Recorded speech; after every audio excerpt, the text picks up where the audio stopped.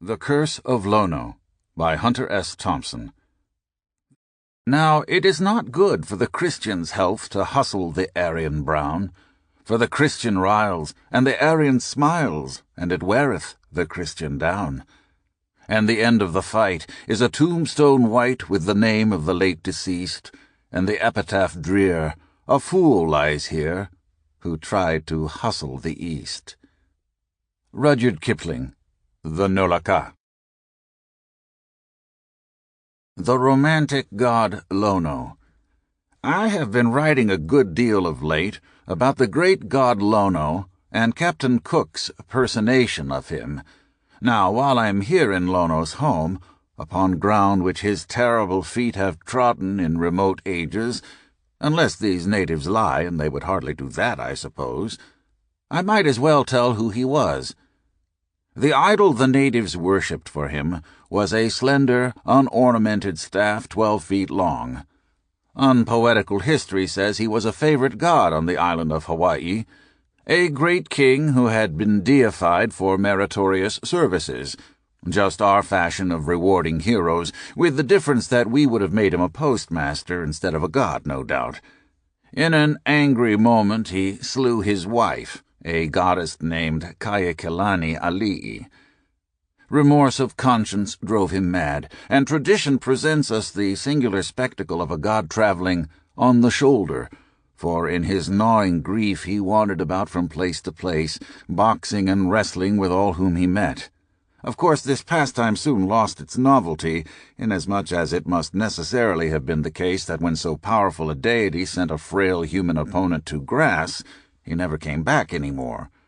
Therefore he instituted games called makahiki, and ordered that they should be held in his honor, and then sailed for foreign lands on a 3-cornered raft, stating that he would return some day, and that was the last of Lono. He was never seen any more. His raft got swamped, perhaps, but the people always expected his return, and they were easily led to accept Captain Cook as the restored god. Mark Twain, Letters from Hawaii.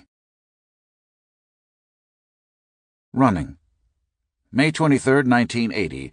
Hunter S. Thompson, care of General Delivery, Woody Creek, Colorado. Dear Hunter, to keep a potential screed down to a few lines, we would like you to cover the Honolulu Marathon. We will pay all expenses and an excellent fee. Please contact us. Think about it. This is a good chance for a vacation. Sincerely, Paul Perry, Executive Editor, Running Magazine. Gonzo. October 25, 1980, Owl Farm. Dear Ralph, I think we have a live one this time, old sport. Some dingbat named Perry up in Oregon wants to give us a month in Hawaii for Christmas, and all we have to do is cover the Honolulu Marathon for his magazine, a thing called Running. Yeah, I know what you're thinking, Ralph. You're pacing around over there in the war room at the old loose court and thinking, why me? And why now? Just when I'm getting respectable. Well, let's face it, Ralph. Anybody can be respectable, especially in England, but not everybody can get paid to run like a bastard for 26 miles in some maniac hype race called the Honolulu Marathon. We are both entered in this event, Ralph, and I feel pretty confident about winning. We will need a bit of training, but not much. The main thing will be to run as an entry and set a killer pace for the first 3 miles. These body Nazis have been training all year for the supreme effort in this Super Bowl of marathons. The promoters expect 10,000 entrants, and the course is 26 miles, which means they will all start slow, because 26 miles is a hell of a long way to run for any reason at all, and all the pros in this field will start slow and pace themselves very carefully for the first 20 miles. But not us, Ralph. We will come out of the blocks like human torpedoes and alter the whole nature of the race by sprinting the first 3 miles shoulder to shoulder in under 10 minutes. A pace like that will crack their nuts, Ralph. These people are into running, not racing, so our strategy will be to race like whorehounds for the first 3 miles. I figure we can crank ourselves up to a level of frenzy that will clock about 9:55 at the 3-mile checkpoint. which will put us so far ahead of the field that they won't even be able to see us. We will be over the hill and all alone when we hit the stretch along Ala Moana Boulevard, still running shoulder to shoulder at a pace so fast and crazy that not even the judges will feel sane about it. And the rest of the field will be left so far behind that many will be overcome with blind rage and confusion. I've also entered you in the Pipeline Masters, a world-class surfing contest on the north shore of Oahu on December 26th. You will need some work on your high-speed balance for this one, Ralph. You'll be shot through the curl at speeds up to 50 or even 75 miles an hour, and you won't want to fall.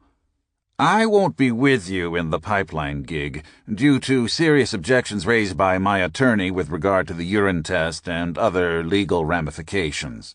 But I will enter the infamous Liston Memorial Rooster fight at $1,000 per unit on the universal scale, e.g., 1 minute in the cage with one rooster wins $1,000, or 5 minutes with one rooster is worth $5,000, and 2 minutes with 5 roosters is $10,000, etc. This is serious business, Ralph. These Hawaiian slashing roosters can tear a man to shreds in a matter of seconds. I am training here at home with the peacocks, 6 40-pound birds in a 6-foot by 6-foot cage, and I think I'm getting the hang of it. The time has come to kick ass, Ralph, even if it means coming briefly out of retirement and dealing once again with the public. I am also in need of a rest, for legal reasons, so I want this gig to be easy, and I know in my heart that it will be. Don't worry, Ralph. We will bend a few brains with this one. I've already secured the compound, 2 homes with a 50-meter pool on the edge of the sea at Ali'i Drive in Kona, where the sun always shines. Okay, HST. The Blue Arm.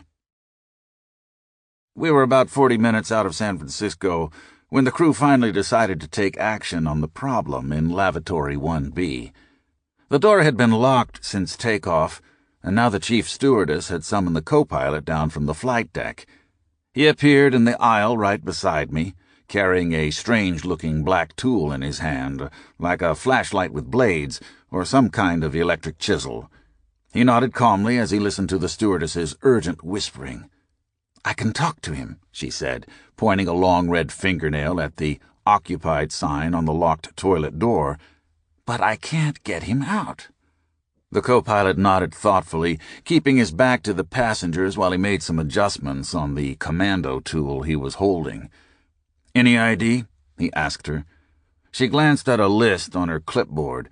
"Mr. Ackerman," she said. "Address, Box 99, Kailua, Kona." "The Big Island," he said. She nodded, still consulting her clipboard. "Red Carpet Club member," she said. "Frequent traveler, no previous history. Boarded in San Francisco, one-way first class to Honolulu. A perfect gentleman. No connections booked," she continued. "No hotel reservations, no rental cars." She shrugged. "Very polite, sober, relaxed." "Yeah," he said. "I know the type." The officer stared down at his tool for a moment, then raised his other hand and knocked sharply on the door. "Mr. Ackerman," he called. "Can you hear me?" There was no answer, but I was close enough to the door to hear sounds of movement inside. First, the bang of a toilet seat dropping, then running water. I didn't know Mr. Ackerman, but I remembered him coming aboard. He had the look of a man who had once been a tennis pro in Hong Kong, then gone on to bigger things.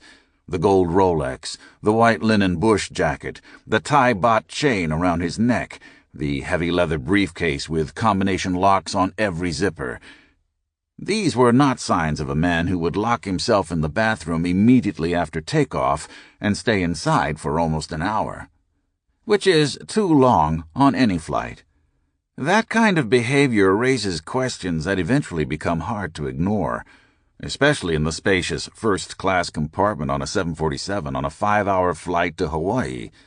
People who pay that kind of money don't like the idea of having to stand in line to use the only available bathroom, while something clearly wrong is going on in the other one.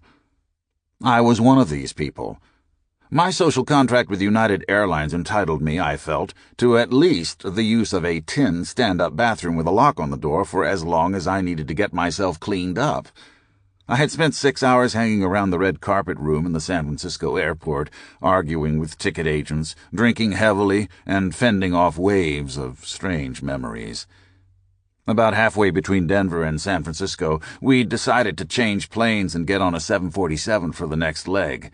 The DC-10 is nice for short hops and sleeping, but the 747 is far better for the working professional on a long haul, because the 747 has a dome lounge, a sort of club car on top of the plane with couches and wooden card tables and its own separate bar, which can only be reached by an iron spiral staircase in the first-class compartment.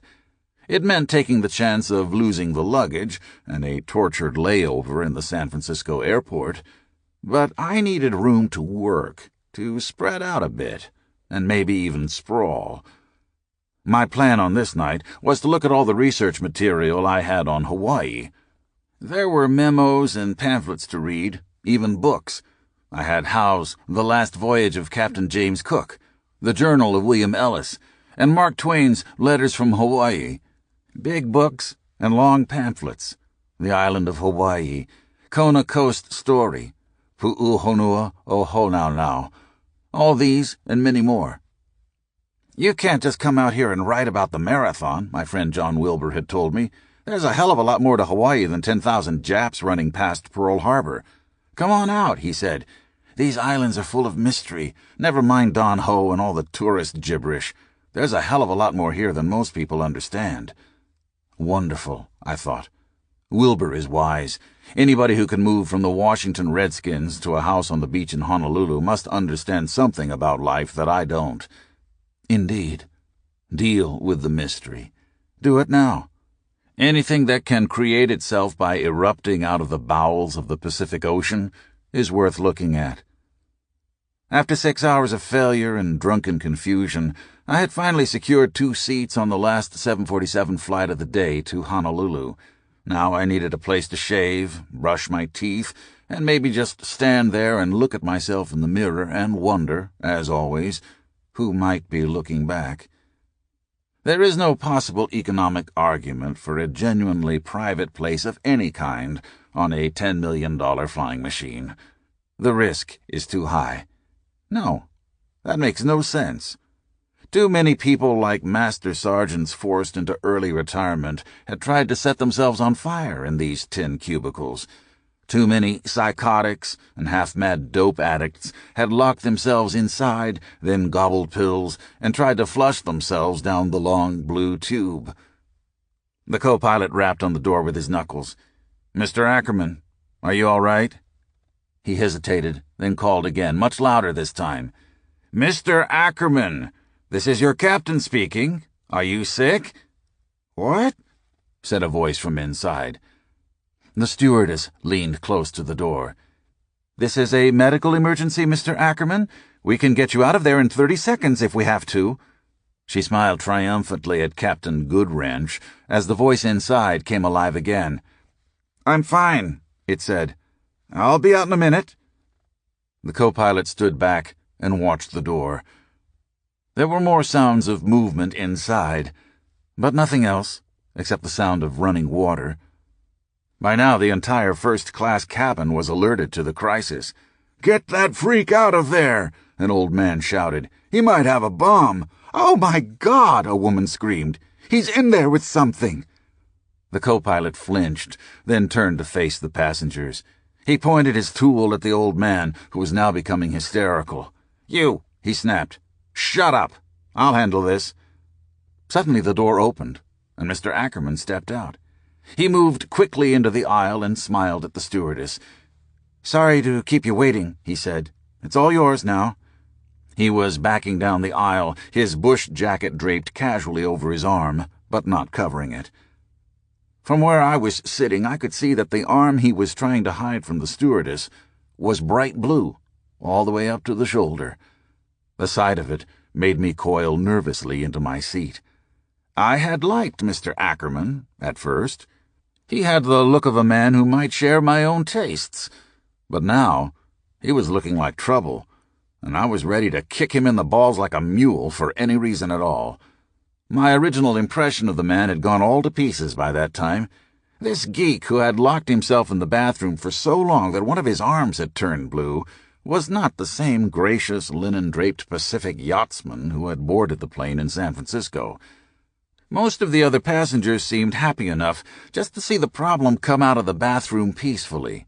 No sign of a weapon, no dynamite taped to his chest, no screaming of incomprehensible terrorist slogans or threatening to slit people's throats.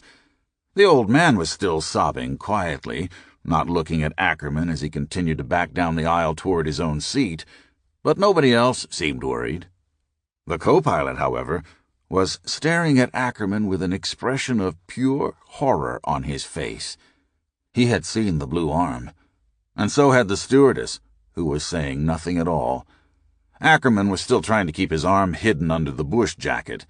None of the other passengers had noticed it, or if they had, they didn't know what it meant. But I did, and so did the bug-eyed stewardess. The co-pilot gave Ackerman one last withering glance, then shuddered with obvious disgust as he closed up his commando tool and moved away. On his way to the spiral staircase that led back upstairs to the flight deck, he paused right above me in the aisle and whispered to Ackerman, "You filthy bastard. Don't ever let me catch you on one of my flights again." I saw Ackerman nod politely. Then he slid into his seat just across the aisle from me. I quickly stood up and moved toward the bathroom with my shaving kit in my hand, and when I'd locked myself safely inside, I carefully closed the toilet seat before I did anything else.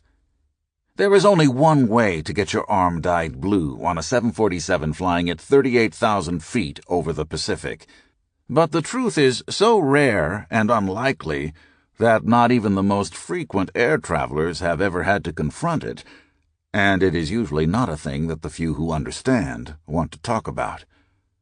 The powerful disinfectant that most airlines use in their toilet flushing facilities is a chemical compound known as degerm, which is colored a very vivid blue. The only other time I ever saw a man come out of an airplane bathroom with a blue arm was on a long flight from London to Zaire en route to the Ali Foreman fight. A British news correspondent from Reuters had gone into the bathroom and somehow managed to drop his only key to the Reuters telex machine in Kinshasa down the aluminum bowl. He emerged about 30 minutes later, and he had a whole row to himself the rest of the way to Zaire. It was almost midnight when I emerged from Lavatory 1B and went back to my seat to gather up my research material. The overhead lights were out, and the other passengers were sleeping. It was time to go upstairs to the Dome Lounge and get some work done. The Honolulu Marathon would be only one part of the story. The rest would have to deal with Hawaii itself, and that was something I'd never had any reason to even think about. I had a quart of wild turkey in my satchel, and I knew there was plenty of ice upstairs in the Dome Bar, which is usually empty at night. But not this time. When I got to the top of the spiral staircase, I saw my fellow traveler, Mr. Ackerman, sleeping peacefully on one of the couches near the bar. He woke up as I passed by on my way to a table in the rear, and I thought I saw a flicker of recognition in the weary smile on his face. I nodded casually as I passed. "I hope you found it," I said. He looked up at me. "Yeah," he said. "Of course."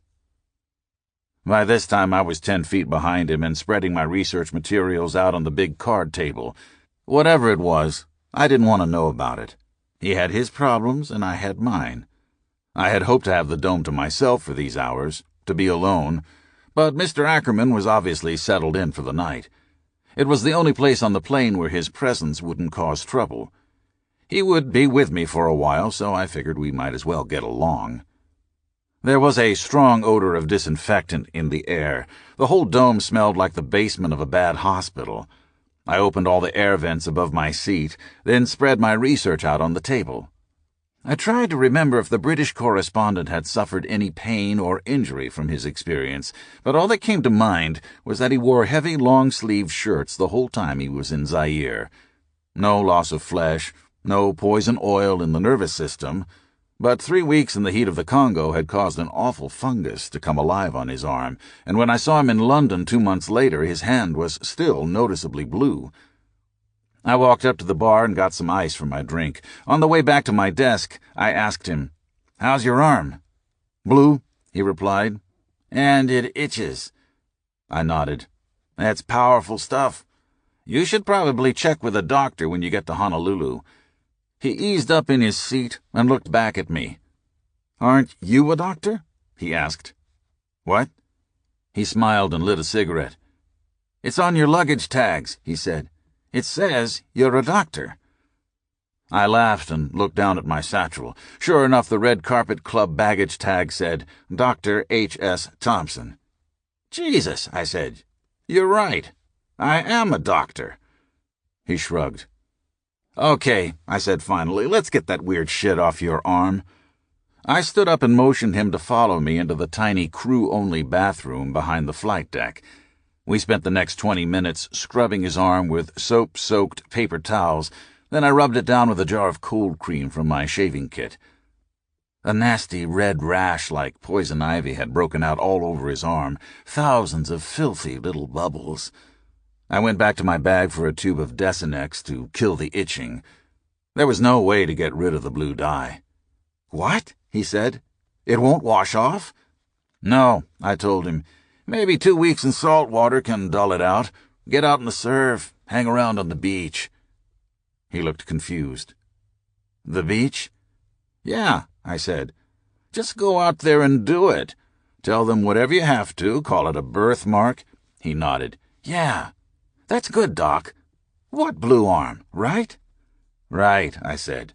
"Never apologize, never explain. Just act normal and bleach the bugger out. You'll be famous on Waikiki Beach." He laughed.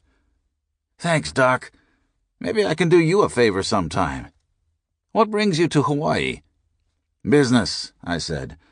"I'm covering the Honolulu Marathon for a medical journal." He nodded and sat down, stretching his blue arm out on the couch to give it some air. "Well," he said finally, "whatever you say, Doc." He grinned mischievously. "A medical journal. Jesus, that's good." "What?" He nodded thoughtfully and put his feet up on the table in front of him, then turned to smile at me. "I was just wondering how I might return the favor," he said. "You staying long in the islands?" "Not in Honolulu," I said. "Just until after the marathon on Saturday. Then we're going over to a place called Kona." "Kona?" "Yeah," I said, leaning back and opening one of my books, a 19th century volume titled The Journal of William Ellis. He leaned back on the cushions and closed his eyes again. "It's a nice place," he said. "You'll like it." "Well," I said, "that's good to know. I've already paid for it." "Paid?" "Yeah. I rented 2 houses on the beach." He looked up. "You paid in advance?" I nodded. "That was the only way I could get anything," I said. "The whole place is booked up." "What?" He jerked up in his seat and stared back at me. "Booked up? What the hell are you renting? The Kona Village?" I shook my head. "No," I said. "It's some kind of estate with 2 big houses and a pool, pretty far out of town." "Where?" he asked. There was something wrong with the tone of his voice, but I tried to ignore it. Whatever he was about to tell me, I felt, was something I didn't want to hear. "Some friends found it for me," I said quickly. "It's right on the beach, totally private. We have to get a lot of work done." Now he was definitely looking troubled. "Who'd you rent it from?" he asked. And then he mentioned the name of a real estate agent that I had, in fact, rented it from. The look on my face must have alarmed him, because he instantly changed the subject. "Why Kona?" he asked. "You want to catch fish?" I shrugged. "Not especially, but I want to get out on the water, do some diving. A friend of mine has a boat over there." "Oh? Who's that?" "A guy from Honolulu," I said. "Gene Skinner." He nodded. "Yeah," he said. "Sure, I know Gene, the Blue Boar." He leaned up from the cushions and turned to look back at me, no longer half asleep. "He's a friend of yours?" I nodded, surprised by the smile on his face. It was a smile I had seen before, but for a moment I couldn't place it. Ackerman was still looking at me, an odd new light in his eyes. "Haven't seen him in a while," he said. "He's back in Hawaii?" Whoops, I thought. Something wrong here. I recognized that smile now. I had seen it on the faces of other men in other countries at the mention of Skinner's name. "Who?" I said, standing up to get some more ice. "Skinner," he said. "Back from where?" I wanted no part of Skinner's ancient feuds. He seemed to understand. "You know anybody else in Kona?" he asked. "Besides Skinner." "Yeah," I said. "I know some people in the whiskey business. I know some real estate agents." He nodded thoughtfully, staring down at the long fingers of his freshly blued hand, as if he'd just noticed something odd about it. I recognized the professional pause of a man long accustomed to the sound of his own brain working. I could almost hear it, the high-speed memory scan of a very personal computer that would sooner or later come up with whatever fact, link, or long-forgotten detail he was waiting for. He closed his eyes again. "The Big Island is different from the others," he said, "especially that mess in Honolulu. It's like going back in time. Nobody hassles you. Plenty of space to move around. It's probably the only place in the islands where the people have any sense of the old Hawaiian culture." "Wonderful," I said. "We'll be there next week. All we have to do in Honolulu is cover the marathon, then hide out in Kona for a while and lash the story together." "Right," he said. "Call me when you get settled in. I can take you around to some of the places where the old magic still lives."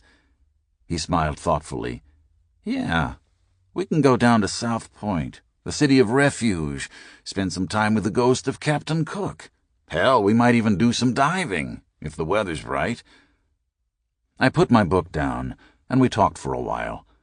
It was the first time anybody had ever told me anything interesting about Hawaii, the native legends, old wars, missionaries, the strange and terrible fate of Captain Cook. "This City of Refuge looks interesting," I said. "You don't find many cultures with a sense of sanctuary that powerful." "Yeah," he said, "but you had to get there first, and you had to be faster than whoever was chasing you." He chuckled. "It was a sporting proposition, to be sure." "Well, once you got there," I said, "you were absolutely protected, right?" "Absolutely," he said. "Not even the gods could touch you once you got through the gate." "Wonderful," I said. "I might need a place like that." City of Refuge at Honolulu. Adjoining the Hare o Keawe to the southward, we found a pahu tabu, sacred enclosure, of considerable extent, and were informed by our guide that it was one of the puhonuas of Hawaii, of which we had so often heard the chiefs and others speak. There are only two on the island, the one which we were then examining, and another at Waipo, on the northeast part of the island, in the district of Kohala. These puhonuas were the Hawaiian cities of refuge, and afforded an inviolable sanctuary to the guilty fugitive who, when flying from the avenging spear, was so favored as to enter their precincts. This had several wide entrances, some on the side next to the sea, the others facing the mountains. Hither the manslayer, the man who had broken a taboo, or failed in the observance of its rigid requirements, the thief, and even the murderer, fled from his incensed pursuers, and was secure. To whomsoever he belonged, and from whatever part he came, he was equally certain of admittance, though liable to be pursued even to the gates of the enclosure. Happily for him, those gates were perpetually open, and as soon as the fugitive had entered, he repaired to the presence of the idol, and made a short ejaculatory address expressive of his obligations to him in reaching the place with security. The priests and their adherents would immediately put to death anyone who should have the temerity to follow or molest those who were once within the pale of the pahu tabu, and, as they expressed it, under the shade or protection of the spirit of Keawe, the tutelar deity of the place. We could not learn the length of time it was necessary for them to remain in the puhonua, but it did not appear to be more than 2 or 3 days. After that they either attached themselves to the service of the priests or returned to their homes. The puhonua at Honolulu is capacious, capable of containing a vast multitude of people. In time of war, the females, children, and old people of the neighboring districts were generally left within it, while the men went to battle. Here they awaited in safety the issue of the conflict, and were secure against surprise and destruction in the event of a defeat. The Journal of William Ellis, circa 1850. "Yeah," he said. "Me too. That's why I live where I do." "Where?" He smiled. "On a clear day I can look down the mountain and see the City of Refuge from my front porch. It gives me a great sense of comfort." I had a feeling that he was telling the truth. Whatever kind of life Ackerman lived seemed to require a built-in fallback position. You don't find many investment counselors from Hawaii or anywhere else who can drop anything so important down the tube in a 747 bathroom that they will get their arms dyed bright blue to retrieve it. We were alone in the dome, 38,000 feet above the Pacific, with at least another 2 hours to go. We would be in Honolulu sometime around sunrise. Over the top of my book I could see him half asleep but constantly scratching his arm. His eyes were closed, but the fingers of his clean hand were wide awake, and his spastic movements were beginning to get on my nerves. The stewardess came up to have a look at us, but the sight of Ackerman's arm made her face quiver, and she quickly went back down the stairs. We had a small icebox full of Miller High Life and a whole selection of mini bottles in the liquor drawer, so there was no need to do anything but keep a wary eye on Ackerman. Finally, he seemed to be asleep. The dome was dark, except for the small glow of table lights, and I settled back on the couch to ponder my research material. The main impression I recall from what I read in those hours is that the Hawaiian Islands had no written history at all beyond the past 200 years, when the first missionaries and sea captains began trying to interpret a chronology of some kind by listening to tales told by natives. Nobody even knew where the islands themselves had come from, much less the people. On the gray afternoon of January 16, 1779, Captain James Cook, the greatest explorer of his age, sailed the 2 ships of his Third Pacific Expedition into the tiny rock-walled shelter of Kealakekua Bay on the west coast of a previously uncharted mid-Pacific island called Owaihi by the natives, and found his place in history as the first white man to officially discover the Hawaiian Islands. The bay inside the channel was shrouded in fog and surrounded by a wall of sheer cliffs 500 feet high. It looked more like a tomb than a harbor, and, despite the desperate condition of his ships and his crews after 10 days in a killer monsoon, Cook was reluctant to enter. But he had no choice. His crew was threatening mutiny, scurvy was rampant, his ships were coming apart beneath his feet, and the morale of his whole expedition had collapsed after 6 months at sea in the Arctic. And now, after sailing straight south from Alaska in a condition of genuine hysteria, the mere sight of land made them crazy. So Cook took them in. Kealakekua Bay wasn't the kind of safe anchorage he wanted, but it was the only one available in what turned out to be his last storm. I was still reading when the stewardess appeared to announce that we'd be landing in 30 minutes. "You'll have to take your regular seats down below," she said, not looking at Ackerman, who still seemed asleep. I began packing up my gear. The sky outside the portholes was getting light. As I dragged my satchel up the aisle, Ackerman woke up and lit a cigarette. "Tell him I couldn't make it," he said. "I think I can handle the landing from up here." He grinned and fastened a seatbelt that poked out from the depths of a couch. "They won't miss me down there," he said. "I'll see you in Kona." "Okay," I said. "You're not staying in Honolulu?" He shook his head. "Just long enough to get to the bank," he said, glancing down at his watch. "It opens at 9. I should be home for lunch." I stopped and shook hands with him. "Good luck," I said. "Take care of that arm." He smiled and reached into the pocket of his bush jacket. "Thanks, Doc," he said.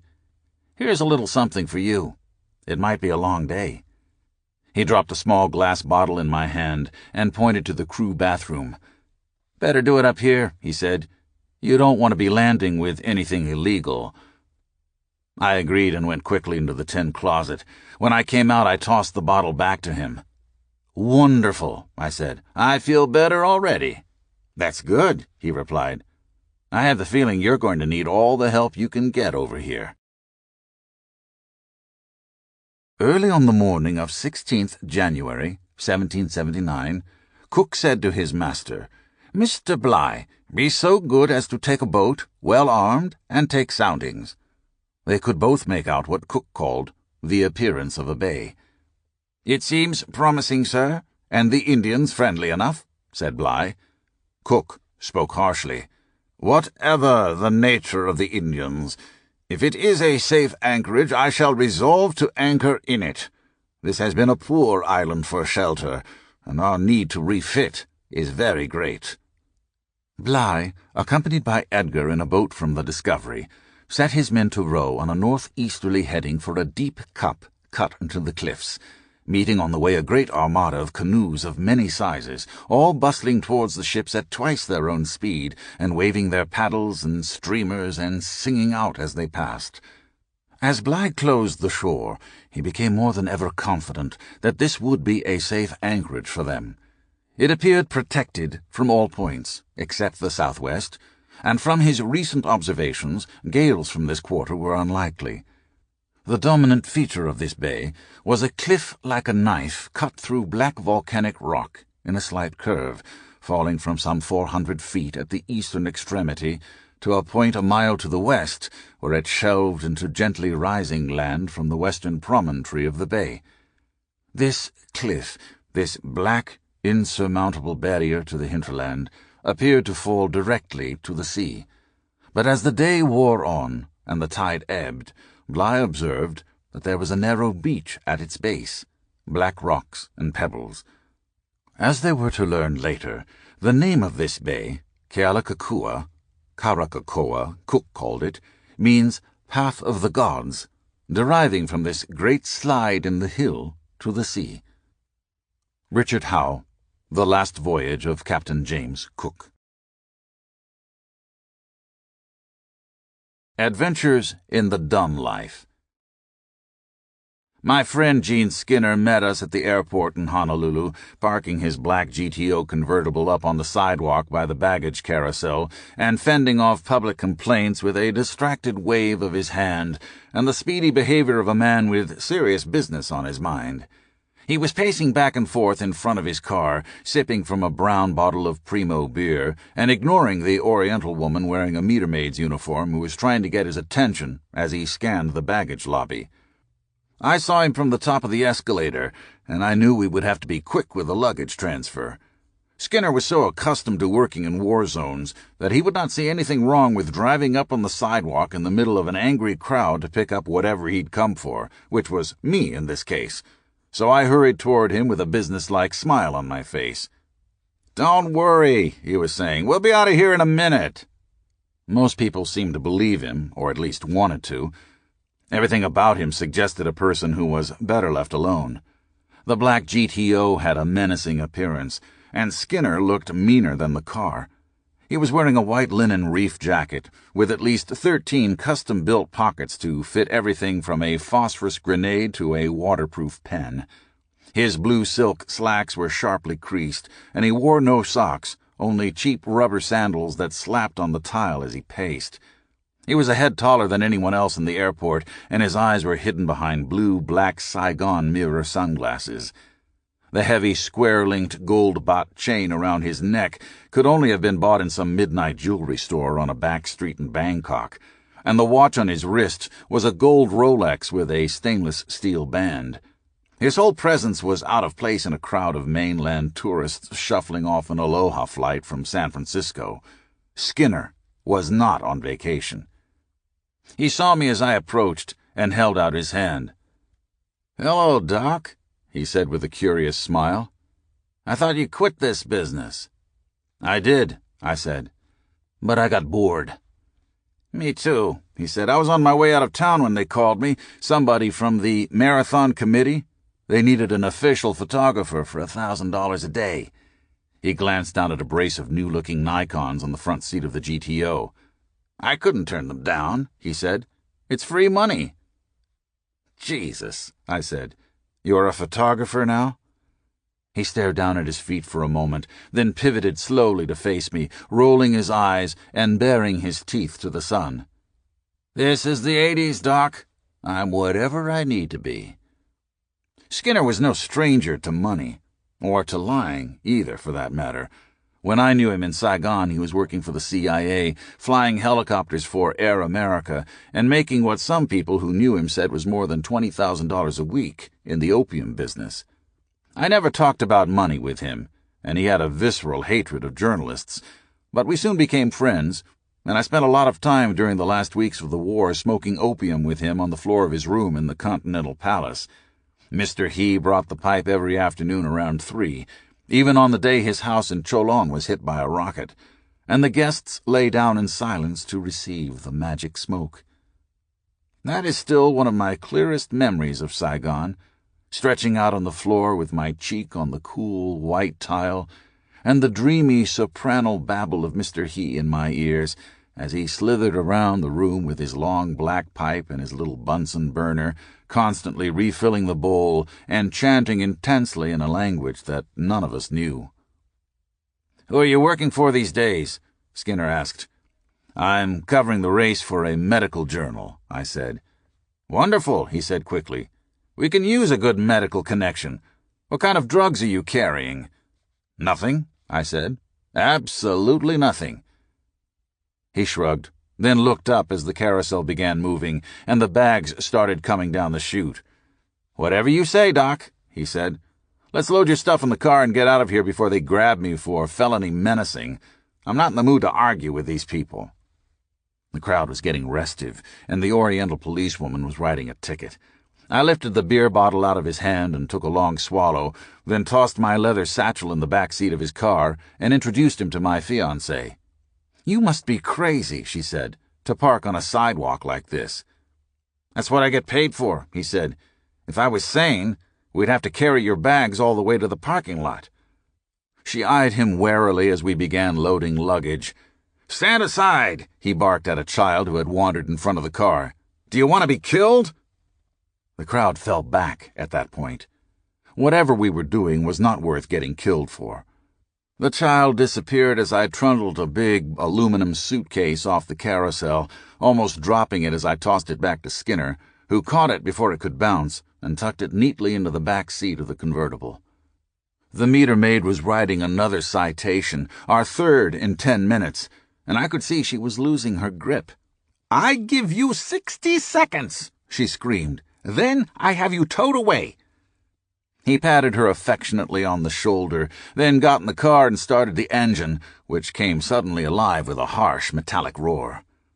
"You're too pretty for this kind of chicken shit work," he said, handing her a card that he'd picked off his dashboard. "Call me at the office," he told her. "You should be posing for naked postcards." "What?" she yelled, as he eased the car into reverse. The crowd parted sullenly, not happy to see us escape. "Call the police," somebody shouted.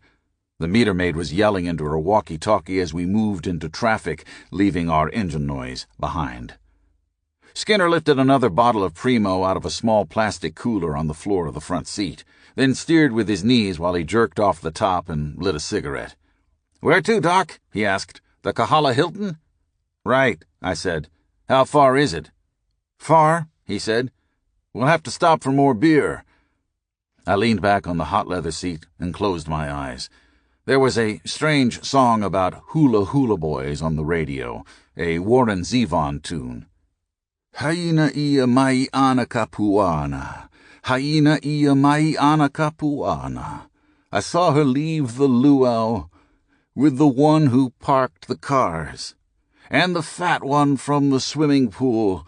They were swaying arm in arm."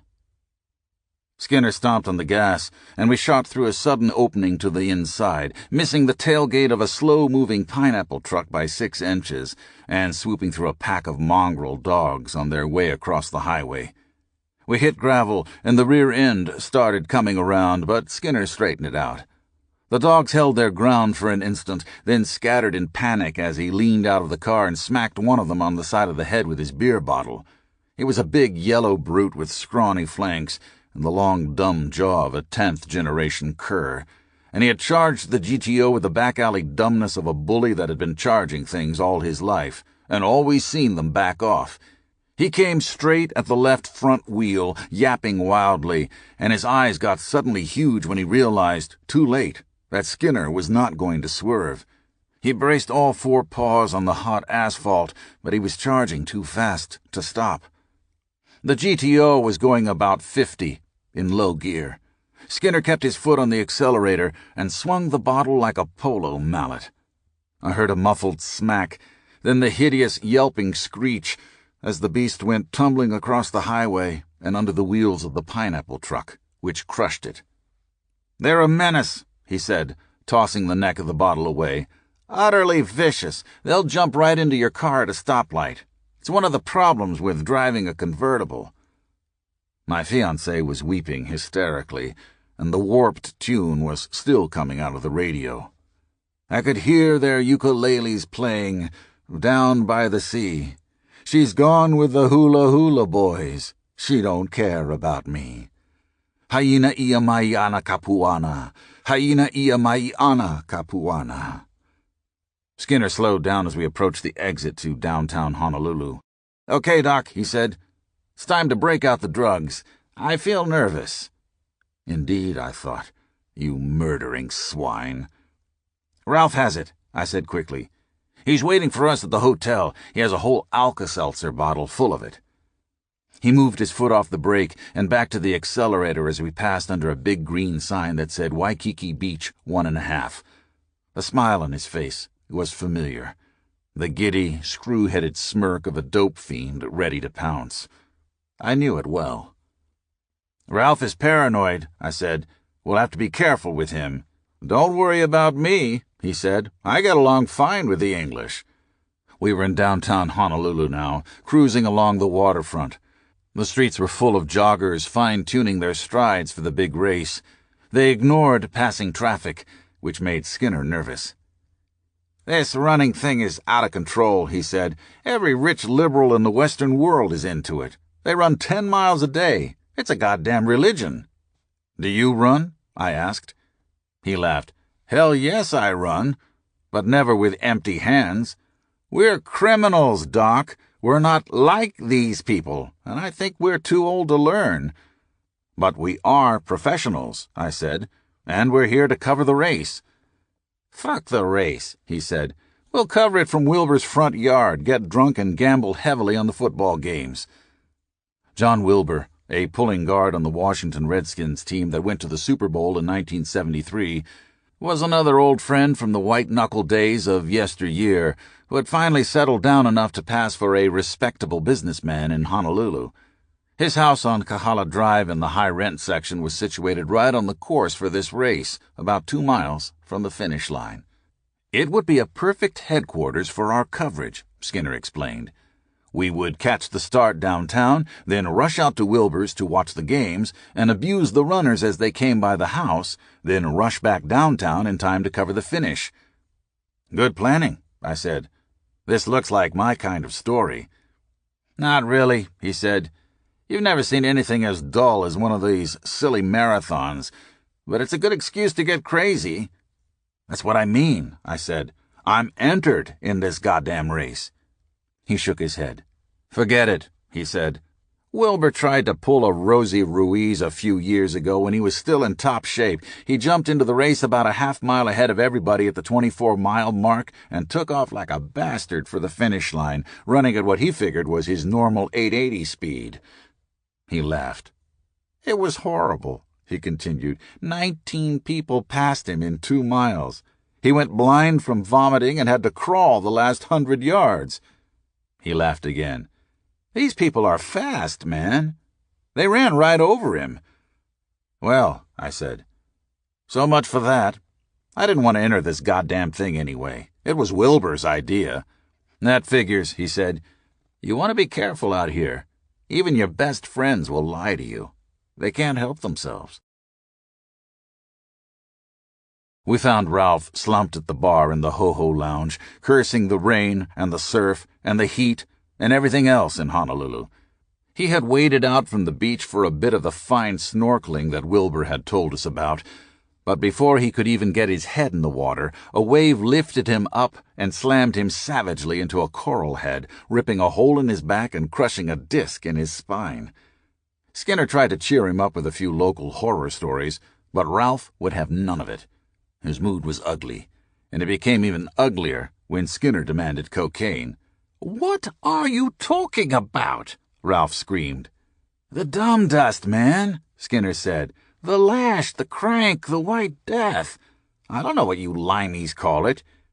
"You mean drugs," Ralph said finally.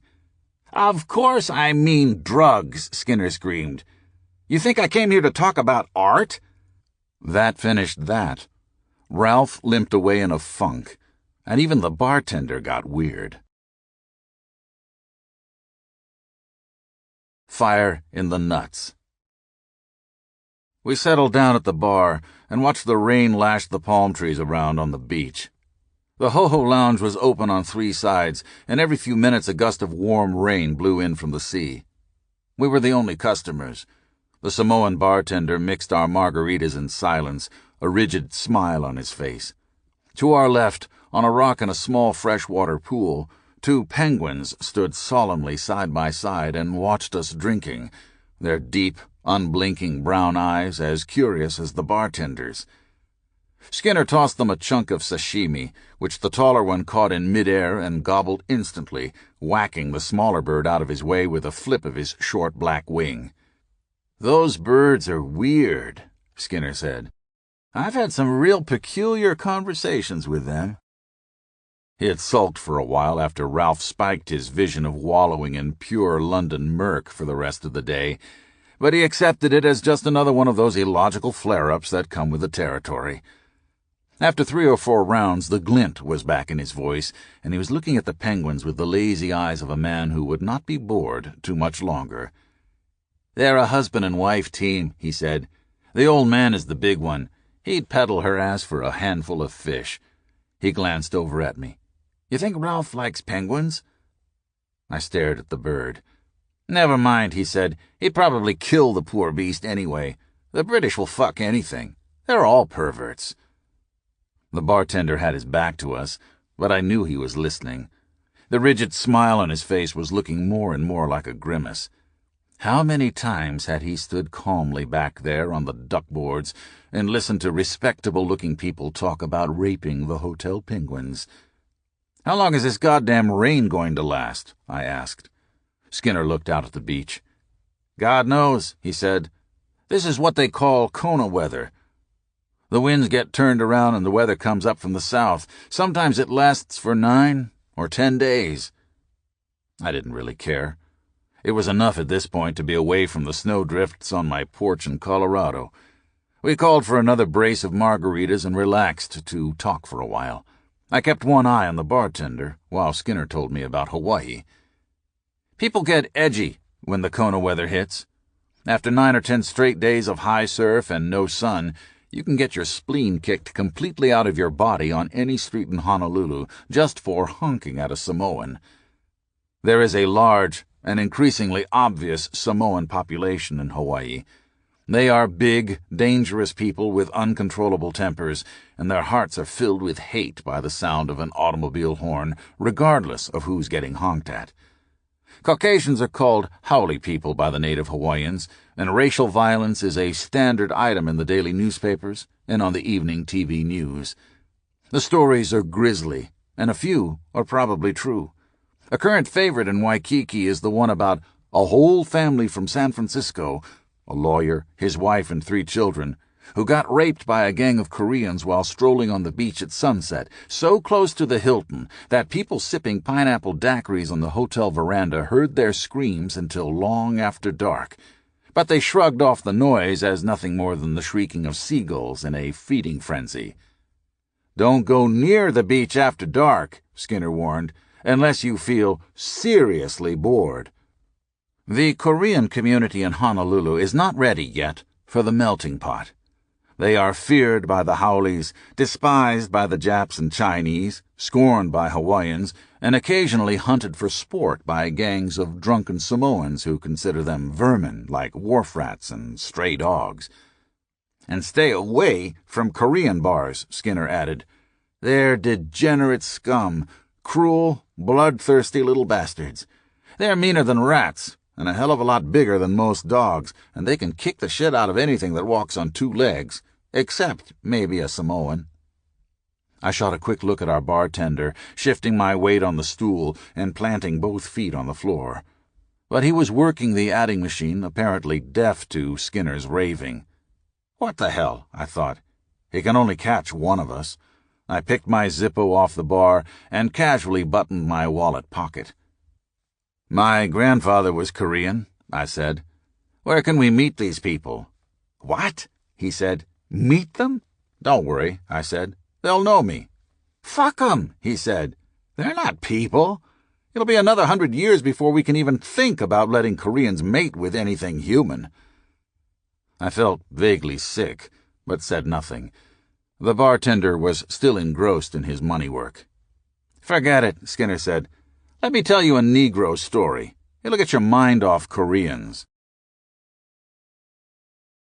On the first day of December, 1778, he recognized that he was raising the greatest of all the islands he had discovered, what the natives appeared to call, and Cook wrote, Owaihi. By the next morning, they were close in to the spectacular shore of massive cliffs, spines of land thrusting out into headlands, white streaks of great waterfalls tumbling into the white surf, moor rivers emerging from deep valleys. Inland, there were ravines with thundering torrents, a landscape of mixed barrenness and fruitfulness, a pocked landscape rising slowly and then higher and higher to the summits that were snow-capped. Snow in the tropics. Another new discovery, another new paradox. Here, it seemed, was another rich land, and far greater in extent than even Tahiti. Through a telescope, thousands of natives could be seen pouring from their dwellings and their places of work, and streaming towards the cliff tops to stare out and hold aloft white strips of cloth, as if greeting a new Messiah. Richard Howe, The Last Voyage of Captain James Cook. "I've heard it," I said. "The girl who got pushed off the cliff?" "Right," he said. "It scared the shit out of everybody." He lowered his voice and leaned closer to me. "I knew her well," he said. "She was beautiful, a senior stewardess for Pan Am." I nodded. "For no reason at all," he went on. "She was just standing there on the edge with her boyfriend, up there on that peak where they take all the tourists, when all of a sudden this crazy nigger just runs up behind her and gives a big shove. Wacko! Right off the edge and 1,000 feet down to the beach." He nodded grimly. "She bounced 2 or 3 times off a waterfall about halfway down. Then she went out of sight. They never saw her again. Never found the first trace of her body." "Why?" I wondered. "Who knows?" he replied. "They never even put him on trial. He was declared hopelessly insane." "Yeah," I said. "I remember it. The black fiend who wore earphones, right? The same guy who got busted a few weeks earlier for trying to run naked in the marathon?" "Yeah, the fastest crazy nigger in the world. He ran about half the race stark naked before they finally caught him." "The bastard was fast," he said, smiling slightly. "It took 10 cops on motorcycles to run him down and put the net on him. He was some kind of world-class runner before he flipped out." "Balls," I said. "That's no excuse. These brainless murdering freaks should be castrated." "Absolutely," he said. "It's already happened." "What?" "The Samoans," he said. "The traffic jam on the freeway? Jesus! You never heard that story?" I shook my head. "Okay," he said. "This is a wonderful story about how your worst nightmares can come true at any moment with no warning at all. Good, I said. Let's hear it. I like these stories. They speak to my deepest fears. They should, he said. Paranoia pays over here. What about the Samoans? The Samoans? He stared into his drink for a moment, then looked up. All 6 of them went free. Nobody would testify. Some poor bastard got caught in one of those Sunday afternoon traffic jams on the Pali Highway behind a pickup truck full of drunken Samoans. His car heated up like a bomb, but there was nothing he could do. No exit, no place he could even park it and flee. The Samoans did things like kick out his headlights and piss all over the hood of his car, but he hung on for almost 2 hours, with his doors locked and all his windows rolled up, until he finally passed out from heat exhaustion and fell on his horn. The Samoans went instantly crazy, he continued. They bashed out his windshield with tire irons, then they dragged him out and castrated him. 5 of them held him down on the hood, while the other one sliced off his nuts, right in the middle of the Pali Highway on a Sunday afternoon. I was watching the bartender very carefully now. The muscles on the back of his neck seemed to be bunching up, but I couldn't be sure. Skinner was still slumped on his stool, not ready to do anything fast. The stairs to the lobby were only about 20 feet away, and I knew I could get there before the brute got his hands on me. But he was still calm. Skinner ordered another round of margaritas and asked for the tab, which he paid with a gold American Express card.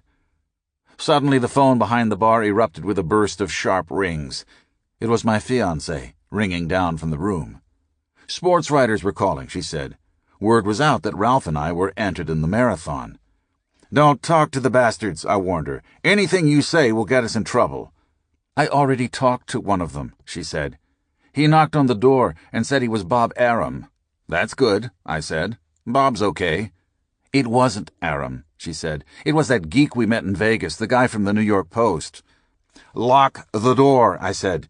It's Marley. Tell him I'm sick. They took me off the plane in Hilo. You don't know the name of the doctor.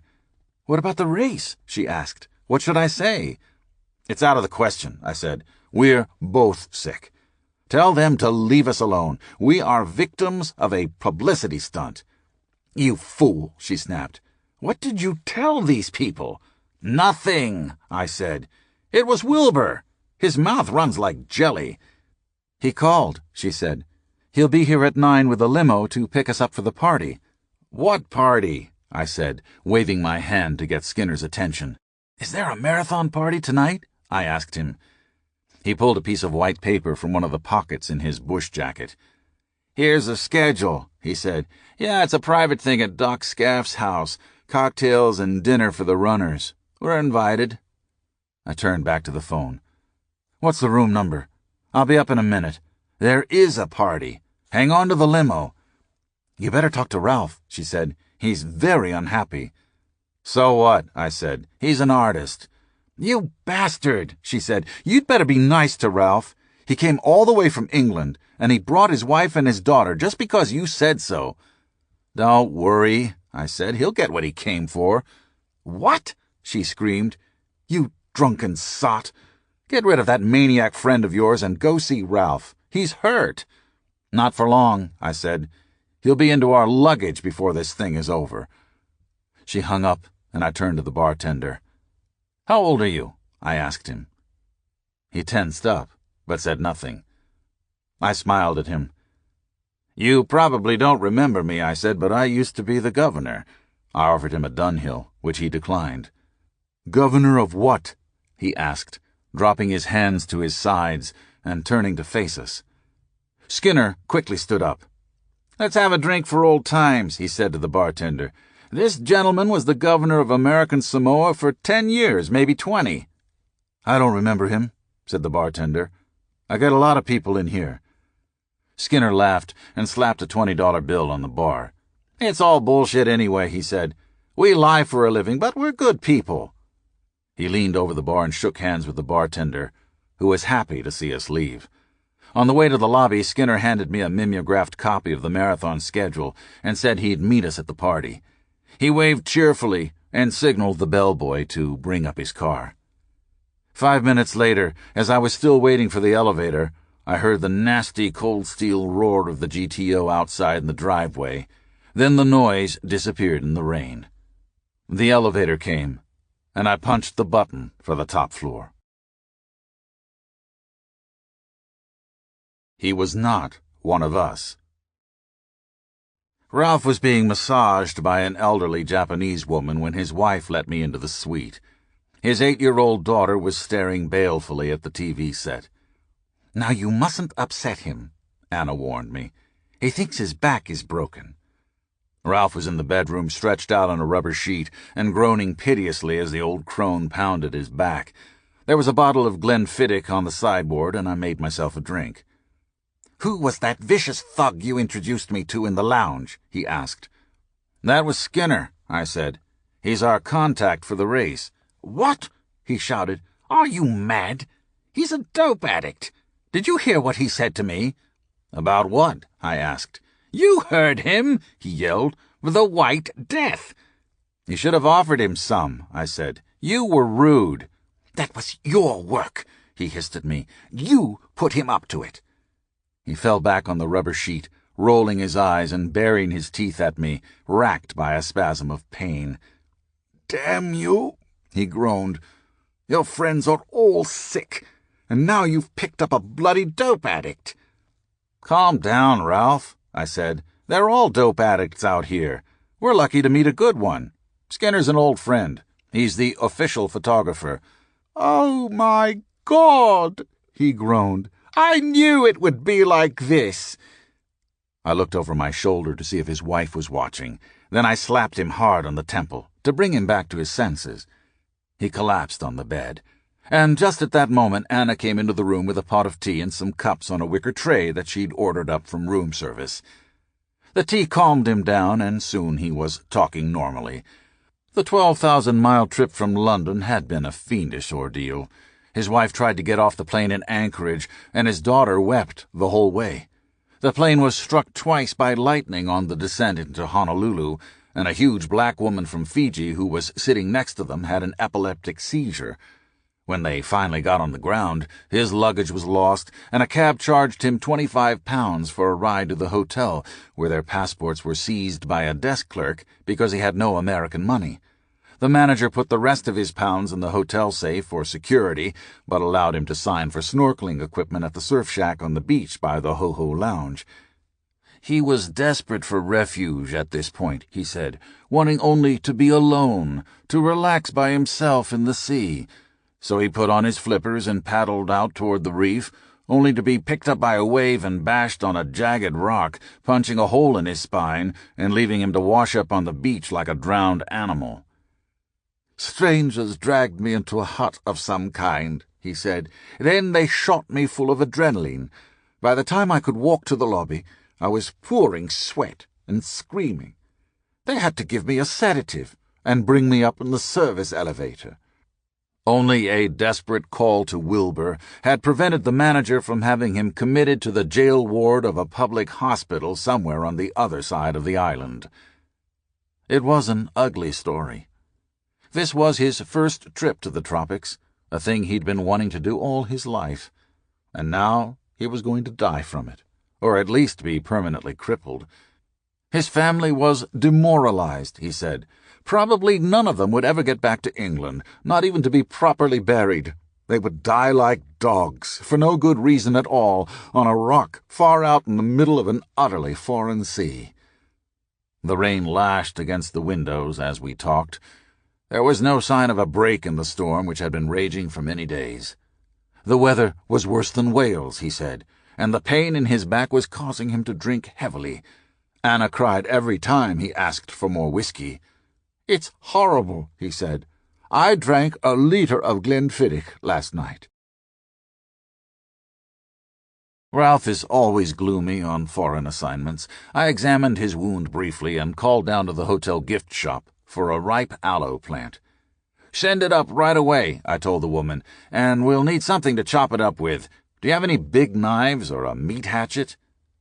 There was no answer for a few seconds, and then I heard sounds of shouting and scuffling, and a male voice came on the line. "Yes, sir," he said. "Were you asking about a weapon?" I sensed at once that I was dealing with a businessman. The voice was Samoan, a deep croaking sound, but the instinct was universal Swiss. "What do you have?" I asked him. "I need something to pulverize an aloe plant." There was a pause. Then he was back on the line. "I have a fine cutlery set, 77 pieces, with a beautiful butcher knife." "I can get that from room service," I said. "What else do you have?" There was another long pause. In the background I could hear a woman yelling something about "crazy" and "chopping our heads off." "You're fired," he screamed. "I'm tired of your stupid whining. It's none of your business what they buy. Get out of here. I should have fired you a long time ago." There were more sounds of brief scuffling and a babble of angry voices. Then he was back. "I think I have what you need," he said smoothly. "It's a carved Samoan war club, solid ebony, with 8 power points. You could pulverize a palm tree with it." "How much does it weigh?" I asked. "Well," he said, yes, of course. Could you wait just a moment? I have a postage scale." More noise came through the phone, a sharp rattling sound, then the voice. "It's very heavy, sir. My scale won't handle it." He chuckled. "Yes, sir, this thing is heavy. I'd guess about 10 pounds. It swings like a sledgehammer. There's nothing in the world you couldn't kill with it." "What's the price?" I asked. $150. $150? I said. "For a stick?" There was no reply for a moment. "No, sir," he said finally. "This thing I have in my hands is not a stick. It's a Samoan war club, perhaps 300 years old. It is also an extremely brutal weapon," he added. "I could break down your door with it." "Never mind that," I said. "Send it up to the suite immediately, along with the aloe plant." "Yes, sir," he said. "And how should I bill it?" "However you want," I said. "We're extremely rich people. Money means nothing to us." "No problem," he said. "I'll be there in 5 minutes." I hung up the phone and turned to Ralph, who was having another spasm, writhing soundlessly on the greasy rubber sheet. "It's all taken care of," I said. "We'll have you on your feet in no time. My man from the gift shop is coming up with an aloe plant and a vicious Samoan war club." "Oh, God!" he moaned. "Another one!" "Yeah," I said, pouring myself another beaker of Glenfiddich. He had that sound in his voice. We'll probably have to humor him. I smiled absently. "We'll get into your stuff sooner or later, Ralph. Why not right now?" "What stuff?" he shouted. "You know I don't use drugs." "Come on, Ralph," I said. "I'm tired of your hoary lies. Where is it?" Before he could answer, there was a knock on the door, and a giant Samoan bounded into the room, shouting, "Aloha! Aloha!" and waving a huge Negro shinbone. "Welcome to the islands," he boomed. "My name is Maurice. Here's your weapon."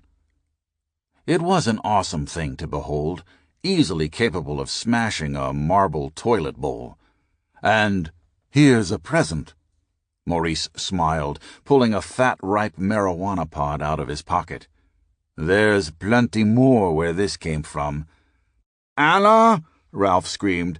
"Anna! Call the manager!" I tapped Maurice on the shoulder and led him out to the hall. "Mr. Stedman is not himself today," I told him. "He went snorkeling and broke his back on a coral head." Maurice nodded. "Let me know if you need any help. I have many relatives in Honolulu. I know many doctors." "Me too," I replied. "I am a doctor." We shook arms again, and he bounded off toward the elevator. I went back to the bedroom and pulverized the aloe plant, ignoring Ralph's senile complaints. His wife watched nervously as I carefully packed his wound with green mush. "There's nothing wrong with his back," I told her. "It's only swollen. He picked up some poison off the fire coral, but this aloe will cure it." Ralph passed out after the aloe treatment, but 20 minutes later he was raving again, and I persuaded him to eat a bag of valerian root, which calmed his nerves instantly. The spasms tapered off, and he was able to sit up in bed and stare at the evening news on TV, unfazed by scenes of hoodlums kicking chunks of flesh off a tourist on a public beach near Pearl Harbor. His eyes were dim, and his face was sickly pale. Drops of spittle ran down his chin. His speech was slow, and when I told him about the limo that would be picking us up in 3 hours to take us to a party, he seemed happy. "It will give us a chance to meet people," he said. "I want to make a deal with Budweiser."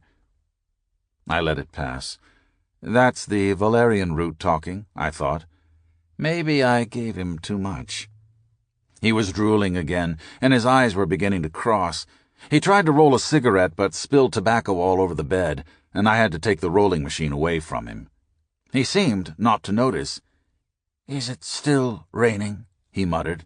"I can't stand this terrible weather. It's killing me." "Don't worry," I said. "This is just a freak storm. All we have to do is have a look at this race, then get over to Kona and relax. The weather's fine over there." He nodded, staring down through the heavy rain at a tiny red golf cart moving quietly along the fairway of the Wailalei Country Club. "Kona?" he said finally. "I thought we were going to Guam for the politics." "What?" "Guam," he said. "Some chap in Oregon rang me up." "That's Perry," I said, "from running." "That's right. The editor. He said we'd be off to Guam to have a look at the bloody election." "What?" "Next Sunday." "No, Ralph," I said finally.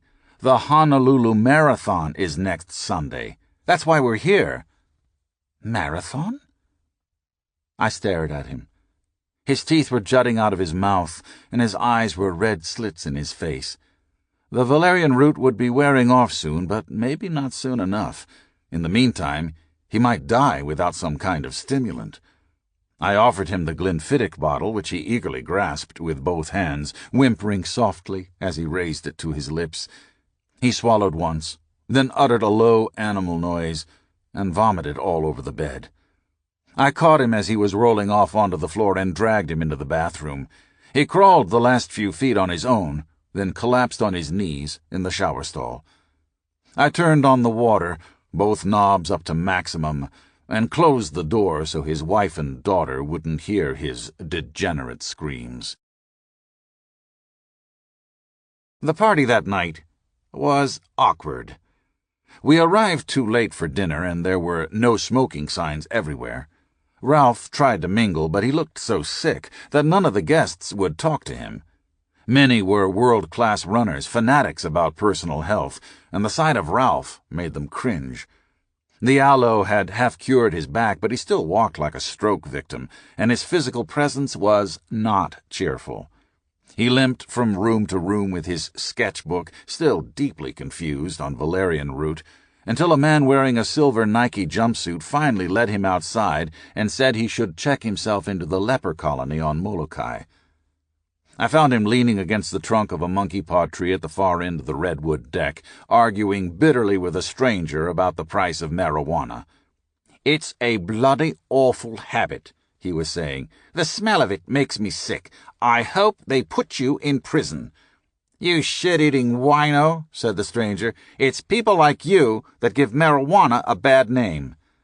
I stepped quickly between them, dropping my full cup of beer on the deck. The stranger jumped back like a lizard and went into a karate crouch. "Don't touch me!" he shouted. "You're going to prison," I said to him. "I warned you not to sell drugs to this man. Can't you see that he's sick?" "What?" he screamed. Then he lunged at me, kicking savagely at my legs with a cleated running shoe. He missed and fell toward me off balance, and I pushed my cigarette into his face as he staggered between us, slapping wildly at the fire on his chin. "Get away," I shouted. "We don't want any drugs. Keep your goddamn drugs to yourself." Others restrained the man as we hurried off. The limo was waiting at the top of the driveway. The driver saw us coming and started the engine, picking us up on the roll and careening out of the driveway with a long screech of rubber.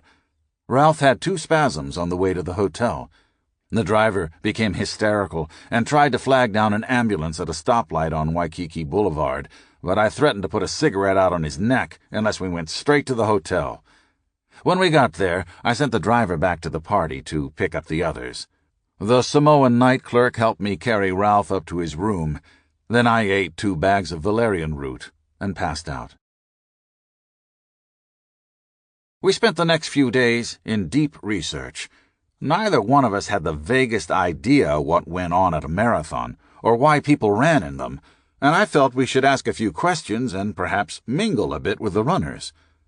This worked well enough, once Ralph understood that we were not going to Guam and that Running was not a political magazine. By the end of the week, we were hopelessly bogged down in a maze of gibberish about carbo loading, hitting the wall, the running divorce, heel-toe theories, along with so many pounds of baffling propaganda about the running business that I had to buy a new Pierre Cardin sea bag to carry it all. We hit all the pre-race events, but our presence seemed to make people nervous, and we ended up doing most of our research in the Ho-Ho Lounge at the Hilton. We spent so many hours talking to runners that I finally lost track of what it all meant and began setting people on fire. It rained every day, but we learned to live with it, and by midnight on the eve of the race, we felt ready. The Doomed Generation. We arrived at Ground Zero sometime around 4 in the morning, 2 hours before starting time, but the place was already a madhouse. Half the runners had apparently been up all night, unable to sleep and too cranked to talk. The air was foul with a stench of human feces and Vaseline. By 5 o'clock, huge lines had formed in front of the bank of chemical privies set up by Doc Scaff and his people. Pre-race diarrhea is a standard nightmare at all marathons, and Honolulu was no different. There are a lot of good reasons for dropping out of a race, but bad bowels is not one of them. The idea is to come off the line with a belly full of beer and other cheap fuel that will burn itself off very quickly. Carbo power. No meat. Protein burns too slow for these people. They want the starch. Their stomachs are churning like rat bombs, and their brains are full of fear. Will they finish? That is the question. They want that finisher's T-shirt. Winning is out of the question for all but a quiet handful. Frank Shorter, Dean Matthews, Duncan MacDonald, John Sinclair. These were the ones with the low numbers on their shirts, 4, 11, 16, and they would be the first off the line.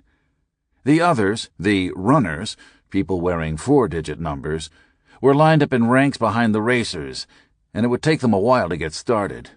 Carl Hatfield was halfway to Diamond Head before the big number people even tossed their Vaseline bottles and started moving, and they knew even then that not one of them would catch a glimpse of the winner until long after the race was over, maybe get his autograph at the banquet.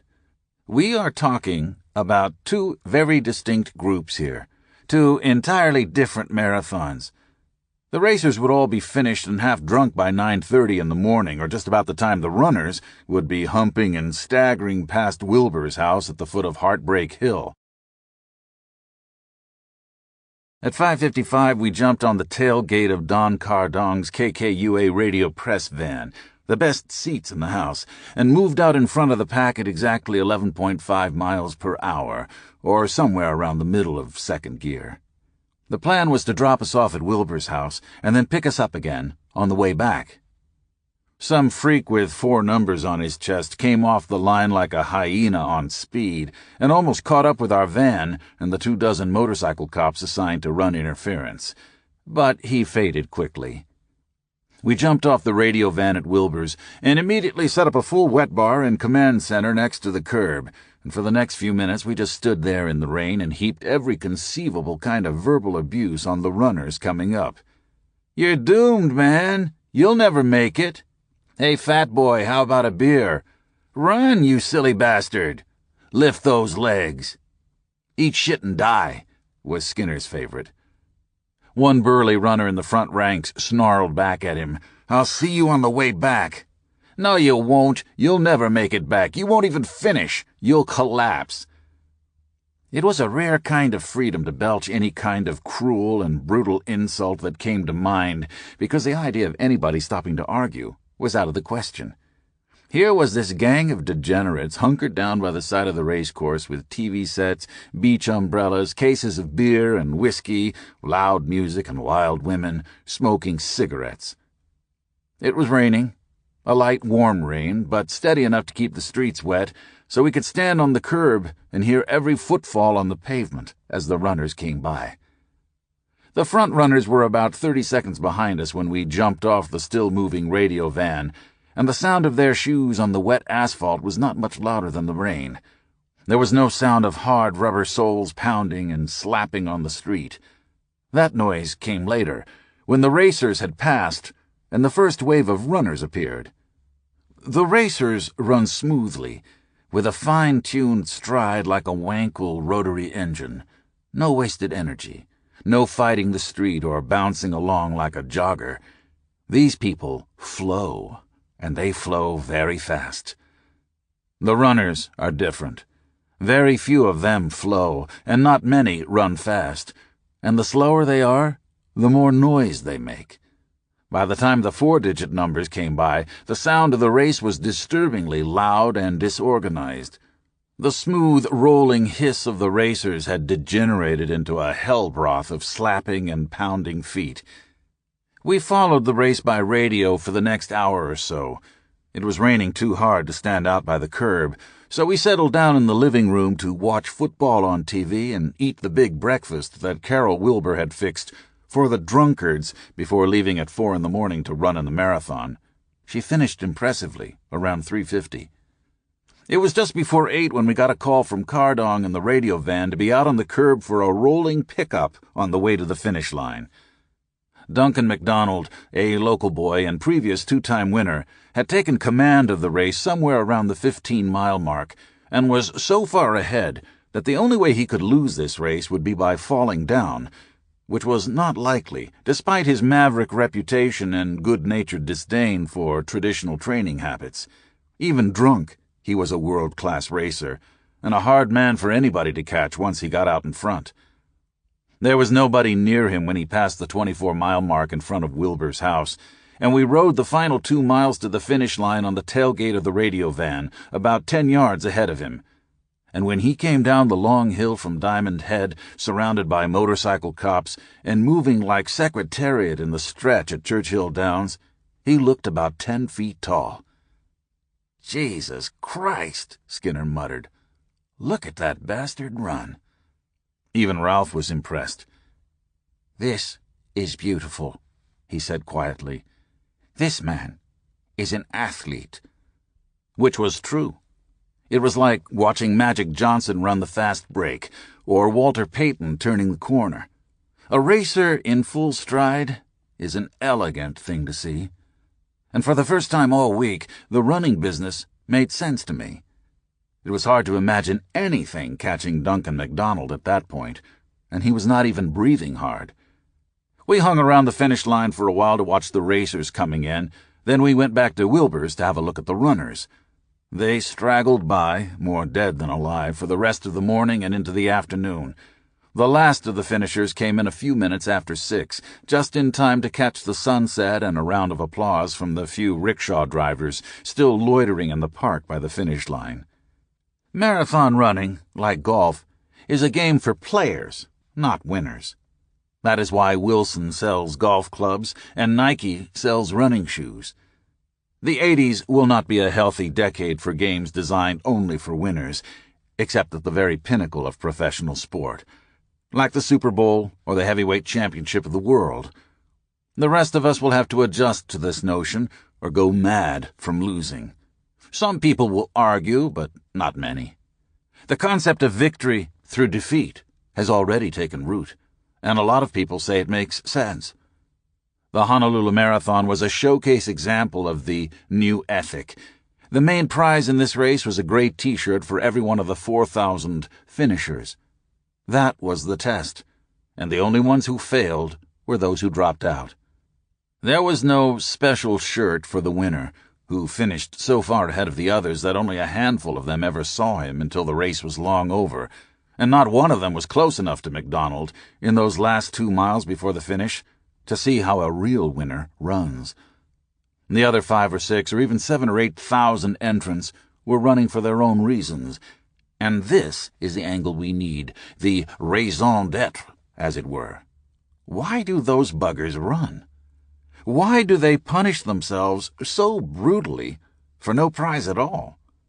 What kind of sick instinct would cause 8,000 supposedly smart people to get up at 4 in the morning and stagger at high speed through the streets of Waikiki for 26 ball-busting miles in a race that less than a dozen of them have the slightest chance of winning? These are the kind of questions that can make life interesting for an all-expense-paid weekend at the best hotel in Honolulu. But that weekend is over now, and we have moved our base to Kona, 150 miles downwind, the Gold Coast of Hawaii, where anybody even half-hooked in the local real estate market will tell you that life is better and bigger and lazier and, yes, even richer in every way than on any one of the other islands in this harsh little maze of volcanic zits out here in the middle of the Pacific Ocean, 5,000 miles from anywhere at all. There's no sane reason at all for these runners. Only a fool would try to explain why 4,000 Japanese ran at top speed past the USS Arizona, sunken memorial in the middle of Pearl Harbor, along with another 4,000 or 5,000 certified American liberals cranked up on beer and spaghetti, and all taking the whole thing so seriously that only 1 in 2,000 could even smile at the idea of a 26-mile race featuring 4,000 Japanese that begins and ends within a stone's throw of Pearl Harbor on the morning of December 7th, 1980. 39 years later. What are these people celebrating? And why on this blood-stained anniversary? It was a weird gig in Honolulu, and it is even weirder now. We are talking here about a thing with more weight than we know. What looked like a paid vacation in Hawaii has turned into a nightmare, and at least one person has suggested that we may be looking at the last refuge of the liberal mind, or at least the last thing that works. Run for your life, sport, because that's all you have left. The same people who burned their draft cards in the 60s and got lost in the 70s are now into running. When politics failed and personal relationships proved unmanageable, after McGovern went down and Nixon exploded right in front of our eyes, after Ted Kennedy got Stassionized and Jimmy Carter put the fork to everybody who ever believed anything he said about anything at all, and after the nation turned en masse to the atavistic wisdom of Ronald Reagan. Well, these are, after all, the 80s, and the time has finally come to see who has teeth and who doesn't. Which may or may not account for the odd spectacle of 2 generations of political activists and social anarchists finally turning, 20 years later, into runners. Why is this? That is what we came out here to examine. Ralph came all the way from London with his wife and 8-year-old daughter to grapple with this odd question that I told him was vital, but which in fact might mean nothing at all. Why not come to Aspen and have some fun with the new dumb? Or why not skewer Hollywood, if only to get even with that scum, or even back to Washington for the last act of Bedtime for Gonzo? Why did we come all the way out here to what used to be called the Sandwich Islands, to confront some half-wit spectacle like 8,000 rich people torturing themselves in the streets of Honolulu and calling it sport? Well, there is a reason, or at least there was, when we agreed to do this thing. The Fata Morgana. Yes, that was the reason. Some wild and elegant hallucination in the sky. We had both retired from journalism. Then years of working harder and harder for less and less money can make a man kinky. Once you understand that you can make more money by simply answering your telephone once a week than by churning out gibberish for the public prints at a pace key to something like 3 hours of sleep a night for 30, 60, or even 88 hours in a stretch, it is hard to get up for the idea of going back into hock to American Express and MasterCharge for just another low-rent look at what's happening. Journalism is a ticket to ride, to get personally involved in the same news other people watch on TV, which is nice, but it won't pay the rent, and people who can't pay their rent in the 80s are going to be in trouble. We are into a very nasty decade, a brutal Darwinian crunch that will not be a happy time for freelancers. Indeed. The time has come to write books, or even movies, for those who can keep a straight face, because there is money in these things, and there is no money in journalism. But there is action, and action is an easy thing to get hooked on. It is a nice thing to know that you can pick up a phone and be off to anywhere in the world that interests you on 24 hours' notice, and especially on somebody else's tab. That is what you miss. Not the money, but the action. And that is why I finally drilled Ralph out of his castle in Kent for a trip to Hawaii and a look at this strange new phenomenon called running. There was no good reason for it. I just felt it was time to get out in the world, get angry and tune the instruments, go to Hawaii for Christmas. Why do they lie to us? We fled Honolulu the next day, getting out just ahead of a storm that closed the airport and canceled the surfing tournaments on the North Shore. Ralph was half crazy from the pain in his back and the weather, but Wilbur assured him that Kona was sun-soaked and placid. The houses were all set, and the agent, Mr. Heem, would meet us at the airport. Uncle John would be over to see us in a few days with the family. Meanwhile, take the sun and do some diving out in front of the house, where the sea would be calm as a lake. Indeed. I was definitely ready for it, and even Ralph was excited.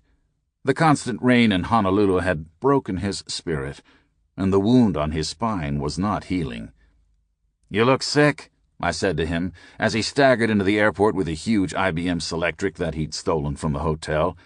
"I am sick," he shouted. "My whole body is rotting. Thank God we're going to Kona. I must rest. I must see the sun." "Don't worry, Ralph," I said.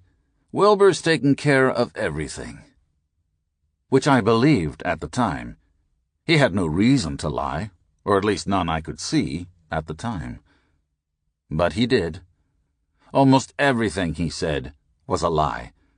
Our lives were about to become a living hell. Our Christmas would be a nightmare. Fear and loneliness would govern our lives, which would wander out of control, and we would all feel sicker and sicker every day. There would be no relief, no laughter, only craziness, despair, and confusion.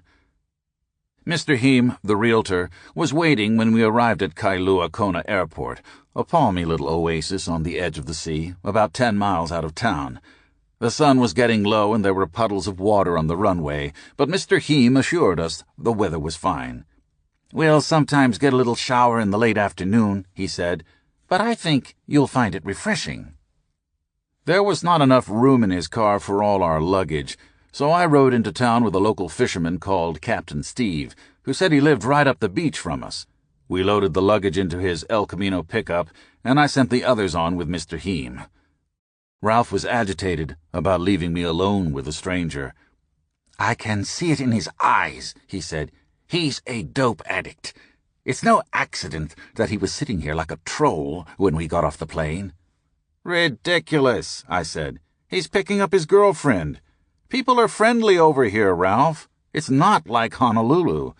"Oh, God," he moaned. "You're lying again. They're everywhere, like pods, and you're one of them." "That's right," I said, "and so is this man Heem. He slipped me a package the minute we got off the plane." He stared at me, then quickly pulled his daughter to his side. "It's horrible," he muttered. "Worse than perverts." The highway from the airport into town was one of the ugliest stretches of road I'd ever seen in my life. The whole landscape was a desert of hostile black rocks, mile after mile of raw moonscape and ominous low-lying clouds.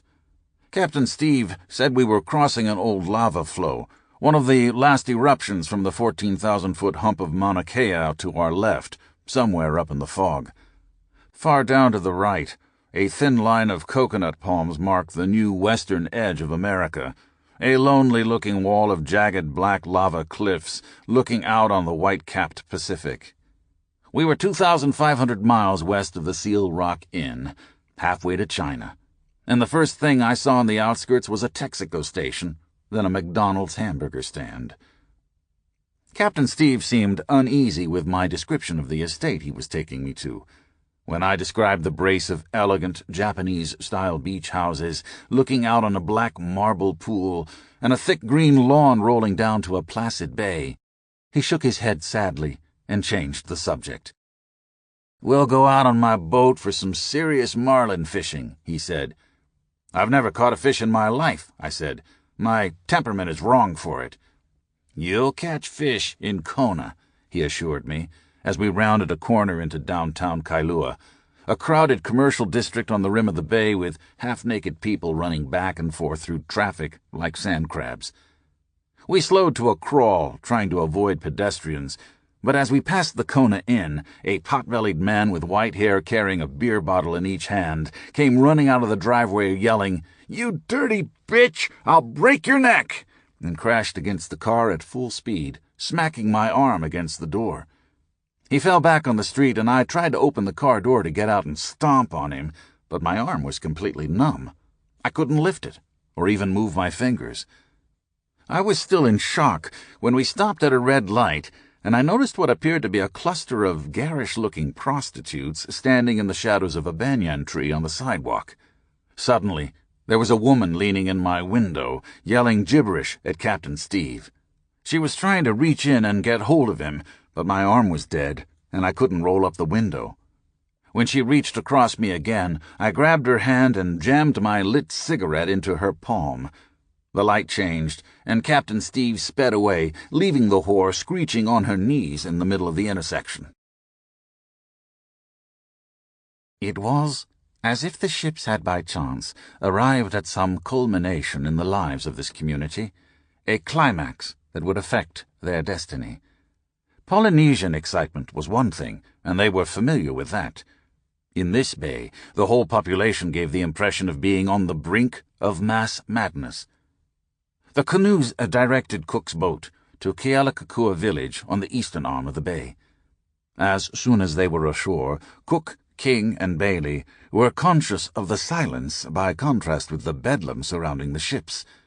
They were conscious, too, that the atmosphere was quite different from any previous ceremony, as if they were at the same time venerated yet restricted, half god, half captive.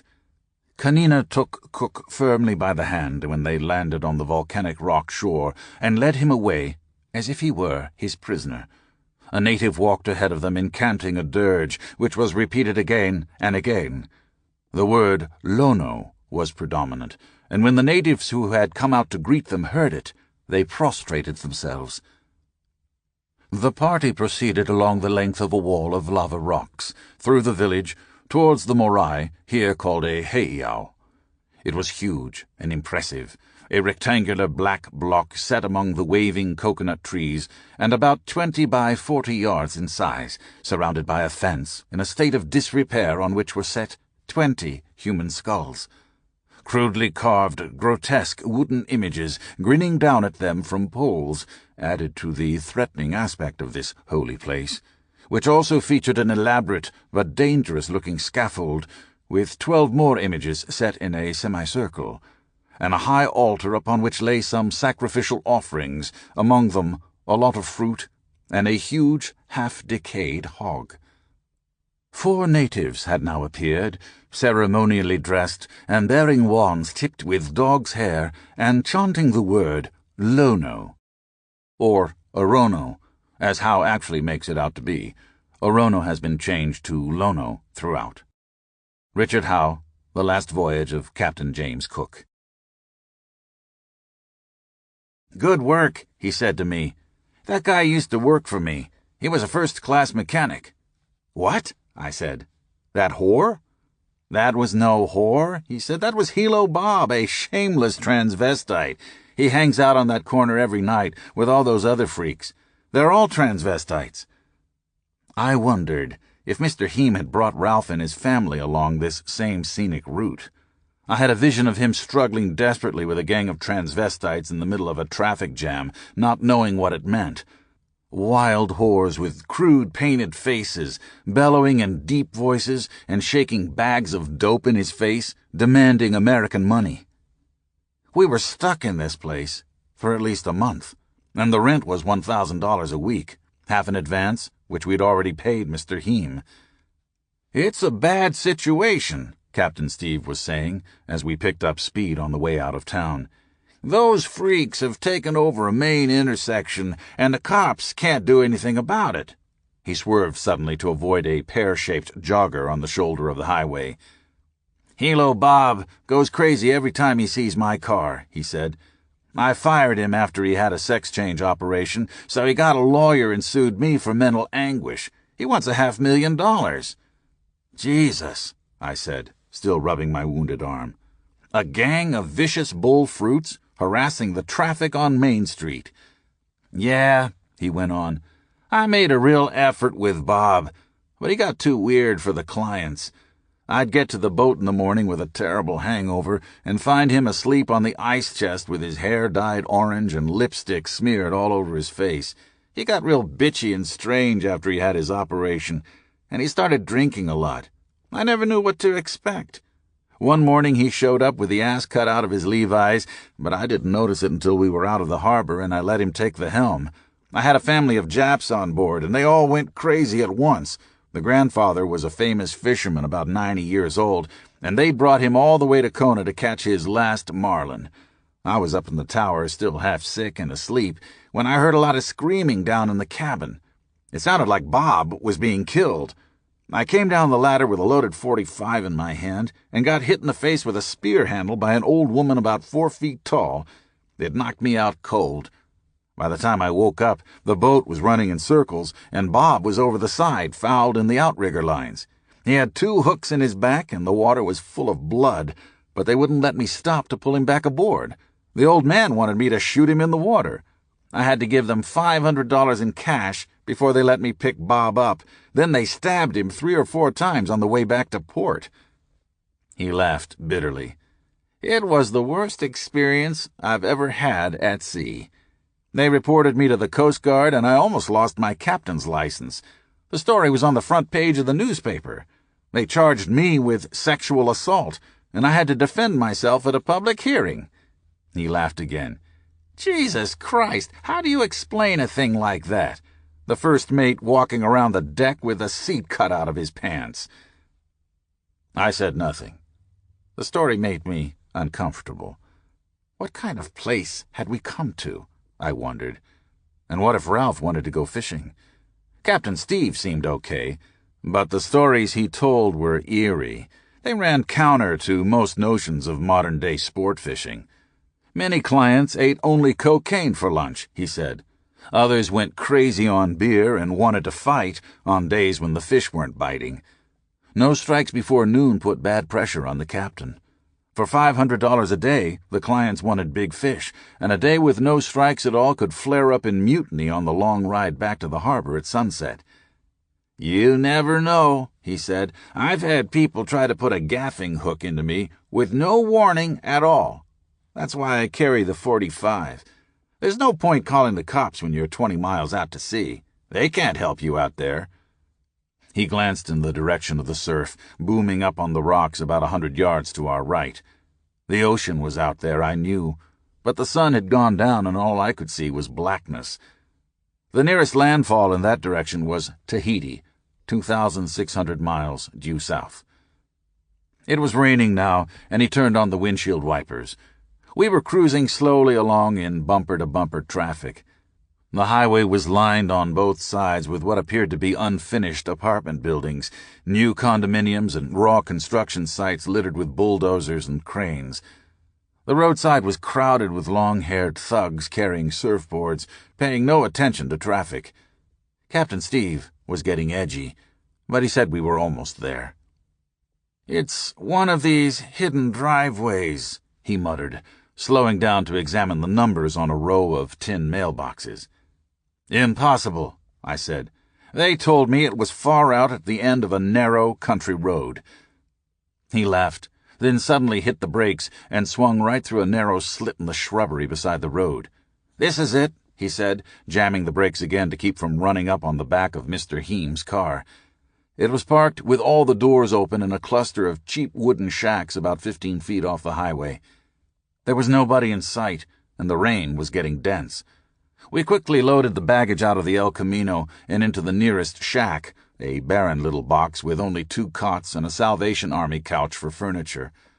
The sliding glass doors looked out on the sea, like they said, but we were afraid to open them for fear of the booming surf. Huge waves crashed down on the black rocks in front of the porch. White foam lashed the glass, and water ran into the living room, where the walls were alive with cockroaches. The storms continued all week. Murky sun in the morning, rain in the afternoon, and terrible surf all night. We couldn't even swim in the pool, much less do any diving. Captain Steve was becoming more and more frantic about our inability to get in the water or even go near it. We conferred each day on the phone, checking the weather reports and hoping for a break. The problem, he explained, was an offshore storm somewhere out in the Pacific, maybe a hurricane on Guam, or something worse down south around Tahiti. In any case, something we couldn't control or even locate was sending big rollers across the ocean from some faraway place. Hawaii is so far out in the middle of nothing that a mild squall in the Straits of Malacca, 3,000 miles away, can turn a 6-inch ripple into a 16-foot wave by the time it hits Kona. There is no other place in the world that so consistently bears the brunt of other people's weather. The Kona coast is on the leeward side of the Big Island, protected by the towering humps of 2 14,000-foot volcanoes from the prevailing northeast winds. The whole east coast of the island is a jagged wasteland of ferns and black boulders, lashed by the same Arctic winds that make the north coast of Oahu a surfer's paradise. But the same wave that picks up a surfboard can also pick up a boat and send it rocketing toward the beach at terrible speeds. Nobody who has ever taken that ride wants to do it again. "There's no way you can ride it out," Captain Steve told me. "If you try to keep it straight, you'll get smashed on the rocks like some kind of flying egg. And if you try to turn out of the wave, the boat will broach and start rolling. Either way, you're doomed." It happened to a friend of his once, he said. He was coming in with a party of tourists one afternoon. They were in an ugly mood because nobody had caught a fish, so he was keeping an eye on them and talking to his wife on the radio at the same time, not watching the waves. When all of a sudden he realized he was 10 feet out of the water and coming into the harbor so fast that all he could do was jump. The boat kept on going, and he said he could hear those poor bastards screaming all the way into the rocks. He smiled ruefully. "One guy was down below changing his pants when the boat finally flipped. He was trapped in an air pocket under the boat for 2 hours before we could get him out. We had to come up underneath him with tanks, then get hold of his legs and drag him down about 18 feet before we could take him up." He shook his head, no longer smiling. "Jesus," he said, "I hope I never have to see a thing like that again." He was stark naked and completely hysterical by the time we got him to the dock. It was a terrible scene. The whole crowd was laughing at him, and that made him even crazier. One of the guys who tried to help him out of the dinghy still has teeth marks all over his arm. Then he locked himself in a car, and we had to break a window to get him out. "The boat was a total loss," he added. "Probably $50,000 or $60,000. What was left of it finally sank and blocked the entrance to the harbor for 5 days. Waves like that are rare on the Kona coast, where the waters are usually more placid than anywhere else in the islands, except when the weather turns around, as they say, and the winds blow in from the west. Mark Twain did not lie, at least not about the Pacific Ocean in winter. The Kona coast in December is as close to hell on earth as a half-bright mammal can get. And this is the leeward side of the Big Island. This is the calm side. God only knows what happens over there on the windward side around Hilo. That is the wet coast, they say. and even real estate agents will warn you against going over there for any reason at all. But they will not warn you about Kona. So that will have to be my job. For as long as the grass is green and the rivers flow to the sea, the Kona coast of Hawaii might be a nice place to visit for a few hours on the hottest day in July, but not even fish will come near this place in the winter. If the surf doesn't kill you, the surge will, and anybody who tries to tell you anything different should have his teeth gouged out with a chisel. HST. I'm calling about a wave warning I just heard on the radio. We're visiting out here, tourists, in fact. Cop. Yeah? Where are you staying at? HST. I'm out past Magic Sands. Cop. Right on the beach? HST. Right smack on the beach. Cop. Okay. We are expecting high surf about 4 o'clock this morning. HST. What does this mean to me? We've had some pretty high surf out here. Cop. Yeah, well, it means it's going to possibly crest at 17 feet this morning at about 4. HST. 17 feet? Is that measuring behind the wave? That's actually, that's a real high sea, isn't it? Cop. Right. Something about a storm to the north of the islands or whatever. However, right now, they're only advising. But if there's any loose gear, it should be secured. HST. Is this going to pick rocks out of the ocean and put them into my bedroom? Cop. No, not quite that bad, we hope. Of course, if it worsens, if the situation worsens, the CD, the Civil Defense, will become involved. HST. Well, if it's 4 o'clock in the morning, most of us will be asleep, hopefully. How will we know when it gets serious? Cop. Well, we'll probably use some police cars or the fire department with loudspeakers and go down Ali'i Drive recommending evacuation, but right now it's just an advisory. HST. This is that same storm from the north, and it's going to get worse? Cop. At 4 this morning, the high tides will be at their worst. HST. The worst. Cop. Right. But right now it appears fairly calm. HST. It does. I was just downtown. It looked very calm to me. Cop. The waves in Kailua Bay are running 5 feet. Kaheo Bay, nothing. No wave action at all. HST. What was the size of the waves we had about 2 weeks ago? That's when we had some trouble up here. They came up to the porch. Cop. I really don't know. I wasn't working at that time, apparently, because I don't recall it.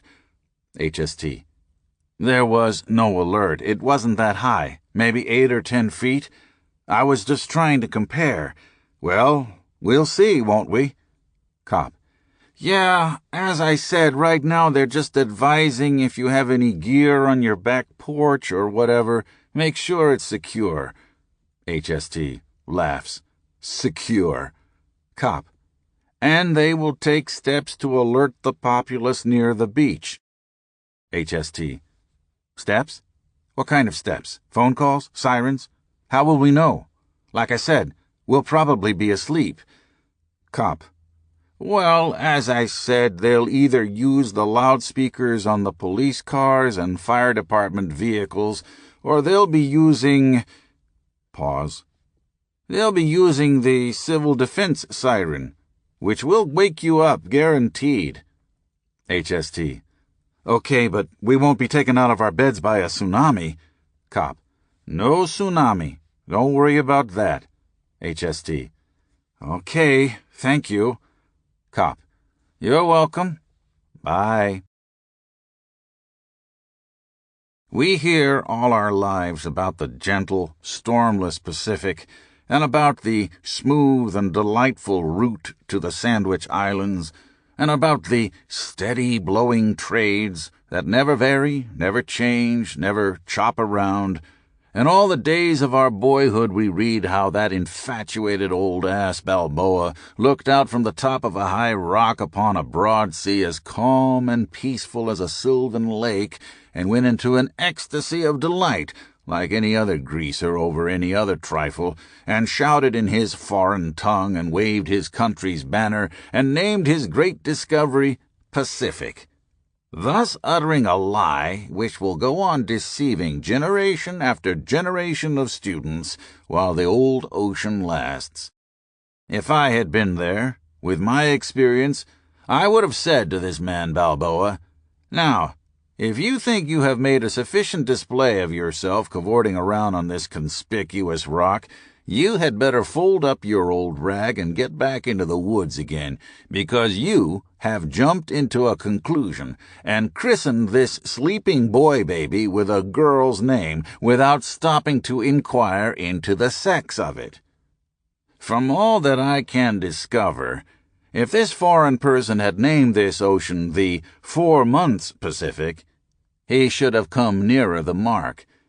My information is to the effect that the summer months give fine weather, smooth seas, and steady winds, with a month and a few days good weather at the far end of spring and the beginning of autumn, and that the other 7 or 8 months of the year one can calculate pretty regularly on headwinds and stern winds, and winds on the quarter, and winds several points aloft the beam, and winds that blow straight up from the bottom, and still other winds that come so straight down from above that the fore-stunsail spanker jib boom makes a hole through them as clean as a telescope, and the sea rolls and leaps and chops and surges thwart ships and up and down and fore and aft by turns when the gales are blowing, and when they die out, the old nor'west swell comes in and takes a hand and stands watch and keeps up the marine earthquake until the winds are rested and ready to make trouble again.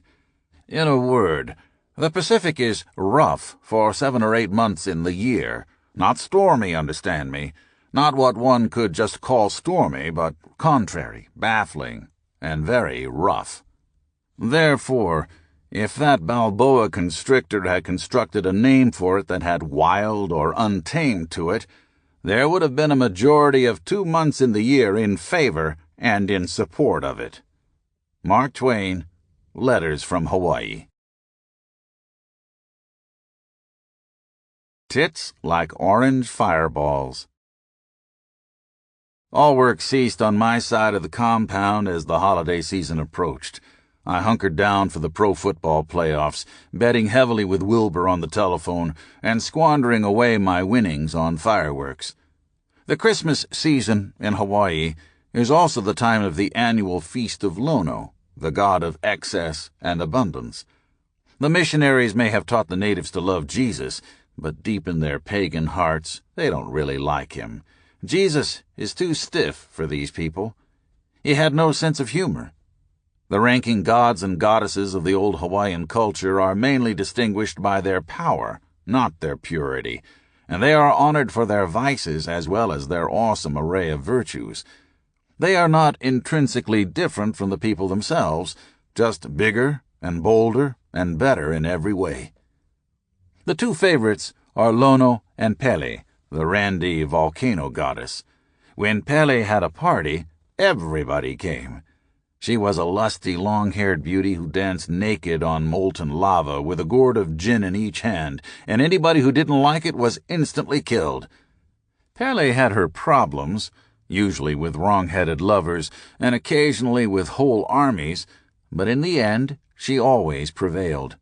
And she still lives, they say, in her cave underneath a volcano on Mount Kilauea, and occasionally comes out to wander around the island in any form she chooses, sometimes as a beautiful young girl on a magic surfboard, sometimes a jaded harlot sitting alone at the bar of the volcano house, but usually, for some reason the legends have never made clear, in the form of a wizened old woman who hitchhikes around the island with a pint of gin in her kit bag. Whether Pele and Lono ever got together is a question still shrouded in mystery, but as a gambler, I would have to bet on it. There is not enough room on these islands for the 2 most powerful deities in Hawaiian history to roam around for 1,000 years without coming to grips with each other. King Lono, ruler of all the islands in a time long before the Hawaiians had a written language, was not made in the same mold as Jesus, although he seems to have had the same basically decent instincts. He was a wise ruler, and his reign is remembered in legend as a time of peace, happiness, and great abundance in the kingdom, the good old days, as it were, before the white man came, which may have had something to do with his elevation to the status of a god in the wake of his disappearance. Lono was also a chronic brawler with an ungovernable temper, a keen eye for the naked side of life, and a taste for strong drink at all times. This side of his nature, although widely admired by his subjects, kept him in constant trouble at home. His wife, the lovely Queen Kaikalani Ali'i, had a nasty temper of her own, and the peace of the royal household was frequently shattered by monumental arguments. It was during one of these spats that King Lono belted his queen across the hut so violently, at least once, that he accidentally killed her. Kaikalani's death plunged him into a fit of grief so profound that he abandoned his royal duties and took to wandering around the islands, staging a series of boxing and wrestling matches in which he took on all comers. But he soon tired of this, and retired undefeated, they say, sometime around the end of the 8th or 9th century. Still bored and distraught, he then took off in a magic canoe for a tour of foreign lands, from whence he would return, he promised, as soon as the time was right. The natives have been waiting for this moment ever since, handing his promise down from one generation to another, and faithfully celebrating the memory of their long-lost god-king at the end of each year with a 2-week frenzy of wild parties and industrial-strength fireworks. The missionaries did everything in their power to wean the natives away from their faith in what amounted to a kind of long-overdue altar Christ, and modern politicians have been trying for years to curtail or even ban the annual orgy of fireworks during the Christmas season, but so far, nothing has worked.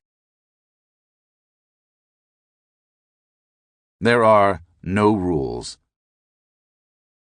We learned these things, or at least a few of them, from Captain Steve, the local charter fisherman who befriended us when we arrived at the Kailua Kona airport, and subsequently became our main man on the island. Captain Steve had a fully rigged fishing boat and was determined to take us out and catch a marlin, a gesture of fine hospitality that promised to make our stay in Kona even richer and more exciting than we'd known it was going to be all along.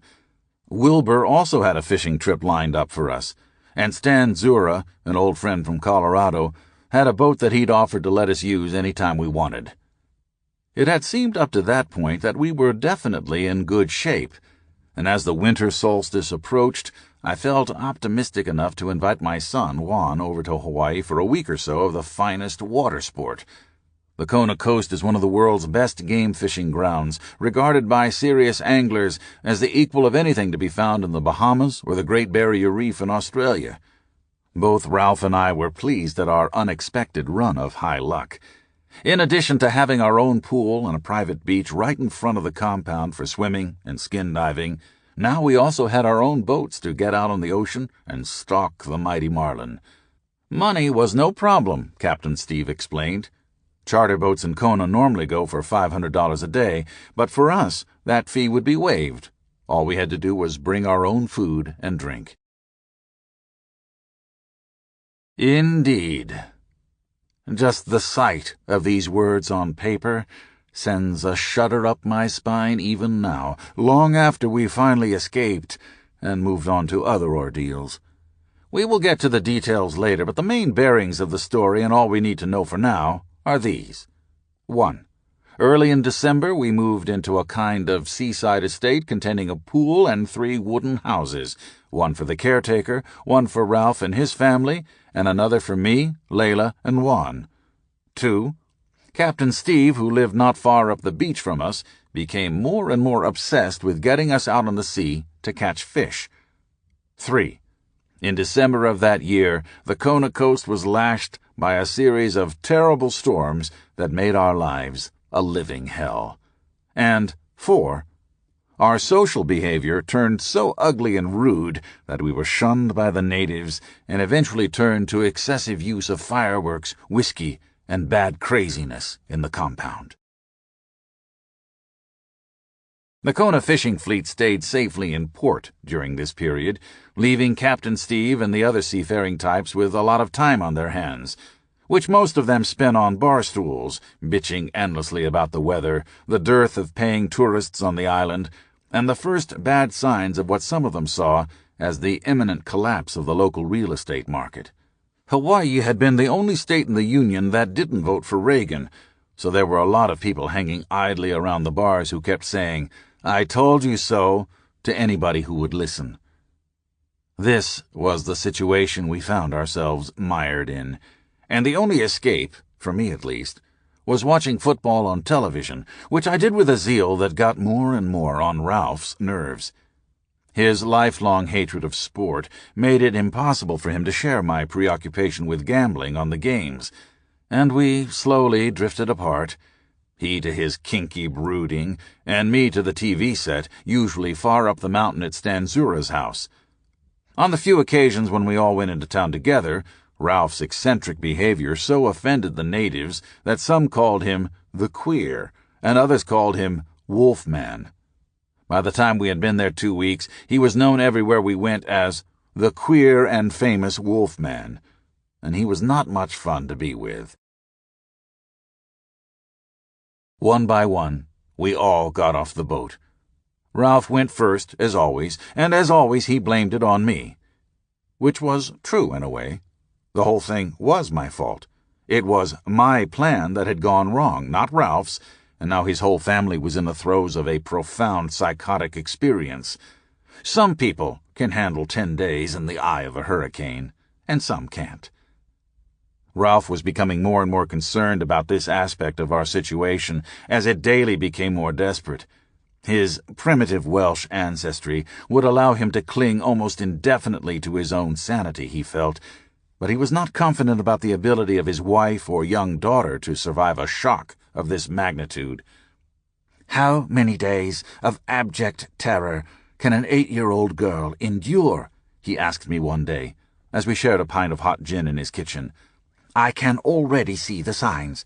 She's withdrawing into herself, gnawing on balls of twine, and talking to cockroaches at night." "That's why we have insane asylums," I said. "When your neighbors start talking about their children at Oxford or Cambridge, you can brag that you have a daughter in Bedlam." He stiffened, then shook it off and laughed harshly. "That's right," he said. "I can visit her on weekends, invite all my neighbors to attend her graduation." We were half-mad ourselves at this point. All of our desperate efforts to flee the big island had come to naught. We couldn't even get seats on a plane back to Honolulu, much less to anywhere else. And our will to flee was real. I would have written a bad check for a charter jet to Tahiti, 2,600 miles one way. But the storm had knocked out our telephones, and there was no hope of getting through to anybody more than a mile or two away. The only place we could be sure of reaching was the bar at the Kona Inn. The long and tedious ceremony and feast were at last over, and Cook indicated that they would like to set up an encampment at the heiau. Chiefs Perea and Kanina understood at once, and when Cook selected a walled field of sweet potatoes, with many assurances of compensation for the owner, the priests stuck their wands on the wall to consecrate and taboo it. They now returned to their boat, and as they passed through the village, Cook in his red cloak, men, women, and children all dropped onto their knees and lay with their heads to the ground until they had passed. Lono! Lono! What he did not know, and never did learn, was that he had been acknowledged as the incarnation of the god Lono. His arrival was the greatest event in Hawaii's history. Lono Makua was the Hawaiian god of the season of abundance and relaxation, who was said to process clockwise about the island to be greeted by white banners and elaborate ceremonies of obeisance. Cook had arrived at the appointed time, and by reason of his decision to sail slowly offshore for better trading, had indeed progressed slowly and clockwise about the island, his standard at his masthead a divine acknowledgment of the white banners ashore, and properly, and according to tradition, he had come to rest at Kealakekua, the path of the gods, in his miracle giant canoe opposite the heiau in the middle of the gods' season, in time for the great ceremonies of worship annually accorded to him for the abundance of riches he caused the soil to grant them. Cook may have been late for the Arctic summer, but the timing of his arrival off Hawaii could not be faulted. His subsequent actions did have a near-divine verisimilitude, and the climax had now been reached with the ceremonies he had just undergone. Everything that he experienced over the following 2 weeks conformed with the legend of the god Lono. It is little wonder that his reception, this remarkable homage, as King described it, here at Hawaii, was so different from that at any other Polynesian island, and that the natives had been thrown into a state of near hysteria. Not even the oldest citizen with the longest memory could recall hearing from his oldest ancestor of the appearance in incarnated form of the great god Lono. Richard Howe, The Last Voyage of Captain James Cook. Trapped in a queer place. It is Monday night on the Kona coast, 2 days before Christmas, 3 o'clock in the morning. No more Monday night football. The season is over. No more Howard Cosell, and no more of that shit-eating lunatic with the rainbow-striped afro wig. That freak should be put to sleep, and never mind the reasons. We don't need that kind of craziness out here in Hawaii, not even on TV. And especially not now, with the surf so high, and wild thugs in the streets of Waikiki, and this weather so foul for so long that people are starting to act crazy. A lot more people than normal for this time of year are going to flip out if we don't see the sun by Christmas. They call it Kona weather. Gray skies and rough seas, hot rain in the morning, and mean drunks at night. Bad weather for coke fiends and boat people. A huge, ugly cloud hangs over the island at all times, and this goddamn filthy sea pounds relentlessly up on the rocks in front of my porch. The bastard never sleeps or even rests. It just keeps coming, rolling, booming, slamming down on the rocks with a force that shudders the house every 2 or 3 minutes. I can feel the sea in my feet as I sit here and type, even in those moments of nervous quiet that usually mean a big one is on its way, gathering strength out there in the darkness for another crazed charge on the land. My shirt is damp, with a mixture of sweat and salt spray. My cigarettes bend like rubber, and the typing paper is so limp that we need waterproof pens to write on it. And now that evil white foam is coming up on my grass, just 6 feet away from the porch. This whole lawn might be halfway to Fiji next week. Last winter's big storm took the furniture off every porch on this stretch of the coast and hurled boulders the size of TV sets into people's bedrooms. Half the lawn disappeared overnight, and the pool filled up with rocks so big that they had to be lifted out with a crane. Our pool is a lot closer to the sea now. On the night we arrived, I was almost sucked into the surf by a wave that hit while I was standing on the diving board, and the next day an even bigger one rolled over the pool and almost killed me. We stayed away from the pool for a few days after that. It makes a man queasy to swim laps in a pool where the sea might come and get you at any moment, with no warning at all. It is like getting hit by a moetor. Meptper? Meotor? Meteor. Yes, that sounds right. Like getting hit by a meteor while driving to work on the freeway. Ralph is hunkered down next door in a state of abject terror. The whole family is sleeping on the living room floor with all their baggage packed and ready to flee for their lives on a moment's notice. When I tried to get in and steal Ralph's TV for the late basketball game, I almost stepped on the child's head as I came over the edge of that slimy wooden porch. Why do they lie to us? That is what haunts me now. The weird fishhook in this story that keeps me from just leaping on it like some kind of brute on the run coming up on a high-polished brass fire pole and suddenly, yes, a way out. Zoom! Grab the pole, through the floor, out of sight, big black rubber pad at the bottom.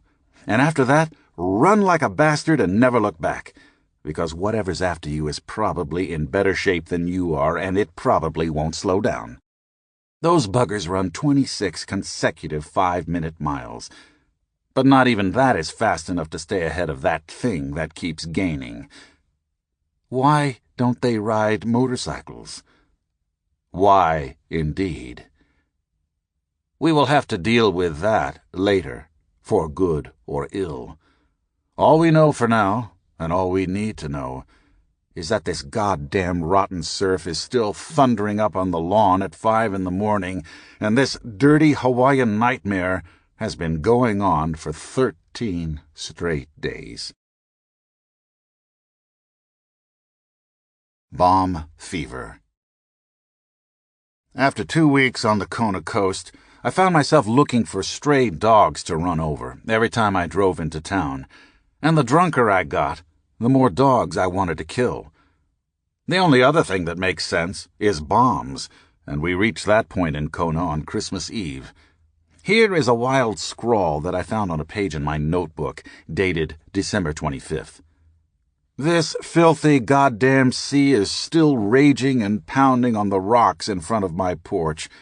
Somewhere to the west is a monster storm of some kind, with 40-knot winds and 35-foot seas. That is a typhoon, I think. We are paying $1,000 a week to sit out here in the rain on the edge of this savage black rock and wait for the annual typhoon, like the fools they know us to be. Well, fuck these people. They lie to us, and their lies have caused us to suffer, which means we must go to the mattresses and bomb them into the sea. We've been crouched like dumb wet animals in this place for 15 days now, and that's at least 10 too many. We are living on the edge of the sea, but we can't go near the water. To dive off those rocks in front of the houses would mean instant death. 50 feet in front of my typewriter is a living, thundering hell of white foam and rip tides and huge blasts of spray that not even a shark could survive in. The time has come for vengeance. The time came yesterday, in fact. We finally got weird enough around midnight on Christmas Eve to set off a huge Chinese bomb on the front porch of a local charter fisherman's house. It went off with a genuinely terrifying blast about 0.3 of a second after I put the match to the fuse. I have set off a lot of firecrackers, but nothing I've ever lit had a kick like this bastard. I tried to run, but the fuse was so quick that I was only a step and a half into my stride when suddenly the whole world turned bright, scorching yellow, and I was tumbling around in the bushes about 10 feet across the driveway. I wound up on my knees, with all the hair burned off my legs, staring back at the house as it disappeared in the eye of a wild fireball that I remember thinking at the time would be the last thing I'd ever see. This thing was no firecracker. It was a flat-out bomb.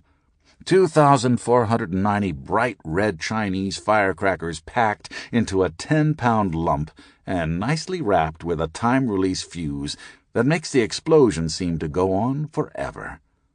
Most firecrackers explode and die instantly, but this thing went off like God's own drum roll, and it kept going off, and it kept getting louder, until finally I got the fear. The noise was too intense, and the fireball was getting bigger. The porch seemed to be coming apart in very slow motion, and I heard a scream from inside. There were 2 of them in there, and the eerie pitch of that scream told me that one had already gone mad while the bomb was still happening, and the thought of it filled me with horror. I was slumped on my knees in the driveway, so close to the edge of the fireball that I knew it would make me blind if I kept my eyes open, but I couldn't close them. I was paralyzed with awe by this terrible thing I had wrought. This is not what I meant, I thought. Not what I meant at all. It was supposed to be a joke, a symbolic gesture of sorts. The time had come, I felt, to re-establish the ancient Hawaiian law of the splintered oar. The Law of the Splintered Oar. At the time, before Hawaii was unified, a series of inter-island wars prevailed among rival chiefs. King Kamehameha I himself made a series of destructive and senseless raids upon peaceful coasts and people. In one of these raids, he attacked some fishermen, and in return one man hit Kamehameha on the head with an oar. The force was so great that a second blow would have been fatal. Later, when the fisherman was captured and brought before Kamehameha, he did not kill the man, but admitted that his own attack had been wrong, and that all such wanton attacks were wrong. As a result, the law of the splintered oar came into being, providing protection for peaceful citizens from raids and senseless pillaging by rival chiefs. The notion had come to me fast, as good notions will, and I immediately went to the phone. It was 11 o'clock on Christmas Eve, our 14th day on this foggy, surf-whipped rock, and life was getting tense. But nobody had lied to me for 3 or 4 hours, and I was just into the second stage of trying to relax, when all of a sudden the drunken caretaker veered into some kind of sleazy rap about selling me a tin boat that he had stashed on a bay somewhere in Alaska for $12,000. So I could fish in the ocean for herring and make $50,000 a day. Once I had the boat, along with a permit, another $60 up front, I could go out with the fleet and drop my net with the others. Right. And for the next 3 weeks we would stay awake 24 hours a day, ram-feeding each other with handfuls of speed and hauling constantly on the nets. "We get a little crazy out there," he said, "but it's worth it. $50,000 a day." I nodded and stared out to sea, feeling the bile rise. Jesus, I thought. These people have no shame. First, the Kona coast, and now a herring scam in Alaska? On Christmas Eve for $12,000 cash? I stood up suddenly. "Okay," I said. "The joke's over. It's time for the bomb." "What?" he said. "You want a bomb?" "I have a bomb," I said. "I have 6 goddamn bombs and a long white beard, and these lies are driving me mad. Where's the phone?" He pointed, and I dialed the first number that came into my head. It was Captain Steve, who had taken us out on his boat the day before and caught no fish. No fish at all, which was not a surprise to me, but Ralph took it hard. They had strapped him into the fighting chair at dawn, facing backwards into our wake and a thick fog of diesel fumes. Then they put a gigantic rod and reel in his lap and told him to hang on, because the bait he was trailing would be swallowed at any moment by a fish the size of a bull moose, which would then erupt from the deep like a missile and take off across the top of the water at 70 miles an hour. Ralph nodded solemnly as we tightened the straps. "Well, well," he said. "That's a bloody fast, I'd say." I laughed. "Don't worry, Ralph, it's all bullshit. We won't catch a fucking thing." He smiled nervously. "That's a bloody fast fish," he muttered. 70 miles an hour on the surface, and you say it's the size of a bull?" He glanced down at the reel in his hand. "Do we have the proper equipment?" "Damn right," said Captain Steve. "Just be sure to keep your hands off the reel when he takes off. That line will go out so fast that the reel will get hot enough to explode in your hands like a bomb." The fish never happened, but the bomb did. It was nothing personal, but I felt it had to be done. Ralph and his family had never been west of San Francisco, and the only palm tree they'd ever seen was on the Universal lot in Hollywood. But now, as Christmas approached, they found themselves marooned in a wooden shack on the edge of some barren, wave-whipped black rock in the middle of the Pacific Ocean, with nobody speaking their language and estranged from even their closest friends. The British are very sentimental about Christmas. They want the snow and the slush of England, diseased beggars ringing bells on every street corner, news of food riots on the telly, the familiar sickening chill of a stone home with no furnace and the family huddled cheerfully around a pot of burning coal on Christmas morning. They are not comfortable with the idea of St. Nick coming in on a surfboard with a sack full of cockroaches and a TV guide filled with nothing but incomprehensible American football games for the next 2 weeks. Some days later, Cook learned that the King of Hawaii, no less, had arrived at Kealakekua and was to visit him. James King was at this time stationed ashore in command of the encampment to ensure its security. He had had no troubles at all from the natives. The natives would sometimes sit on the wall watching the incomprehensible activities of Bailey and his assistants and the impressive activities of the carpenters with their wonderful tools that could work timber with such seeming ease and accuracy. The escorting chiefs, dressed in elaborate cloaks and hats, began to sing as they approached the Resolution, chanting with great solemnity and then standing up. As they came near, the reception party on board observed that the second canoe held also High Priest Koa, hunched and shaking as always, elaborately attired and surrounded by hideous busts made of basketwork. These were covered with multicolored feathers, the eyes represented by pearl oyster shell, the distorted mouths filled with the teeth of dogs. The king himself remained seated when his canoe came alongside the gangway. He was dressed in a magnificent cloak and with an equally magnificent feather cap on his head. The chanting died. A voice called out. It was suddenly clear that the king had come out only to escort Cook to the shore, where the ceremonies were to take place, and would not again be coming on board. Cook was pulled ashore in his pinnace. King had already turned out the Marines' guard, who made their usual disheveled and sloppy showing. The formal meeting was to take place in Bailey's largest tent, and the lieutenant observed carefully the king and his entourage as they approached from the shore. Flanking the king were his sons, and following behind a number of chiefs.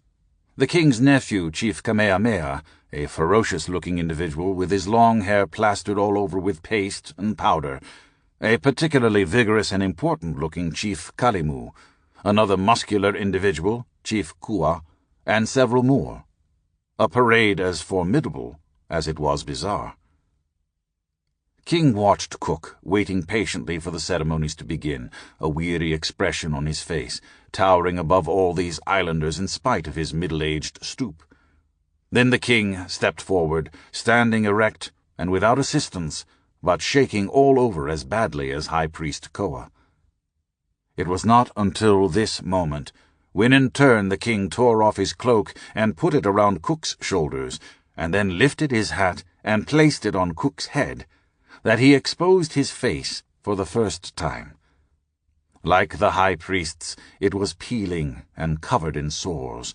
The eyes were red and watery, but the expression through the ravages of kava was happy and benign. To the lieutenant's astonishment, the king of Hawaii was none other than the Tari'obu'u they had met off Maui. It was King Tari'obu'u receiving the great god Lono himself. Richard Howe, The Last Voyage of Captain James Cook. South Point. We had been trying to take his boat out for almost a week, but the sea was so rough that there was no point in even leaving the harbor. "We could probably get out," he said, "but we'd never get back in." After a week of bad drinking and brooding, Captain Steve finally came up with a plan. If it was true that the weather was really turned around, then logic decreed that the normally savage waters on the other side of the island would now be calm as a lake. "No problem," he assured me. "It's South Point for us, big guy. Let's get the boat ready." Which we did. But the surf got worse, and after 5 or 6 more days of grim wading, my brain began to go soft.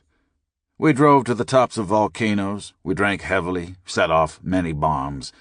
More storms came, the bills mounted up, and the days dragged by like dead animals. As New Year's Eve approached, it was clear that we were going to have to do something desperate to get in the water. In lieu of diving, fishing, or even swimming, Juan and I had been forced to take up golf, a game I hadn't played in 20 years, not since the days when me and Bill Smith anchored the male high school golf team back in Louisville and lost every match we played. We all have our winter dreams, and bad golf is one of mine. But it is not the kind of thing you want to have to resort to as a final retreat from the surf. On the night before Juan was scheduled to fly back to his holding pen in Colorado, we had a kind of final family send-off dinner for him at the Kona Inn. Captain Steve had called earlier that day to say that the swell was finally down enough so that we could probably risk getting out of the harbor tomorrow. But by this time nobody believed anything he said, and the trip to South Point would need 2 days anyway, so even if it happened, we would have to do it alone. Ralph was off the water completely and forever. His one trip on the boat had been such a nightmare that he had focused all his remaining energies to whatever could be found on the shore. His trip to the volcano house had not yielded much, so now he was determined to confront both the ghost of Captain Cook and the legend of King Kamehameha at the same time. Ever since I'd told him that the official Captain Cook monument on the wrong side of Kealakekua Bay was in fact a deeded piece of England on U.S. soil, he had made up his mind to go there and do whatever Englishmen do when they find some far corner of England to cling to on the edge of some foreign isle. The access by sea was easy, but not in Kona weather, so he said he would take the whole family in by the land route, a tortuous 5-mile hike down the cliffs from the highway. The walk down was not bad, but getting out was something else again. Anna and Sadie were ready to make the hike and worship at the only shrine they had. It was a nasty trip, and I wanted no part of it. Captain Steve and I had seen it from his boat, the Haremaru, on an earlier trip down the coast. The Cook Monument was a small marble pillar like a miniature Washington monument perched out on the edge of the black rocks. The U.S. government officially and formally gave this tiny piece of land to England as a gesture of diplomatic gratitude for all that Captain Cook had done. He had given his life, in fact, to discover a pile of rocks in the middle of the Pacific that would later become the 50th state of the Union and our only real base in the Pacific. The history of Hawaii is so fouled with greed, bungling, and dumb cowboy diplomacy that the decadent gang ruling England at the time should have been hung by their heels like Mussolini for letting these islands go in exchange for a pillar of concrete. England might have controlled the whole Pacific for the next 200 years if the Earl of Sandwich hadn't been so deeply involved at the time with sponsoring King George III for membership in the Hellfire Club that he couldn't see anything beyond the end of his own gnarled organ. The Earl was into orgies that year, and the King was trying to cope with a nasty little insurrection called the American Revolution. By the time Captain Cook hit the beach at Kealakekua Bay, the British Army was mired down in Virginia at a place called Yorktown. The Earl of Sandwich, the First Lord of the Admiralty and the patron for whom these islands were originally named, was so busy running women in and out of the Hellfire Club that he barely had time to think about anything else. Not even Sir Francis Dashwood, one of the most infamous degenerates ever to walk the streets of London or anywhere else, saw the need to take time out from his talks with Benjamin Franklin to consider the implications of the fact that his friend Sandwich had in fact discovered a place that might have allowed England to control the whole Pacific Ocean. The first person I saw when we walked into the Kona Inn that night was Ackerman. He was sitting at the Kona Inn bar with a sleazy-looking person in bell-bottom Levi's, whom I recognized as a notorious dope lawyer from California, a man we'd met at one of the marathon parties in Honolulu, where he was passing out his business cards to everybody within reach and saying, "Hang on to this. You'll need me sooner or later." Kamehameha seems to have been early distinguished by enterprise, energy, decision of character, and unwearied perseverance in the accomplishment of his objects. Added to these, he possessed a vigorous constitution and an unrivaled acquaintance with all the warlike games and athletic exercises of his country. To these qualities of mind and body he was probably indebted for the extensive power and protracted dominion which he exercised over the Sandwich Islands. Kamehameha was undoubtedly a prince possessing shrewdness, and great strength of character. During his reign, the knowledge of the people was much enlarged, and their comforts in some respects increased. Their acquisition of iron tools facilitated many of their labors. The introduction of firearms changed their mode of warfare, and in many cases cloth of European manufacture was substituted for that made of native bark. But these improvements appear to be rather the result of their intercourse with foreigners than of any measures of their sovereign, though the encouragement he gave to all foreigners visiting the islands was, no doubt, advantageous in these respects. He has been called the Alfred of the Hawaiians, but he appears rather to have been their Alexander, ambition and a desire of conquest having been his ruling passions during the greater part of his life, though toward its close avarice superseded them. The Journal of William Ellis. Jesus, I thought. These leeching bastards are everywhere. First they only smoked the stuff, then they started selling it, and now they're gnawing at the roots of the whole drug culture like a gang of wild moles. They will be standing like pillars of salt at all our doorways when the great bell rings. One of the reasons I'd come to Hawaii was to get away from lawyers for a while, so I herded our party in the other direction and down to our table, looking out on the seawall. Ralph and Anna and Sadie were already there, and Ralph was raving drunk.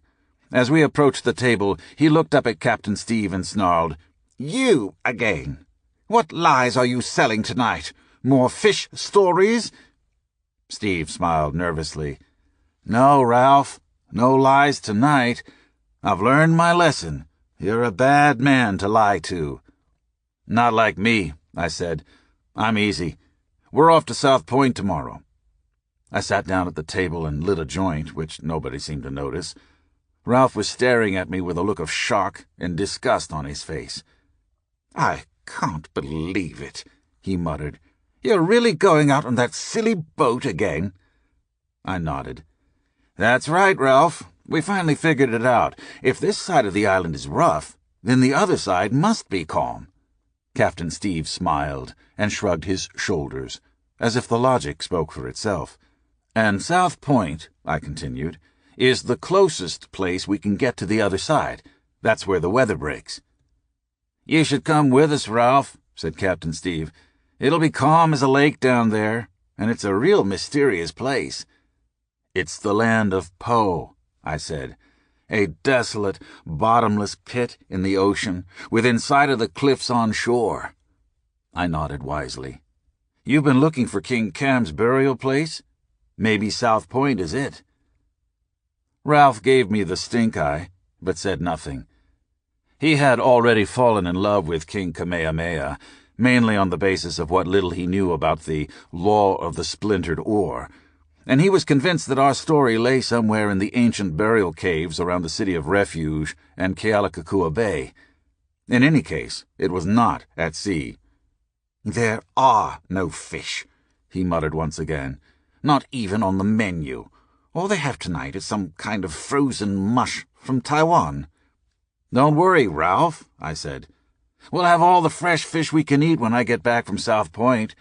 Once we get around the corner down there to some calm waters, I will plunder this sea like no man has ever plundered it before." My fiancée was giving me the stink eye now. Juan was staring up at the ceiling fan, and Captain Steve was grinning like it all made good sense. Just then I felt a hand on my shoulder. "Hello, Doc," said a voice behind me. "I've been wondering where you were." I swung quickly around in my chair to see Ackerman smiling down at me, and the arm he extended was still blue. I stood up and we shook hands. Then I introduced him around the table. Nobody really cared. We had already met too many strange people by Ralph's count, and it was clear that Steve already knew him. Layla eyed his blue arm and gave a curt nod, as if some odd and disturbing scent had wafted through the room. I was glad to see Ackerman, and now that he'd shaken the dope lawyer, I stood up and took him aside. We walked out to the lawn, and I handed him the joint. "Hey," I said, "how'd you like to make a run down to South Point tomorrow?" "What?" he said. South Point? Yeah, I replied. Just you and me and Steve. He says the weather should be okay once we get around the point. He laughed. That's insane, he said. But what the hell, why not? Steve's okay. He's a pretty good sailor. Good, I said. Let's do it. At least we'll get out on the water. He chuckled. Yeah, we will do that. He finished off the joint and flipped it into the sea. I'll bring some chemicals, he said. We may need them. Chemicals? He nodded. Yeah, I have some powerful organic mescaline. I'll bring it along. Right, I said. That's a good idea, in case we get tired. He slapped me on the back as we walked inside to the table. Welcome to the Kona coast, Doc. You're about to get what you came for. We're all equal in the ocean. I took Juan to the airport the next morning for the flight to Honolulu.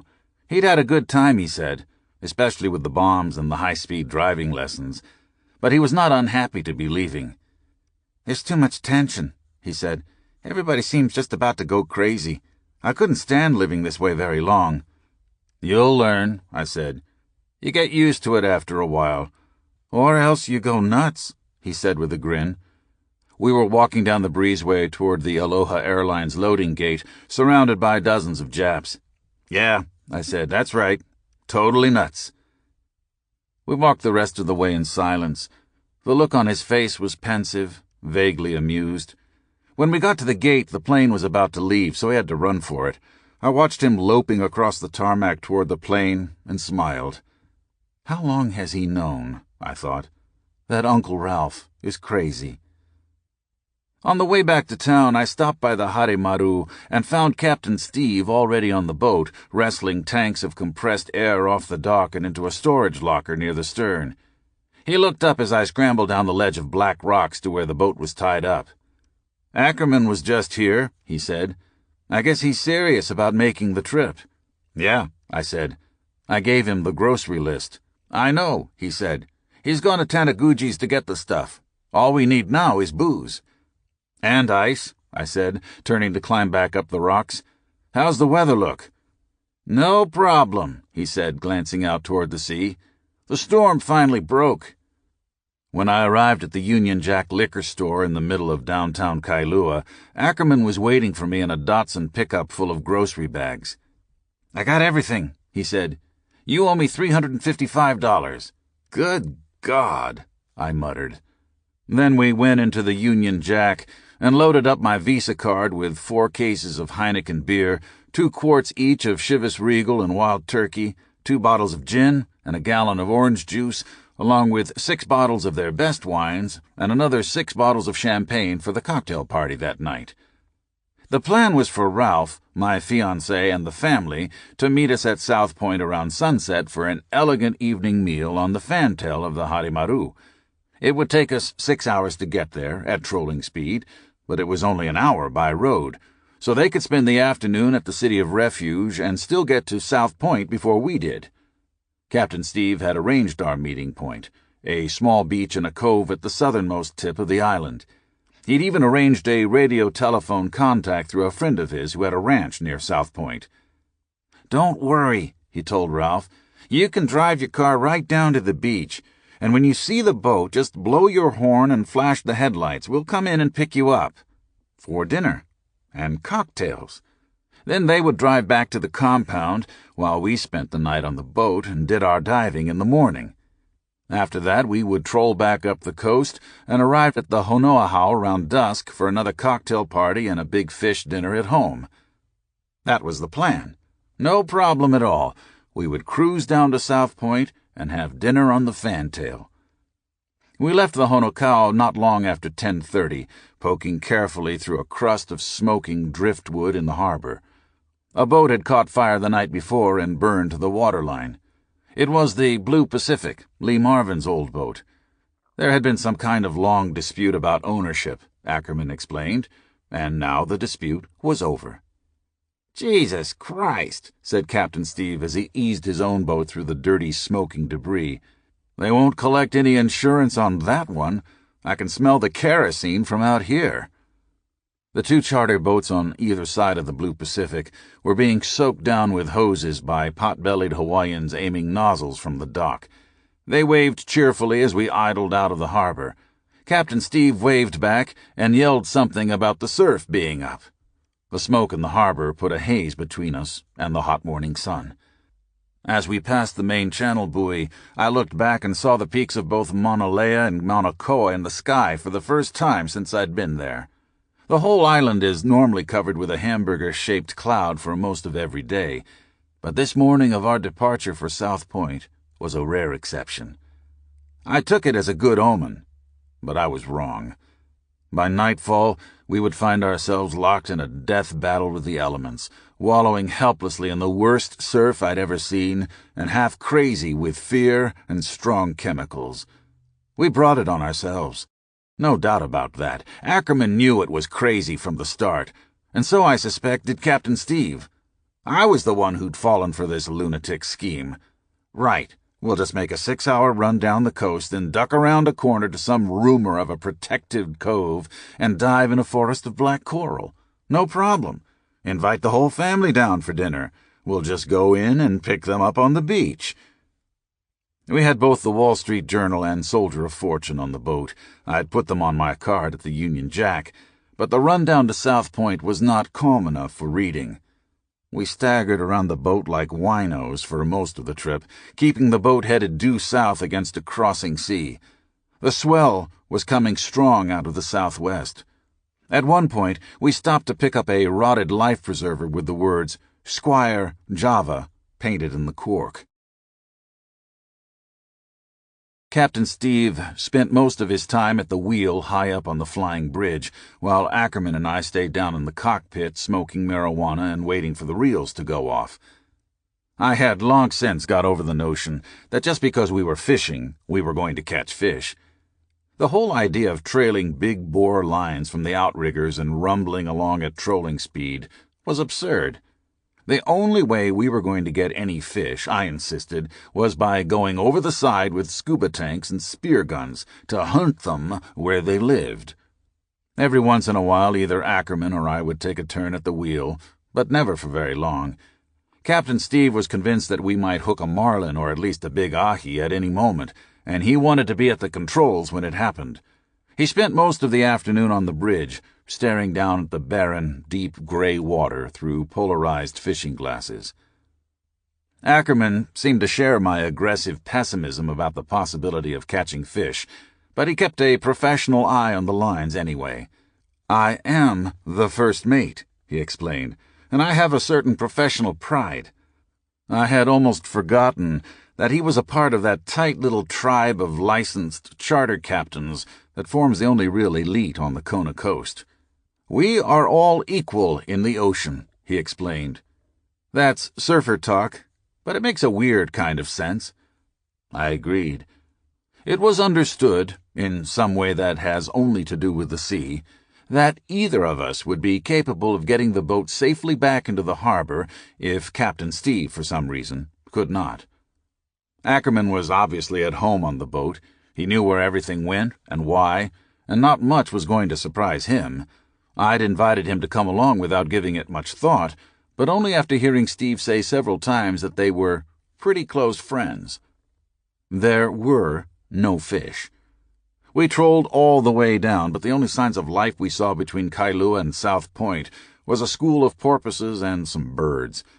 It was a long, hot ride, and by mid-afternoon all 3 of us were jabbering drunk on beer.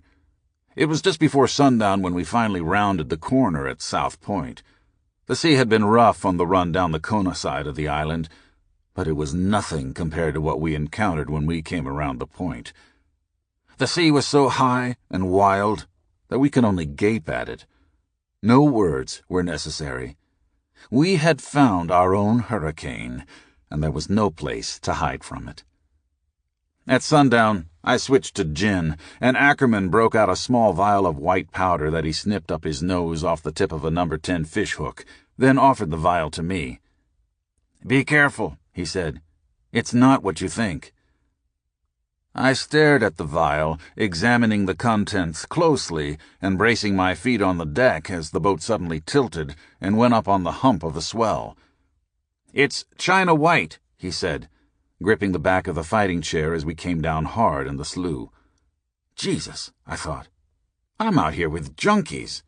The boat rolled again, throwing me off balance on the wet deck with a cup of gin in one hand and a vial of heroin in the other.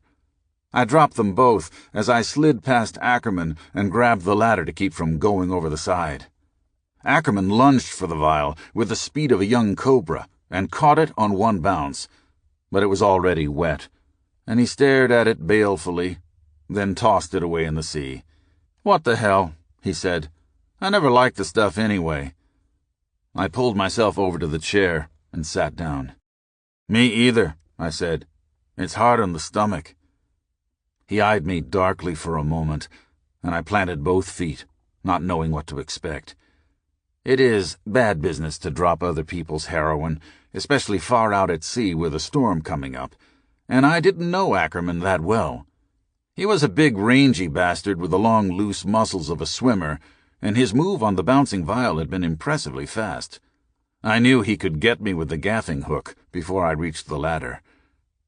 I resisted the urge to call Captain Steve. Were they both junkies, I wondered, still poised on the edge of the white naugahyde chair? What kind of anglers carry China White to work? "It's a good drug for the ocean," Ackerman said, as if I'd been thinking out loud.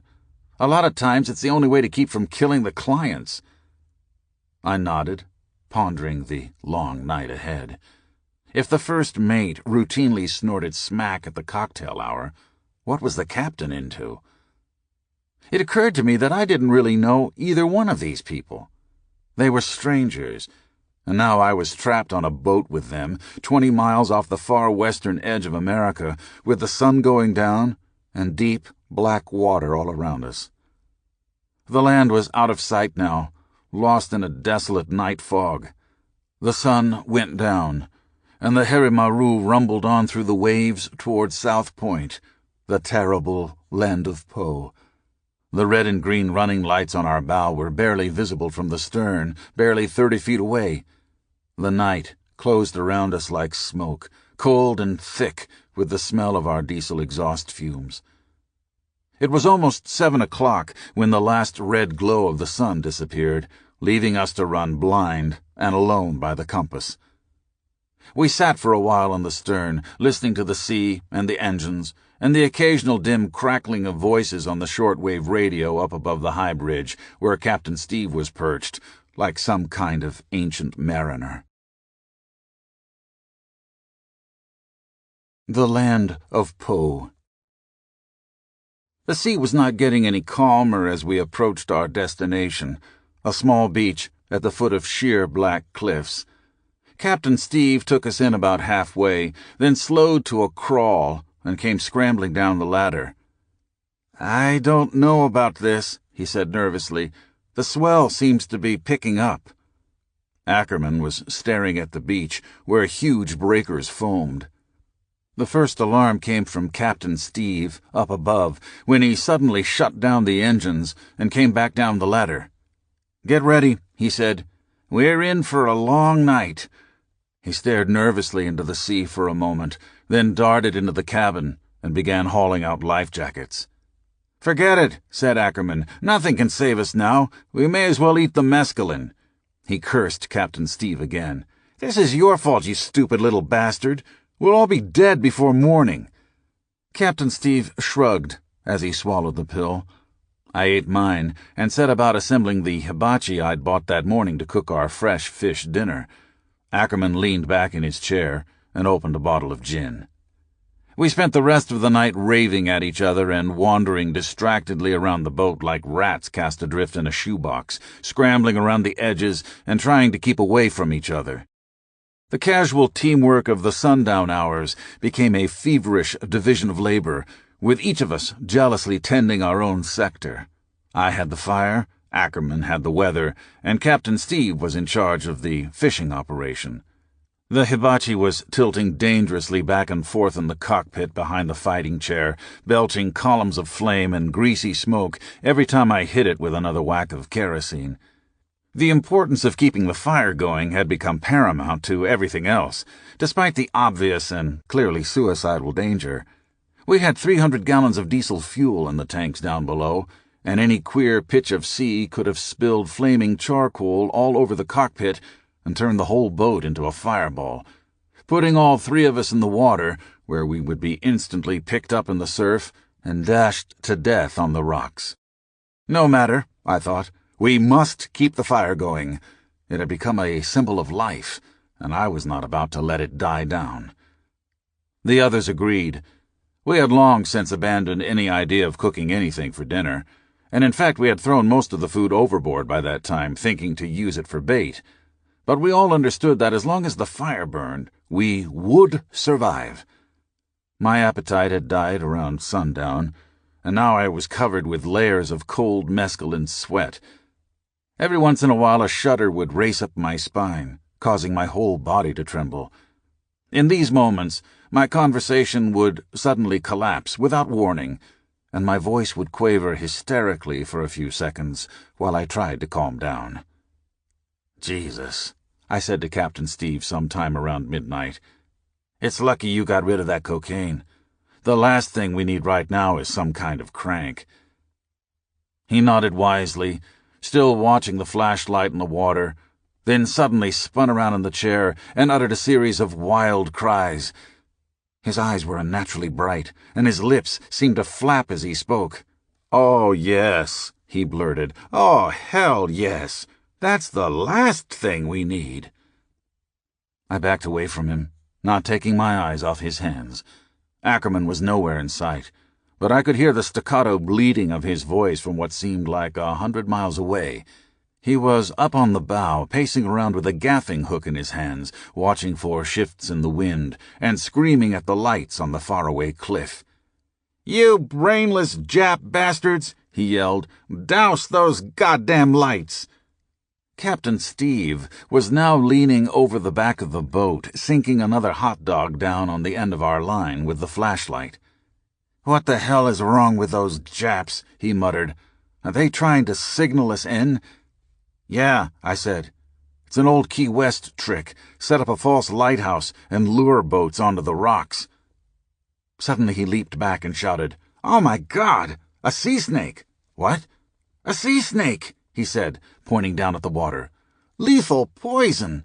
Instant death! It came right up to my hand." I shrugged, firing another stream of kerosene into the hibachi and sending another balloon of yellow fire up into the night. I grabbed the bucket of water that I was keeping on the deck for emergencies. Captain Steve staggered sideways, shielding his face from the flames. "Be careful!" he shouted. "Leave that fire alone." "Don't worry," I said. "I know what I'm doing." His hands were clawing nervously at his pockets. "Where is it?" he hissed. "Did I give you the bottle?" "What bottle?" He fell sideways and grabbed the chair as another big wave picked us up. "The kind!" he screamed. "Who has the goddamn kind?" I was hanging on to one tin leg of the hibachi, which had almost turned over. Finally the wave passed, and we settled back into the slough. "You fool," I said. "It's gone. You took it over the side." "What are you talking about?" he screamed. "What side?" I watched his eyes for a moment, then shook my head and went back into the cabin for a beer. Captain Steve had never tried mescaline before, and I could see that it was reaching his brain. It was obvious from the confusion in his eyes that he had no recollection at all of taking our last bottle of stimulant down with him in the pocket of his trunks when he'd gone down with the scuba tanks to secure our anchor line around a big rock on the bottom about 90 feet down. I had grabbed the bottle away from him when he came up and drunk about half of the salty, bitter mixture in one swallow. Ackerman, quickly understanding the nature of the tragedy, had drunk off the rest. We had no choice. There is no point trying to save cocaine after you've mixed it up with salt water. Captain Steve had missed his share, which was fair, I thought, and probably just as well. Any fool who will dive to the bottom of the Pacific Ocean with 2 grams of cocaine in his pocket is capable of anything at all, and now he was losing his grip to the psychedelics. Bad business, I thought. It's time to collect the knives. I woke up at sunrise to find Ackerman passed out like a dead animal from an overdose of Dramamine, and Captain Steve wandering frantically around the cockpit, grappling with a tangle of ropes and saying over and over to himself, "Holy Jesus, man, let's get out of here!" I came awake and stumbled up from the cabin where I'd spent 2 hours sleeping on a cushion covered with fishhooks. We were still in the shadow of the cliffs, and the morning wind was cold. The fire had gone out, and our thermos bottle of coffee had cracked open sometime during the night. The deck was awash with a slimy mixture of kerosene and floating soot. But the wind had not shifted. Captain Steve had been awake all night, he explained, never taking his eyes off the anchor line and ready at any moment to leap into the surf and swim for it. "I'll never understand how we survived," he muttered, staring up at the cliffs where the colony of mean Japs was still clustered around their campfires.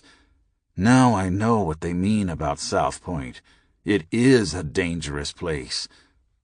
"The land of Po," I said. "Yeah," he said, reeling in the last of our all-night fishing lines. All the hot dogs had been gnawed off by eels, but the hooks were otherwise clean. Not even a sea snake had taken our wrong-minded bait, and the water all around us was littered with floating debris, beer bottles, orange peels, plastic baggies, and mangled tuna fish cans. About 10 yards off the stern was an empty wild turkey bottle with a piece of paper inside. Ackerman had tossed it over some time during the night, after finishing off the whiskey and stuffing the bottle with a sheet of Kona Inn stationery on which I had scrawled, "Beware. There are no fish." I thought it would be halfway to Guam by now, a warning to other fools who might try to fish in the land of Po. Captain Steve was staring glumly over the side of the boat at the anchor line. "All we have to do now," he said, "is haul up the anchor and get the hell out of this place." He shook his head and made a nervous whistling noise. "Let me tell you one thing for sure," he added. "We are lucky to be alive right now. That's the worst night I ever spent in my life." He pointed in the general direction of land, where the surf was still pounding and foaming against the rocks. "One shift in the wind," he said, "could have swung us around so fast that I couldn't even have got the engine started. We'd be driftwood by now." He was still staring down at the anchor line. The other end of it, I knew, was tied securely around a rock far below, and we both understood what would have to be done. There was no way to haul it up or to maneuver it loose with the boat. We would have to either chop the line and leave the anchor behind, or somebody would have to go down with a tank and untie the knot. We stood there for a while on the fantail, staring down at the cold black water. Ackerman was out of the question, so it was either me or Captain Steve. He had gone down the night before, and I knew it was my turn now. That was fair. That was the rule of the sea, a true cornerstone of the macho way of life. I zipped up my jacket and opened a beer. "How much do anchors cost?" I asked him. He shrugged. "Well, with 90 feet of line at, say, about $2 a foot." He seemed to be adding it up very carefully in his mind. "Yeah," he said finally. "Call it 400, maybe 450. "That's cheap," I said, reaching for my belt knife. "I'll give you a check." I leaned out to grab the anchor line with my other hand, preparing to cut us loose. Nothing short of extreme physical violence could have got me in the water that morning. Captain Steve stayed my hand before I could slash the line. "Wait a minute," he said. "I can't go back to the harbor with no anchor. They'd laugh me out of town." "Fuck those people," I said. "They weren't on the boat last night." He was strapping on the tanks. I watched him go over the side and disappear. Ackerman woke up while Captain Steve was down, and I told him the story. "That crazy bastard," he muttered, reaching down for a diving knife that he kept in a sheath around his leg. "Start the engine. Let him swim back." He began to cut the line, then hesitated and pulled back. "No," he said. "The minute we start the engine, he'll hear the noise and come up like a rocket. We'll have a case of bends on our hands." Captain Steve finally emerged from the depths and signaled me to haul in the anchor. 20 minutes later, we were out of the surf and running north at easy trolling speed. The captain had gone groggy while we were hauling him back into the boat and dropped his scuba tank on Ackerman's foot, crushing his big toe and putting blood all over the deck. Ackerman gobbled another handful of Dramamine and fell into a deep stupor. We put his foot in an ice bag and stretched him out like a corpse on a cushion in the shade of the bridge. I took the helm while Captain Steve set the outriggers. "Are you out of your goddamn mind?" I yelled down at him from my perch on the tuna tower. "Get away from those lines. Go to sleep." "No," he shouted. "This is a fishing boat. We must catch fish." The strain of the long night at South Point was beginning to tell on him. His eyes had swollen up like rotten eggs, and he had chewed his own lips so severely during the night that now he could barely talk. When he tried to climb back to the bridge, he lost his grip on the ladder and fell on his back in the cockpit, where he thrashed wildly around on the deck in a puddle of bloody filth. It was an ugly thing to see. From my seat on the bridge, I could look straight down on the main deck of the Harimaru and see both the captain and the first mate badly disabled. One appeared to be dead, with his mouth hung open and his eyes rolled back in his head, and the other was twitching around like a fish with a broken neck. The maze of human wreckage down below looked like something King Cam might have brought back to Kona in one of his war canoes that got caught in an ambush on Maui. We were victims of the same flaky hubris that had killed off the cream of Hawaiian warriors in the time of the Great Wars. We had gone off in a frenzy of conquest, to the wrong place at the wrong time, and probably for all the wrong reasons. And now we were limping back home with our decks full of blood and our nerves turned to jelly. All we could hope for now was no more trouble and a welcoming party of good friends and beautiful women at the dock. After that, we could rest and lick our wounds. I couldn't leave the wheel, or the boat would start running in circles and tangle its own propeller in the long fishing lines we were trailing.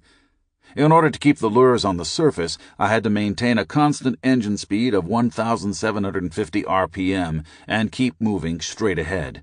Any variation in either the speed or the course might be ruinous. If we fouled the prop and lost power, it would mean calling for help on the radio, then wallowing helplessly around in the waves for 8 hours until a rescue boat arrived to tow us in. That was unacceptable. The crew was in no condition to endure another day and night at sea. I aimed the boat closer to shore and put a bit of weight on the throttle. If a straight line is the shortest distance between 2 points, I reasoned, then a straight line at top speed would be even shorter. I was still congratulating myself on my breakthrough into higher mathematics when I was startled by a squawk from below. I looked over the rail to see Captain Steve on his knees in the stern, pointing frantically back at his carefully set lures, which were now almost airborne, bouncing across the water like flying fish. "Slow it down!" he was screaming. "Are you crazy?" Crazy, I thought. I almost hurled a beer bottle down on his neck. The course he had set would have taken us far out to sea through the Marlin grounds, a lazy parabolic loop that would have added another 2 or 3 hours to the trip. He was still obsessed with the notion that we were going to catch fish. I could see it in his eyes, the feverish gleam of Ahab. "Forget it," I yelled down to him. "The joke's over. It's time to go home." The anguished look on his face told me it was useless to argue with him. There was no room in his mind for the idea of coming back to port without a fish, and I had a feeling he might go over the side at any moment with a knife in his teeth, if that's what it took to get one. And it was, after all, his boat. I was not ready for mutiny, so I eased off on the throttle and altered our course. This seemed to satisfy him. He went back to fussing with the lines and drinking beer. I settled back in the catbird seat and listened to the radio for a while, feeling drowsy as the sun got hotter and hotter. Every once in a while some outburst of gibberish on the radio would wake me up. "Calling Humdinger, do you read me?" Long pause and crackling of static, then, God damn it, yes, God damn it, yes, this is Humdinger. I read you. What's your location? Over? The wrong place. Over. Harsh laughter and more crackling static. Well, God damn it, you stay there, you bastard. Don't come anywhere near me. What? Say that again, Humdinger. Stay away. I got 2 naked women on board. Pause and crackling. What's your location, Humdinger? I'm naked myself. Let's get together. The banter went on for a while. Then I lashed the wheel so the boat wouldn't wander and went down the ladder for a beer. Captain Steve had crawled into the cabin and passed out on top of the ice locker. I watched him for a while, making sure he was really sleeping. Then I walked back to the stern and reeled in all the lines. Ackerman still looked dead, and he seemed to be barely breathing, so I rolled him over on his side and hung a bell around his neck so I could hear him if he started vomiting. Then I went back up on the bridge and aimed the boat straight for the harbor, taking it so close into shore that I could almost read the signs up on Highway 1. I turned up the radio to cover the engine noise, then slowly increased our speed until we were planing across the waves like some kind of mongrel cigarette boat. Aha, I thought, now this is the way to fish. Just run the bastards down, chop their brains off with the prop, and then circle back to pick up whatever's left.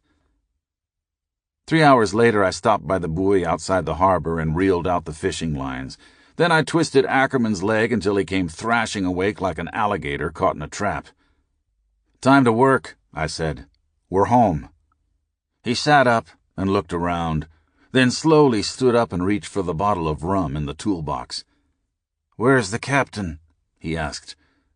I pointed to Steve, still asleep on the ice locker, only inches from the rail. Ackerman walked over to him and put a foot in the small of his back and shoved him violently over the side. Captain Steve grabbed wildly for a handhold, then disappeared into the sea. He came sputtering to the surface, still not completely awake, and clawing desperately at the slippery side of the boat. Ackerman wanted to drag him in with a gaffing hook, but I restrained him. After we hauled Captain Steve back aboard, he sulked for a while in the cockpit, then climbed up to take the wheel. He eased the boat into the harbor, squatting darkly in his seat on the bridge, and avoiding the eyes of the smiling Kanakas on the gasoline dock. Nobody was there to meet us, but it didn't matter. We were warriors, returned from the land of Po, and we had terrible stories to tell, but not in the harbor or at the bar in the Kona Inn. Our tale was too grim.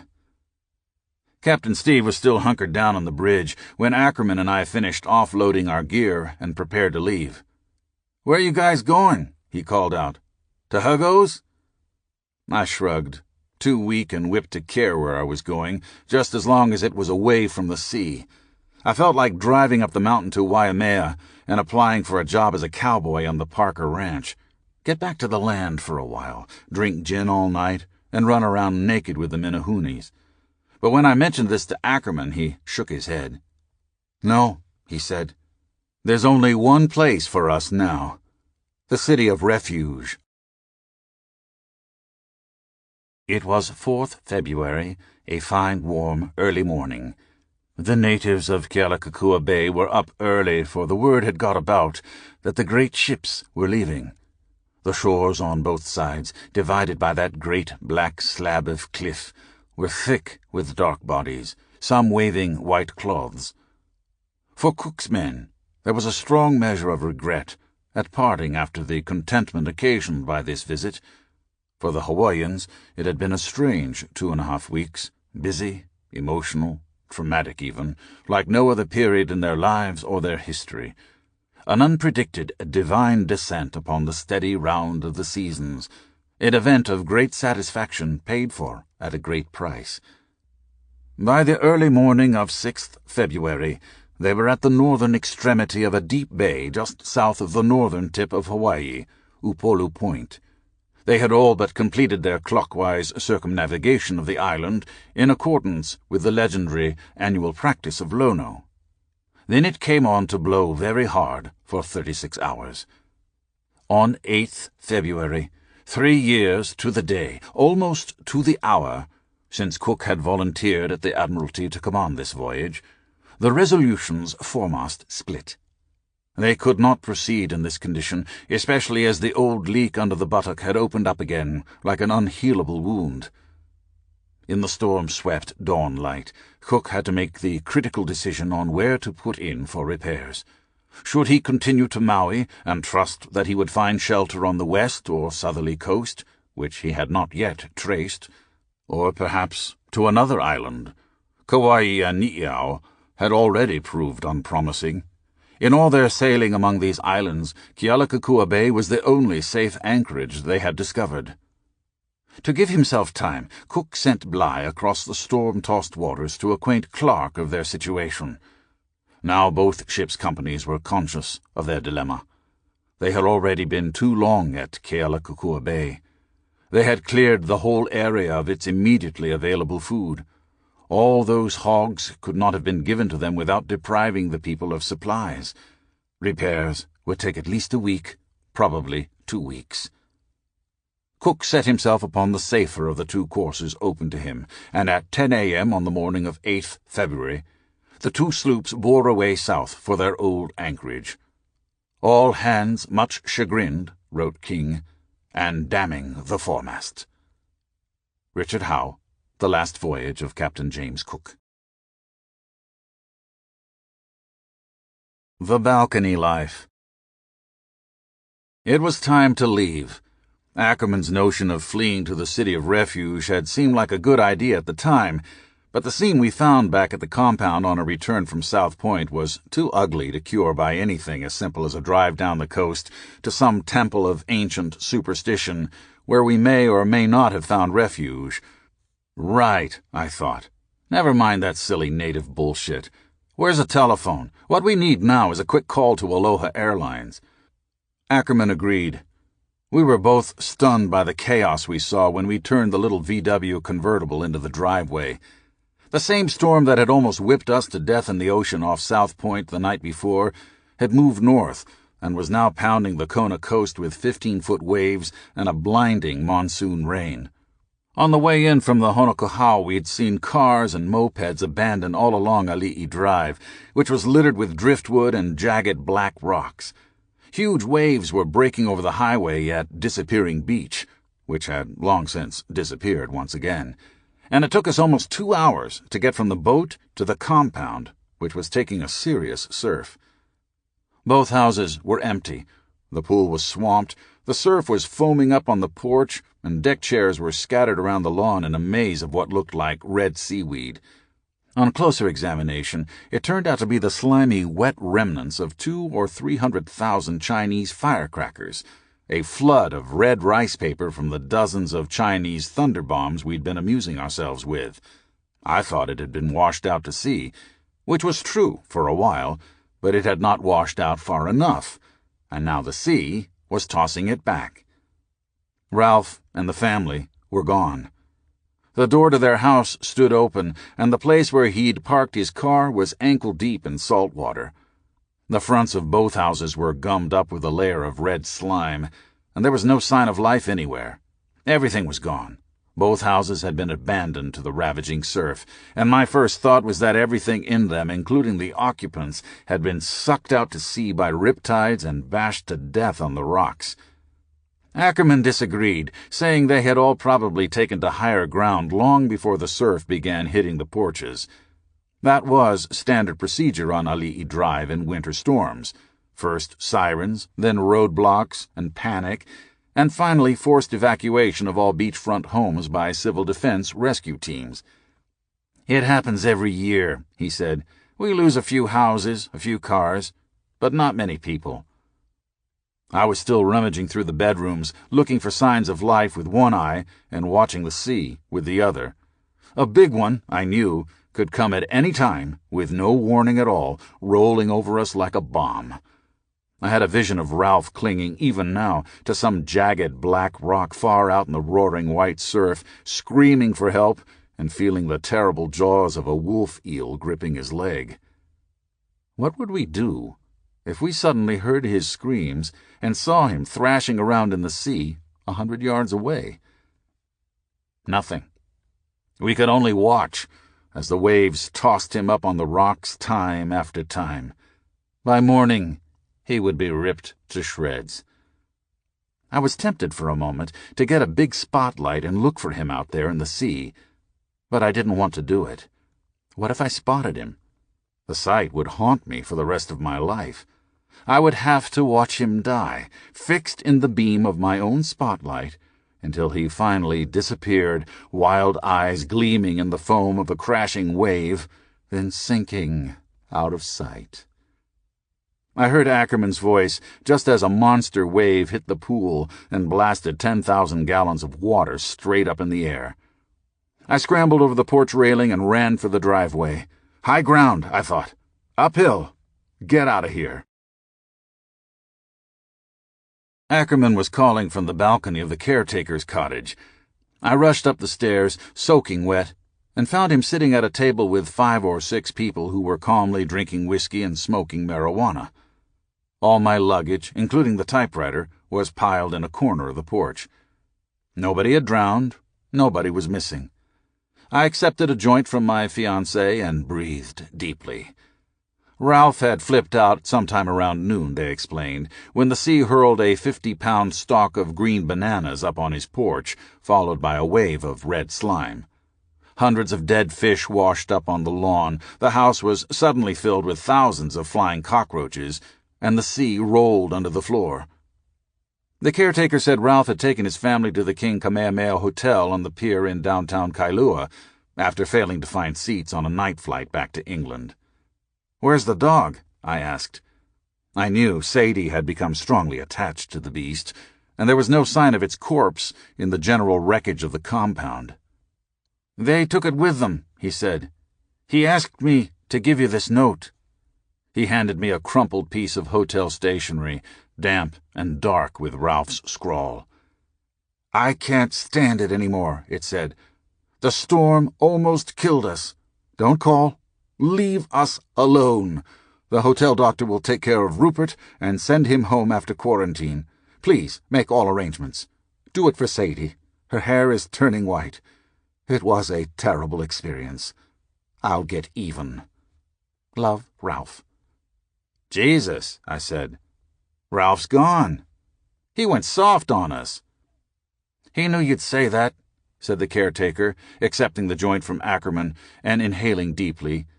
"That's why he left you the dog. He said it was the right thing to do." I refolded the note and put it in my pocket. "Of course," I said. "Ralph is an artist.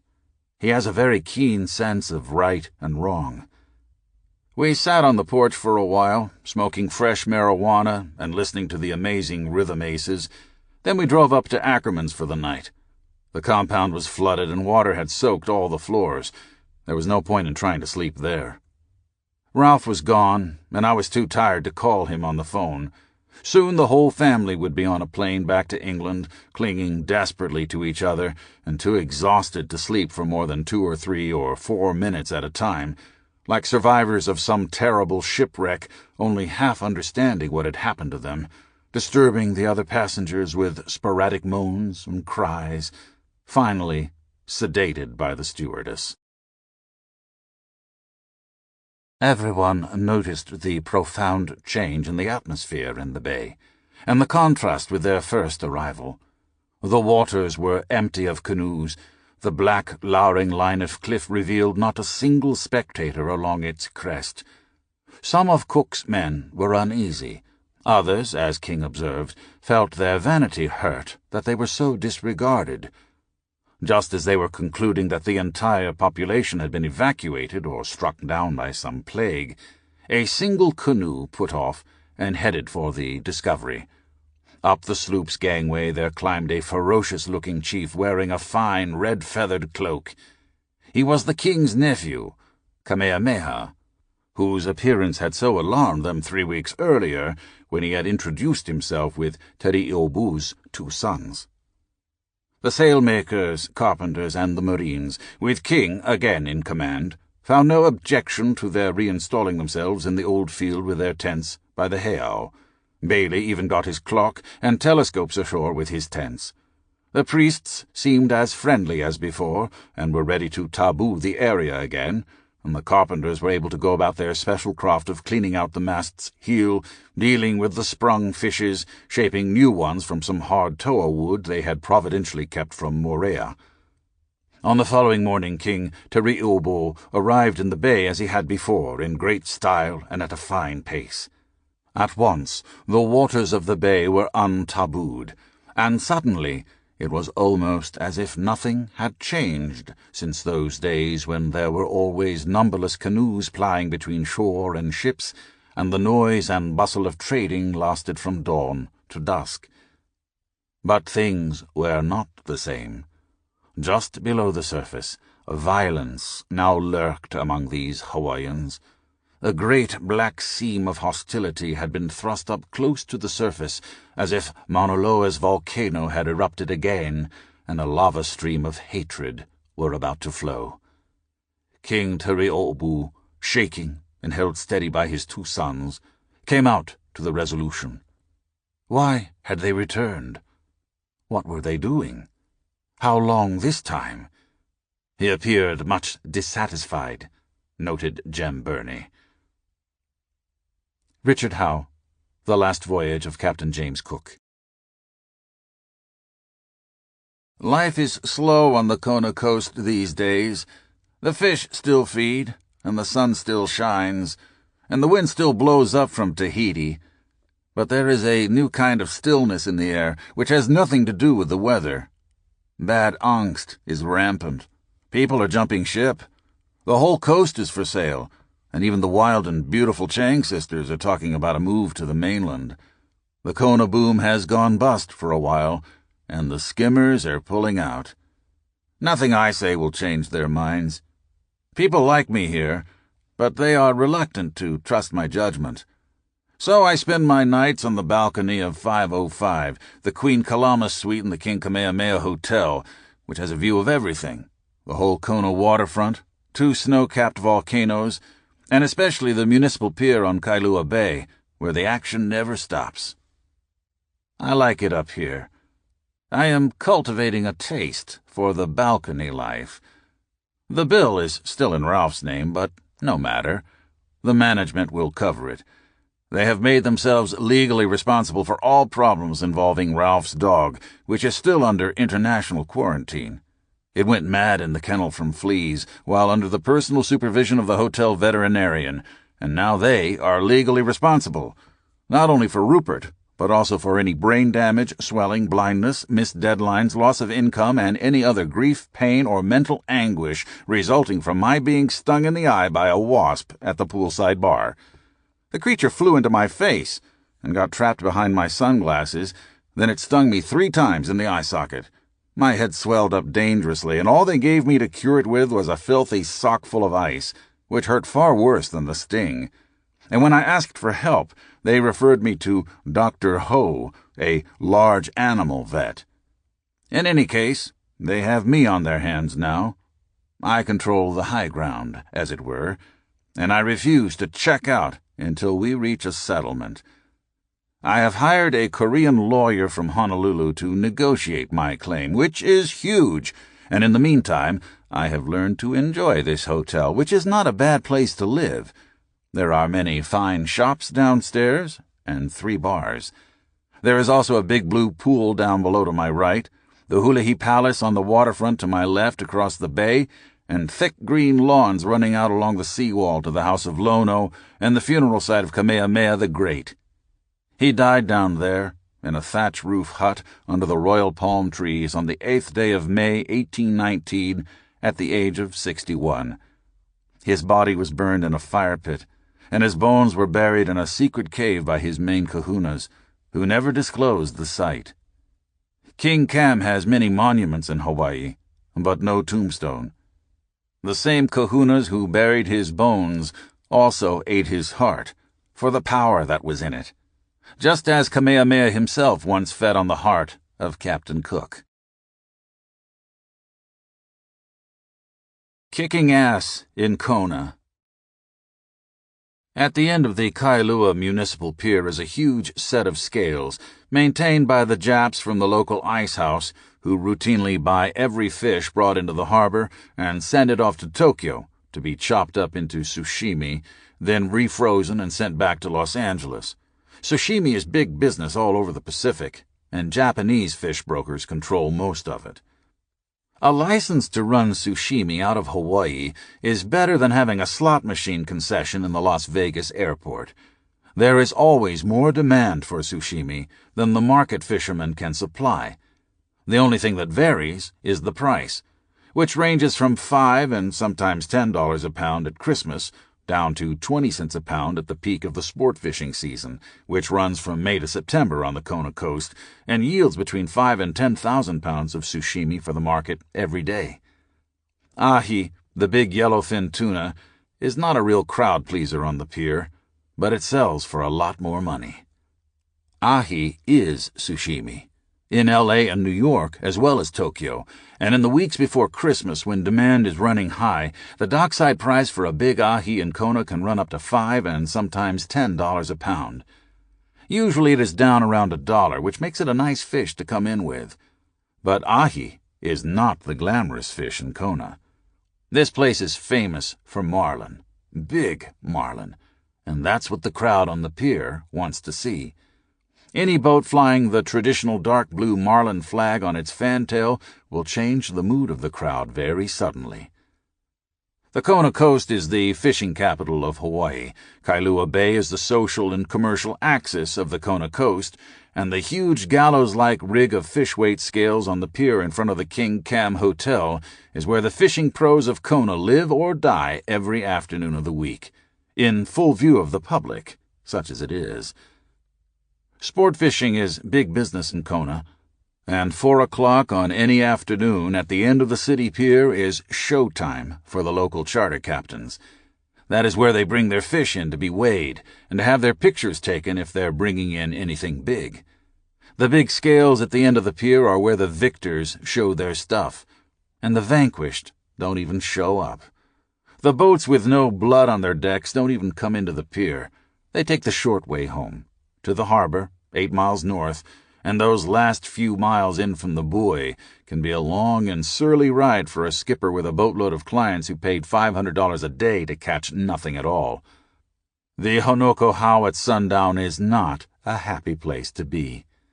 As each boatload of failures ties up, the harbor curs rush to the edge of the black lava cliff that looks down on the dock and start barking.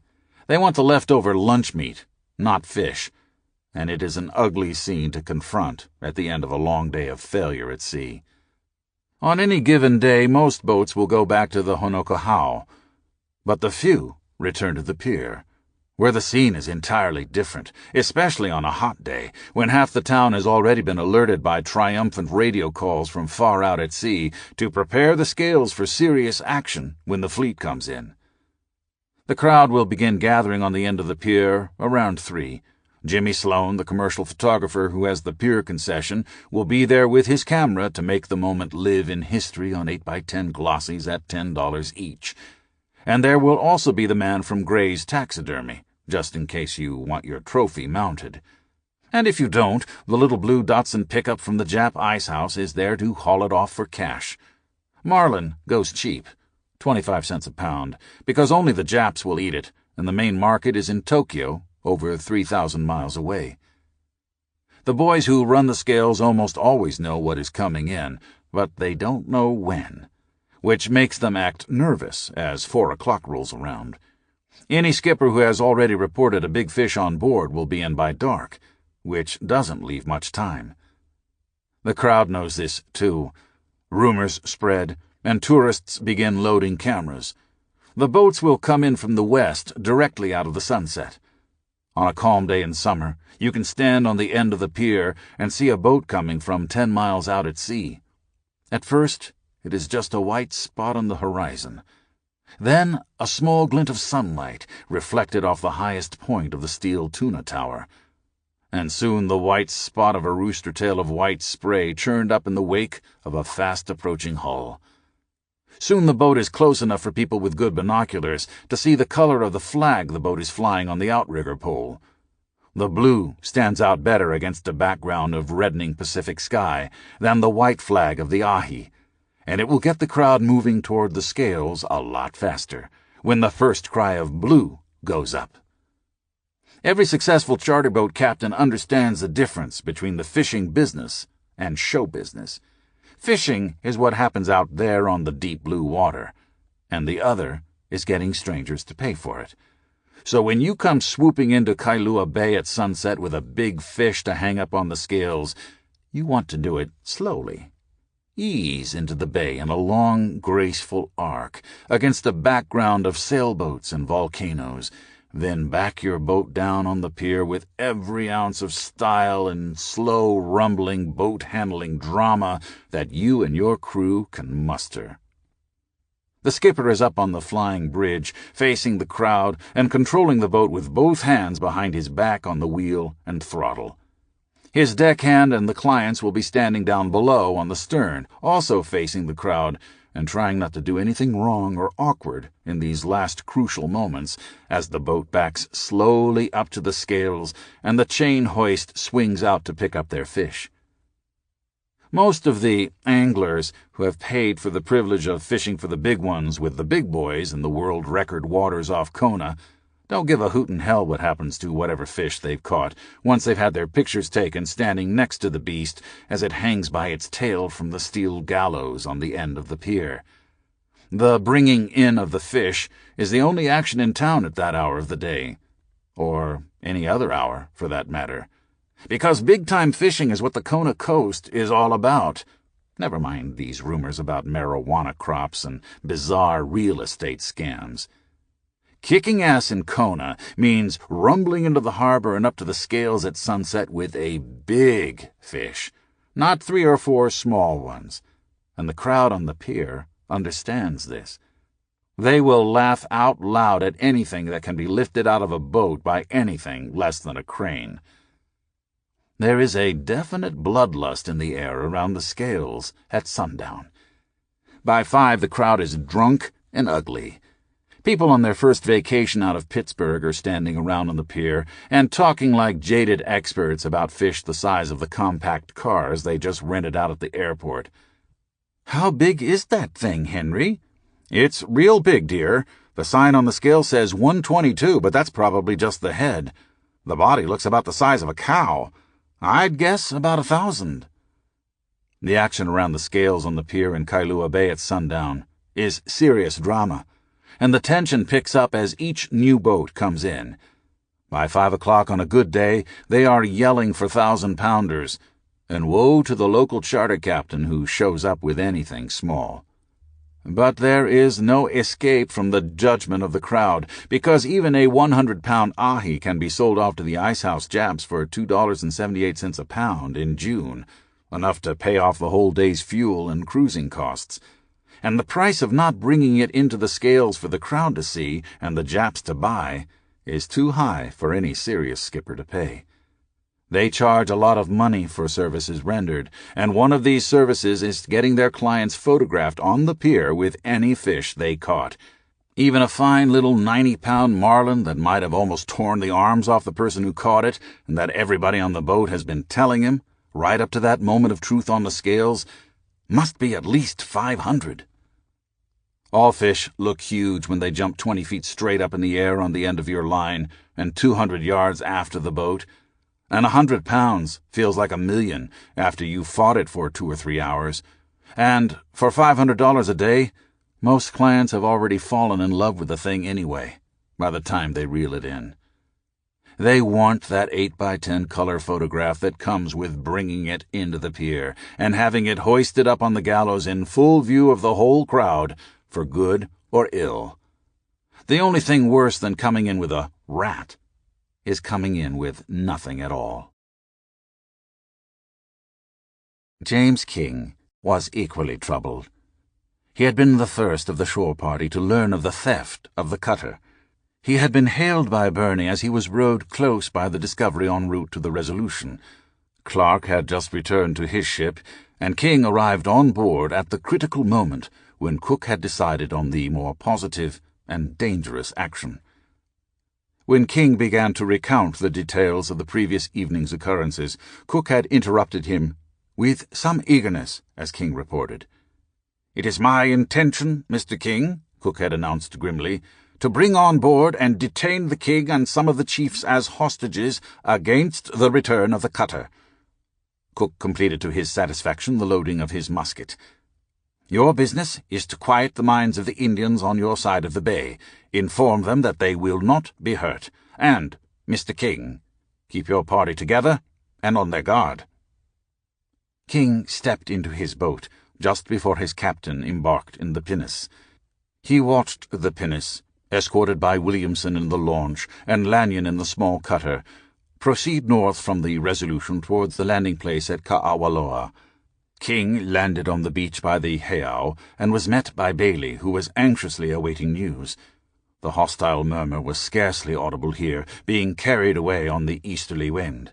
But there was an atmosphere of tense expectation among the marines, carpenters, sailmakers, and others in the encampment, as well as among the natives, who stood about uneasily. Several canoes had been launched, including one under the command of that important and vigorous Chief Kalimu, but had been deterred from paddling far out into the bay by the fate of the canoe from Ka'awaloa. King remembered Cook's last words, ordered Ledyard to post his men with muskets loaded with ball and to open fire under provocation, and then proceeded to High Priest Koa's house. Koa and his priests were in a nervous condition. I explained to them as well as I could the object of the hostile preparations, King wrote in his report.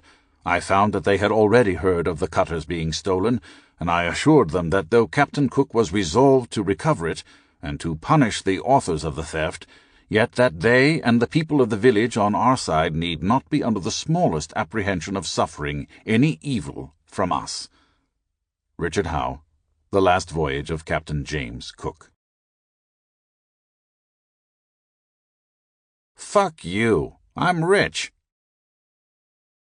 Ralph's tragic and unexpected departure from the islands had left me with a swarm of odd problems, some of them far more serious than the fate of Sadie's dog. Half of Ackerman's marijuana crop had been ripped off sometime during the night when he was on the boat with us at South Point, by cops or somebody else. Either way, he said, it was time to harvest the rest of it and get out of town for a while. "They'll be back, for sure," he said, "and if it was the cops, they'll have a warrant next time. I have to yank it now. We're talking about $200,000. There was also the problem of Mr. Heem, the realtor, who wanted the rent for the compound, at least $2,000 in cash, and questions would certainly be raised about the crust of red scum on the property. Once it hardened, only an industrial sandblaster could get it off. I liked the color myself. It brought back Oriental memories. There was a strange red glow on the whole property in the afternoon hours. I drove past it a few times and noticed that even the grass on the lawn seemed to glitter. The swimming pool appeared to be full of blood on some days, and the dense green foliage on the lemon trees seemed about to burst into flame. The place had a different look now, an air of mystery and magic. Strange and powerful things had happened here, and perhaps they would happen again. There was a certain beauty to it, but the effect was very unsettling, and I could see where Heem might have trouble renting it to decent people. "Pay him off, and don't argue," Ackerman advised. $2,000 is cheap to get rid of swine like Heem. He can cause you a lot of trouble. A lawsuit could drag on for years. Heem was a powerful figure in local politics. He had once been the president of the Kona Real Estate Board, but a scandal caused him to quit. He was selling non-existent condos to pension funds, Ackerman explained. Xeroxing deeds in triplicate, stealing from old people. Jesus, half the dead construction projects on this island are Heem's work. He's so crooked that he has to screw his pants on every morning.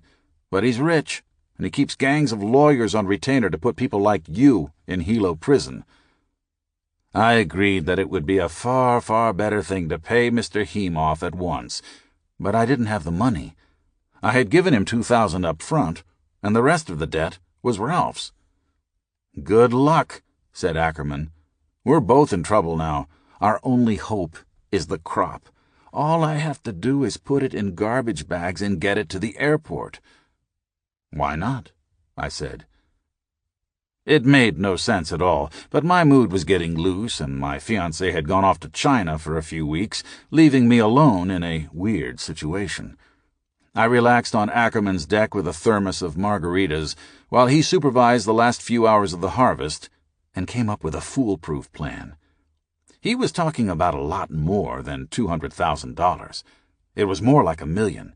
We would bag the whole crop and mail it to a post office box in rural Texas where a man who'd once cheated me maintained an abandoned ranch.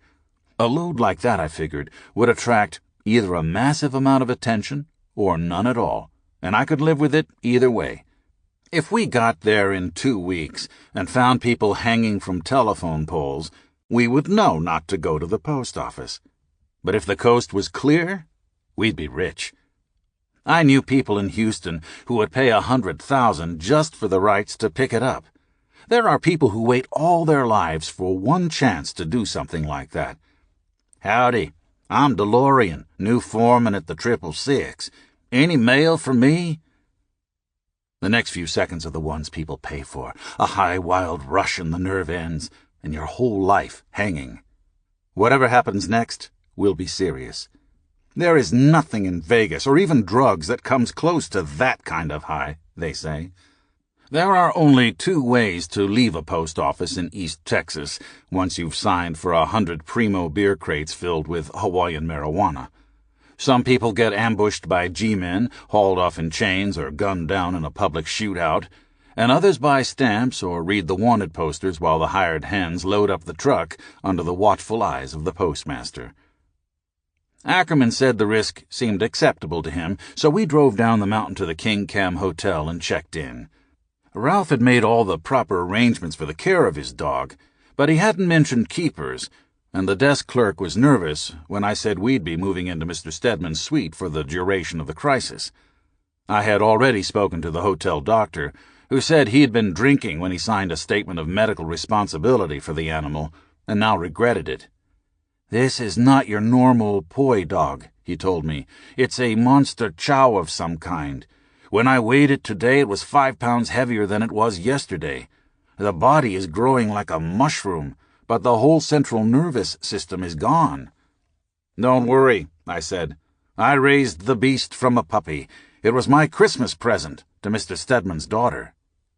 "Ye gods," he muttered. "What did she give you?" "Nothing half as valuable as Rupert," I said. "This dog will sire a whole line when we get him to England." "That's a horrible thought," said the doctor. "If I had a dog like this, I'd have it put to sleep." "The decision is out of our hands," I said. "Mr. Stedman has left his instructions. Our job is to carry them out."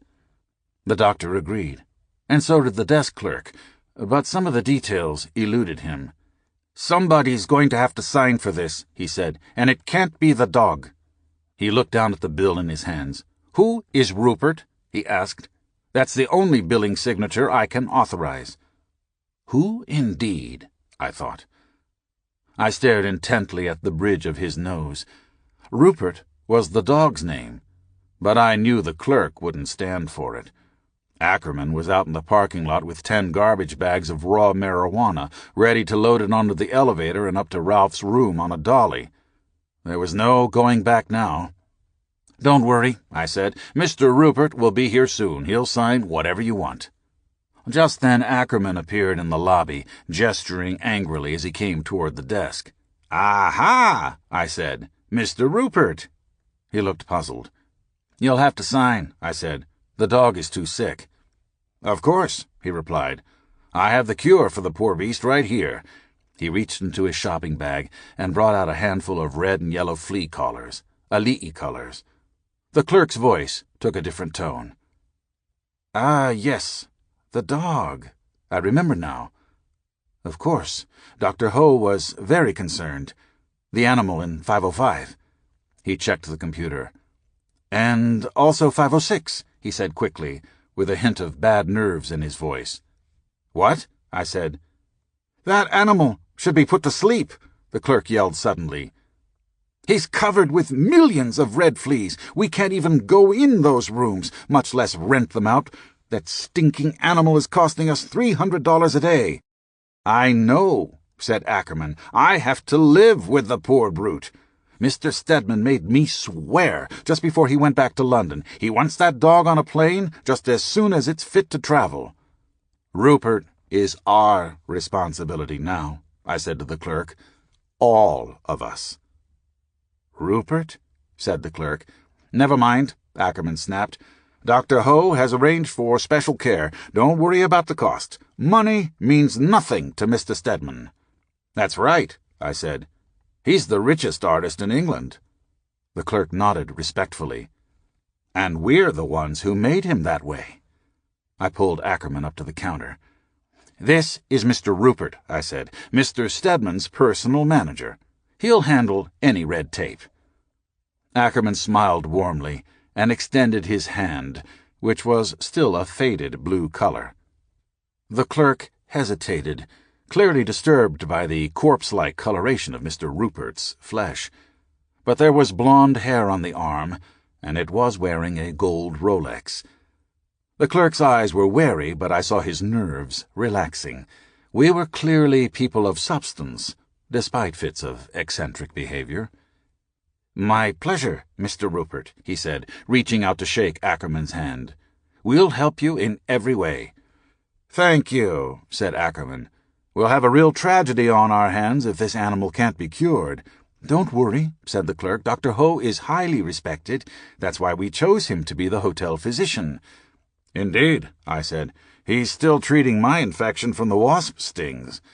The clerk nodded blankly, then reached under the counter for an American Express form, which he proffered discreetly to Ackerman. Now, if you'll just sign this, he said. Ackerman scrawled quickly on the form and accepted 2 keys from the clerk.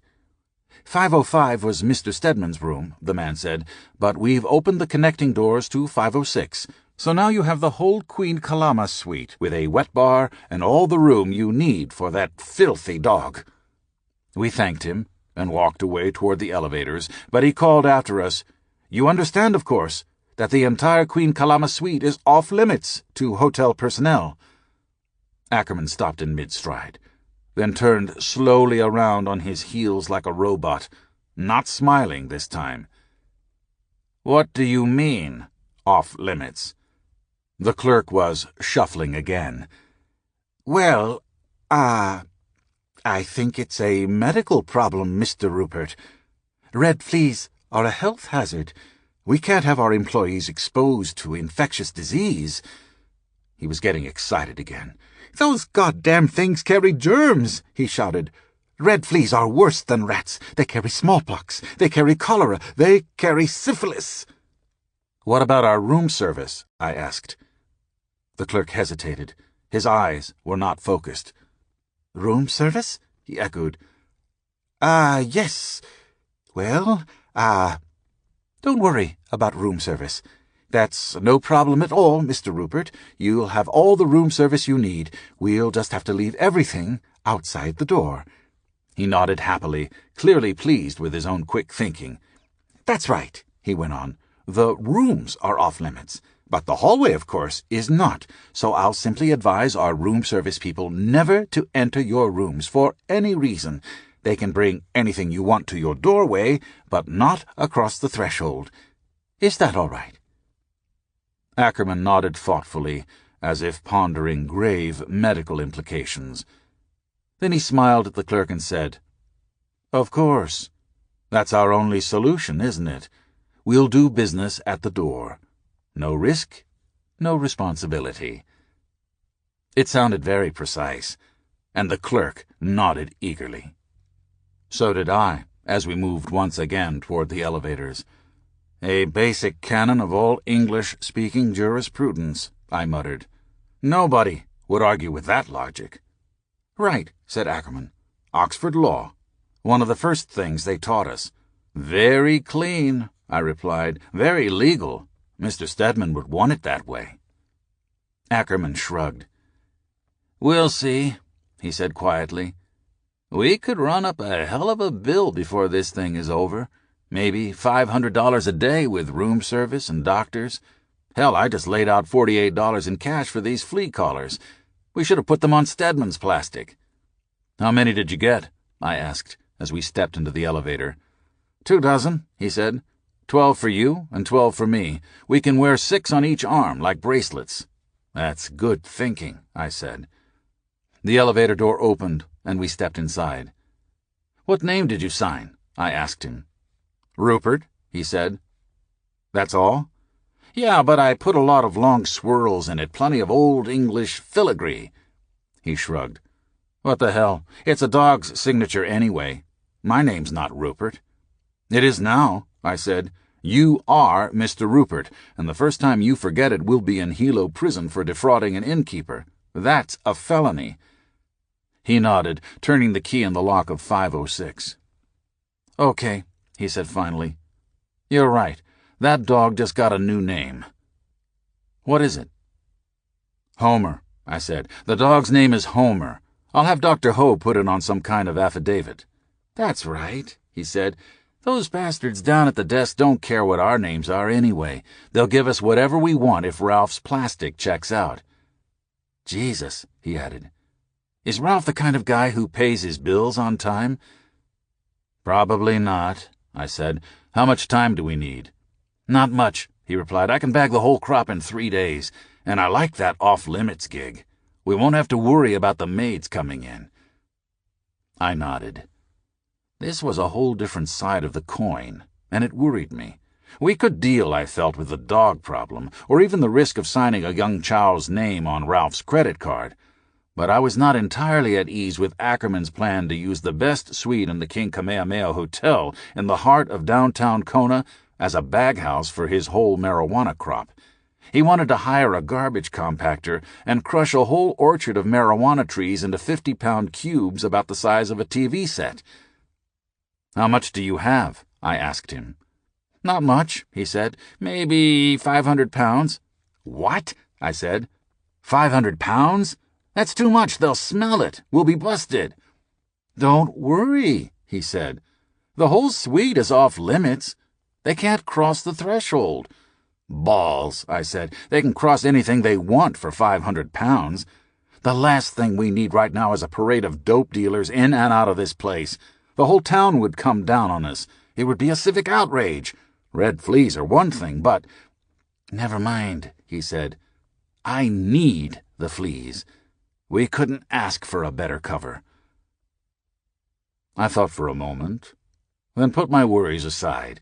This was, after all, Mr. Rupert's suite, not mine, and it was Mr. Rupert who would be signing all the room service chits. I was only here as a personal favor to my old friend Stedman, the rich and famous British artist. He had flown back to London on short notice and left us to care for his dying dog. The beast was too sick to touch.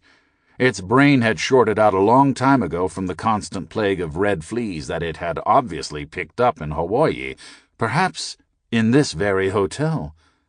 We had no choice, as I saw it, and I knew Dr. Ho would agree. Don't worry about that crazy little quack, Ackerman assured me.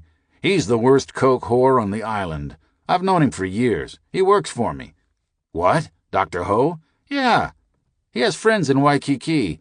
They ship a lot of dog medicine. He smiled.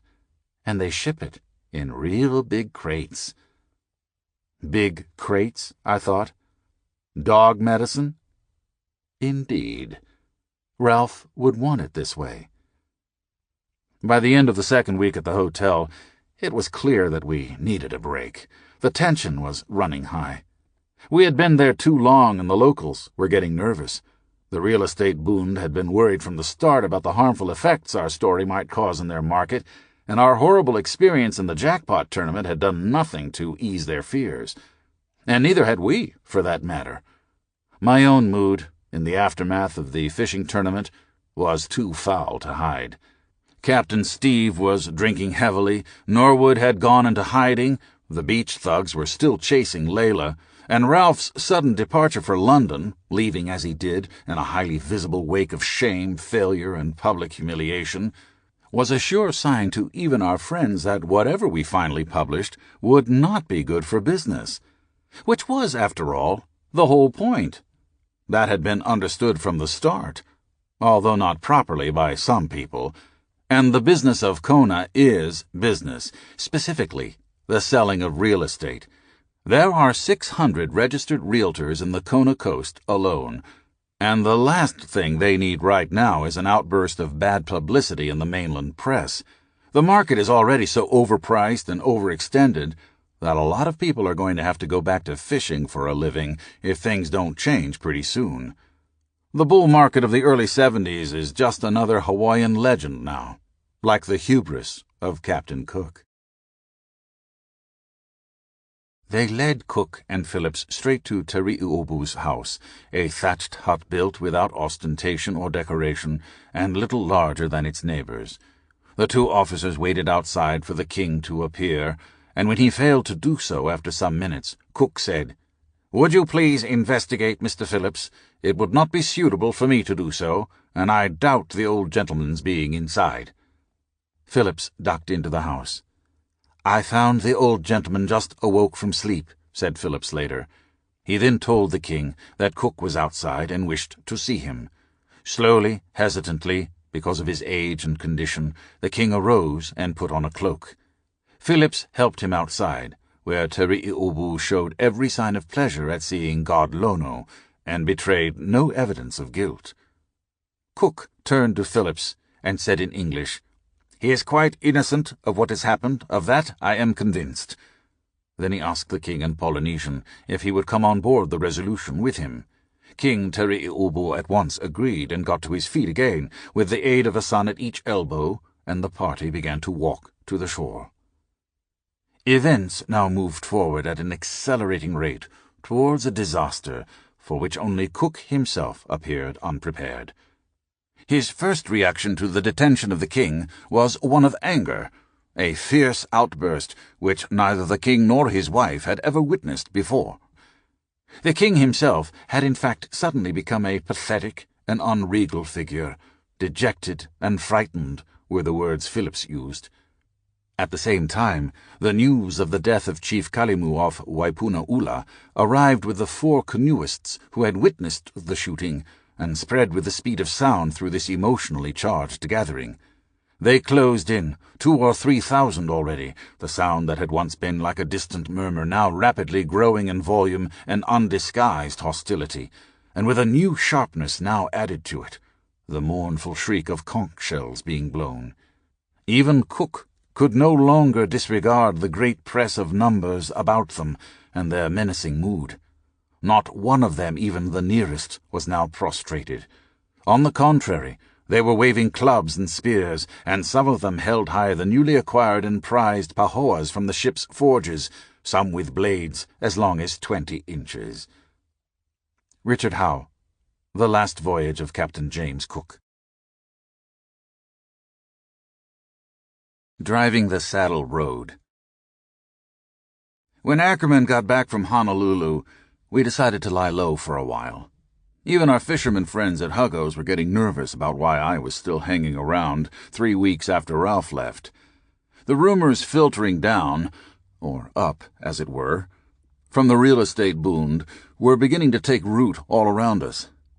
I knew we had reached a break point when even the bartenders at the Kona Inn began saying, "I thought you left last week," every time I came in, or, "What kind of story are you really writing?" "Never mind," I'd say. "We'll know soon enough."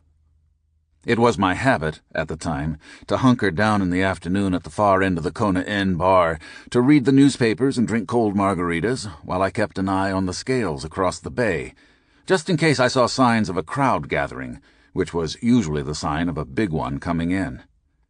From my perch at the end of the bar, with the big wooden fans whirling slowly above my head, I could look out on the whole waterfront. It was a good place to relax and read the papers, with the hula class practicing on the lawn, tall coconut palms along the seawall, big sailboats out in the bay, and a whole zoo of human weirdness churning quietly all around me. We were drifting into a macho way of life. There was no doubt about it, and no help for it either. We were living with these people, dealing with them 24 hours a day on their own turf, which was usually out at sea on their boats, mean drunk by noon, and never feeling quite comfortable with these tight-lipped seafaring bastards and all their special knowledge, being always in somebody's way as the goddamn boat lunges along in the water. 40,000 feet deep in some places, within sight of the Kona coast. 8 miles straight down, like falling off a cliff. It would take a long time for a body to sink 8 miles down to the ocean floor. It is pitch black down there, absolute darkness. Not even sharks swim that deep, but they will probably get you on the way down, somewhere in that hazy blue level around 300 feet, where the light begins to fade. Bobbing around on a boat the size of a pickup truck in 40,000 feet of blue water is not a good place to get weird with anybody, much less the captain of the boat, or even a deckhand. Nobody at all. These are the rules. You do what they say, no matter how crazy it seems, even if the captain locks himself in the head below decks at 9 o'clock in the morning with a quart of wild turkey while the boat runs in circles for 45 minutes and the deckhand has passed out in the fighting chair with his eyes rolled back in his head like white marbles. Even then, it is risky to question anything. These people are professional fishermen, skippers, licensed captains, and they take themselves very seriously. Words like macho and fascist take on a whole new meaning when you lose sight of land. Nothing will turn a man into a Nazi any faster than taking a bunch of ignorant strangers out to sea on his boat, regardless of how much they pay. It is almost a rule of the sea with these charter captains that the clients will panic and do everything wrong at the first sign of trouble, so that is the way they play it. Marine insurance is hard to get once you've lost a few clients overboard in water 8 miles deep. "Not one of you swine could get a job in the Caribbean," I said one night to a table full of professional fishermen on the whiskey deck at Huggo's. "You couldn't even get work in Florida." Their reaction was sullen. The mood of the table went sour, and Ackerman called for the check. It was something like $55, which he paid with his Merrill Lynch credit card, while the others wandered off to look for fights.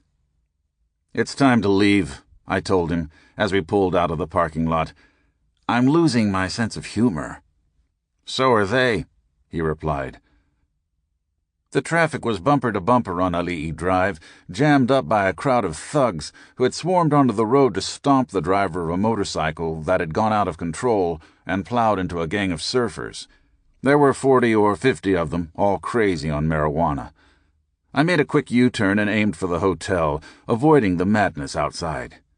Moments later, from the balcony, we heard the familiar howl of police sirens. Ackerman opened a new bottle of scotch, and we sat down to watch the sunset. It was low tide, with no surf, and the melee out on the highway had cleared the rabble off the beach. It was time, I felt, to relax and ponder the sea. Ackerman was smoking heavily. His face had taken on a sort of glazed appearance that made conversation awkward. "Well," he said finally, "let's go to the volcano. They'll never look for us up there." He laughed and suddenly stood up. "That's it," he said. "We'll make a run for the high ground. Maybe run the Saddle Road." "The Saddle Road?" "Yeah," he said. "You'll like it. We can go for the record. 1 hour and 17 minutes from Hilo to Waimea." "How far?" I said. 53 miles, at top speed." When in doubt, bore it out. Harley Davidson. We were coming into Hilo very fast, running downhill in the rain through a residential district at just under 100 miles an hour. The speedometer went up to 180, but I was not in the mood for unnecessary risks at this point, so I hit the accelerator and shifted down into second gear. Ackerman screamed something at me as a tin mailbox suddenly appeared right in front of us, but I missed it and punched the gas again as we hit the inside of the curve on a straight bounce and kept going. I had never driven a Ferrari before, and it had taken me a while to get the hang of it. But now that I finally felt comfortable with the machine, I wanted to push it a bit, lean back and let it run. Any car that costs $60,000, I felt, was built for some special purpose, and until now I had not understood just exactly what this one had been built for, what it really wanted to do. The numbers on the speedometer had fooled me for a while into thinking that the Ferrari 308 was made to go fast, but I was wrong about that. A lot of cars will go fast, and I have driven most of them.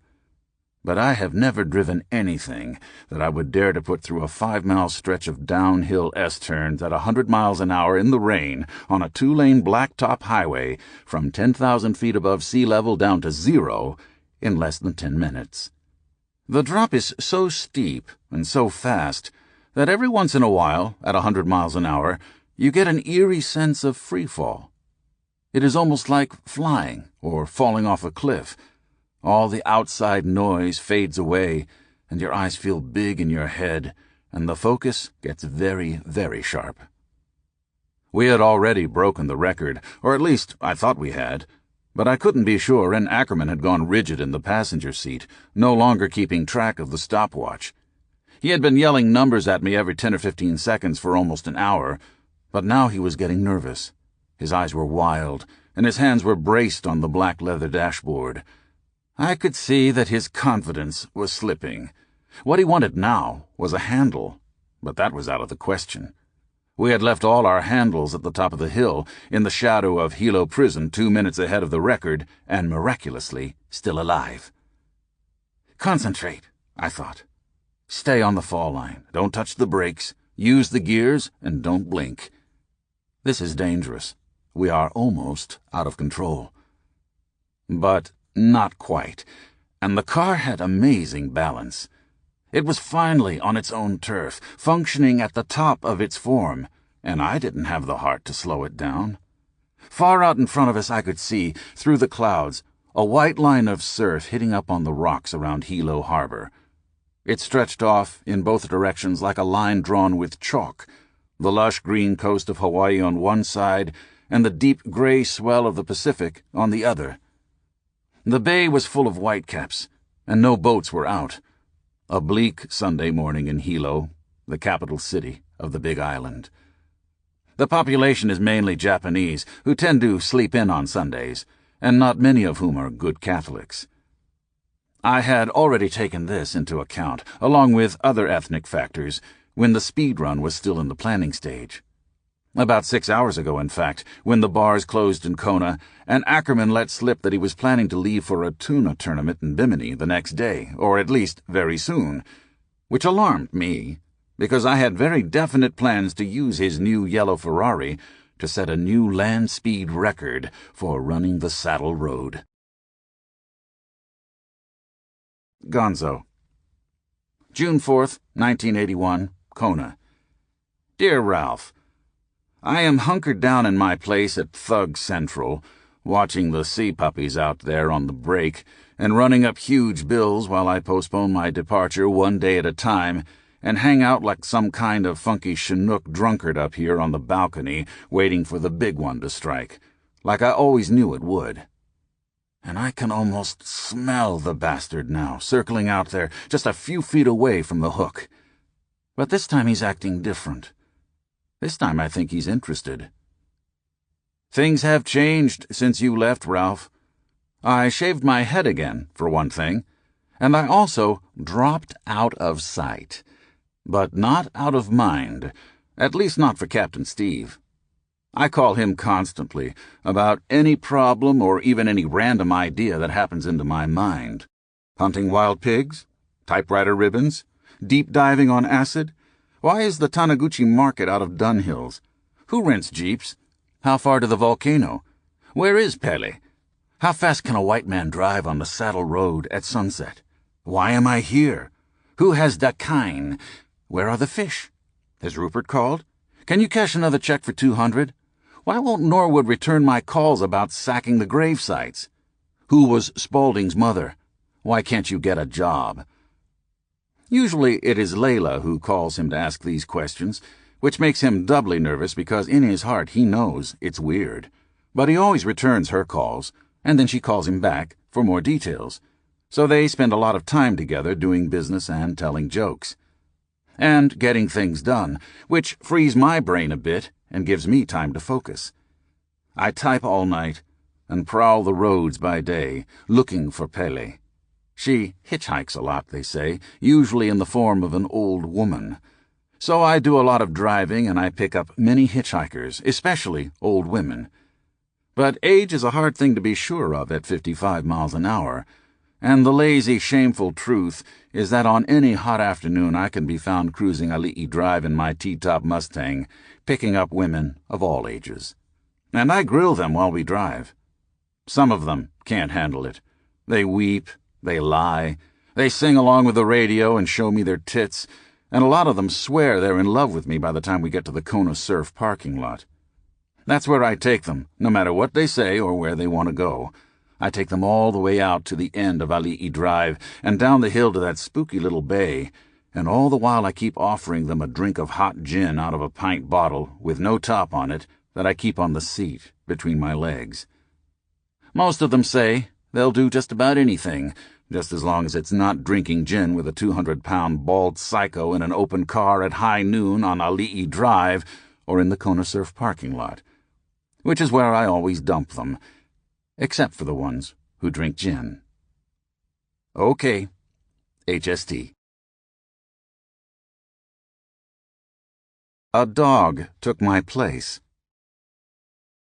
Then one native broke from the crowd following him, advanced with a club, withdrew for fear he might turn, advanced again, raised the club, and struck him a fearful blow. Cook staggered for several yards, and fell onto a hand and knee, his musket rattling onto the rocks beside him. The captain was clearly not killed by this blow, though seriously stunned. Another native did the murder. He was recognized by several onlookers. The muscular Chief Kua leapt onto the big stooping form, raised his pahoa, and plunged it into the back of Cook's neck. Robust to the end, even this did not kill him. The shock of the blow caused him to fall into a rock crevice full of water from the high tide. Kua leapt onto him again, stabbing him repeatedly, while others who had joined the murderer attempted to hold him down under the water. In one last gesture of defiance, Cook raised his head. Those in the pinnace saw his big, craggy face clearly, but momentarily. His lips were forming an unheard cry, and he was waving an arm feebly towards them. He attempted to rise, received a second fearful club blow. And now it was all over. All finished, except for the dreadful performance of mutilation.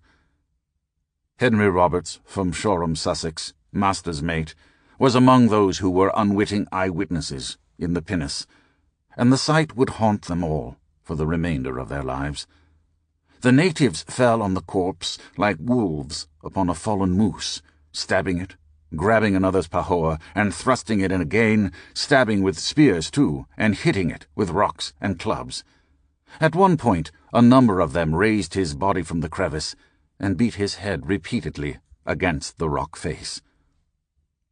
Richard Howe, The Last Voyage of Captain James Cook. High Priest Koa had been told that he was not to return to the ship without the body of Cook. Several days passed before he fulfilled his promise. From accounts provided by the girls, it appeared that King Tere'ubu and his family and entourage of chiefs had retired to some caves high up in the cliff tops. There the captain's corpse had been shared out among the highest chiefs, the hair to one, the scalp to another, the skull to a third, the hands to another, and the lion's share, so to speak, being retained by Tere'ubu. High Priest Brittany Koa's difficult task was to extract these prized parts from the chiefs and arrange for their return in one parcel. It was not until 19th February that Priest Hiapo sent a message that the body was on shore and awaited collection. Clark in his pinnace, and King in the cutter, put off from the Resolution, and under strong guard approached the shore of Kava'aloa. Beneath flags of peace, a party of priests and chiefs in solemn and ceremonial state paraded on shore with a massive pile of fruit and hogs from the king. Priest Hiapo carried in his hands a large parcel wrapped in plantain leaves and covered with a mourning cloak of black and white feathers. "On opening it," wrote King, "we found the captain's hands, the scalp, the skull, wanting the lower jaw, thigh bones, and arm bones." The hands had been pierced, and salt rammed in to preserve them. King Tere'iobu himself at last made a reappearance, after receiving assurances that he and his family would be safe, and that the quarrel would be buried along with the body of the old god Lono. Clark was able to receive him briefly. Tears were falling from the bloodshot eyes of the king, as he begged to know if they would be friends again when they returned to leave behind, as promised, Lieutenant King, the new god Lono. Clark reassured him, and as he wrote later, he expressed great satisfaction and appeared very happy. "And when will Lono return?" asked Tere'iobu. Lieutenant King replied that he would return before long. Richard Howe, The Last Voyage of Captain James Cook. Gonzo, June 10th, 1981, Kona. Dear Ralph, Okay. Things are really different now. It took a bit longer than I figured, but I think the Kona nut is finally cracked.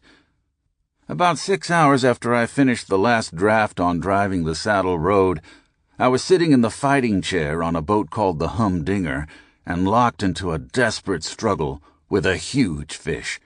And 17 minutes later, I had it reeled up so close to the boat that I was able to reach out and shatter its brain with one crazed, swooping blow from the Great Samoan War Club. Nobody patronizes me anymore, Ralph. I can drink with the fishermen now, the big boys. We gather at Huggo's around sundown to trade lies and drink slammers and sing wild songs about scurvy. I am one of them now. On the night we caught the big fish, I was cut off at Huggo's. And last night I was 86th from the Kona Inn for kicking the owner in the nuts for no good reason at all. The last thing he said, after inviting us for dinner and picking up the tab for $276, was, "Why did you do this to me?" Then his eyes rolled back in his head, and he sank down with a terrible groan on that black rock ledge in the entranceway, where he stayed for an hour and a half and said nothing at all to anybody.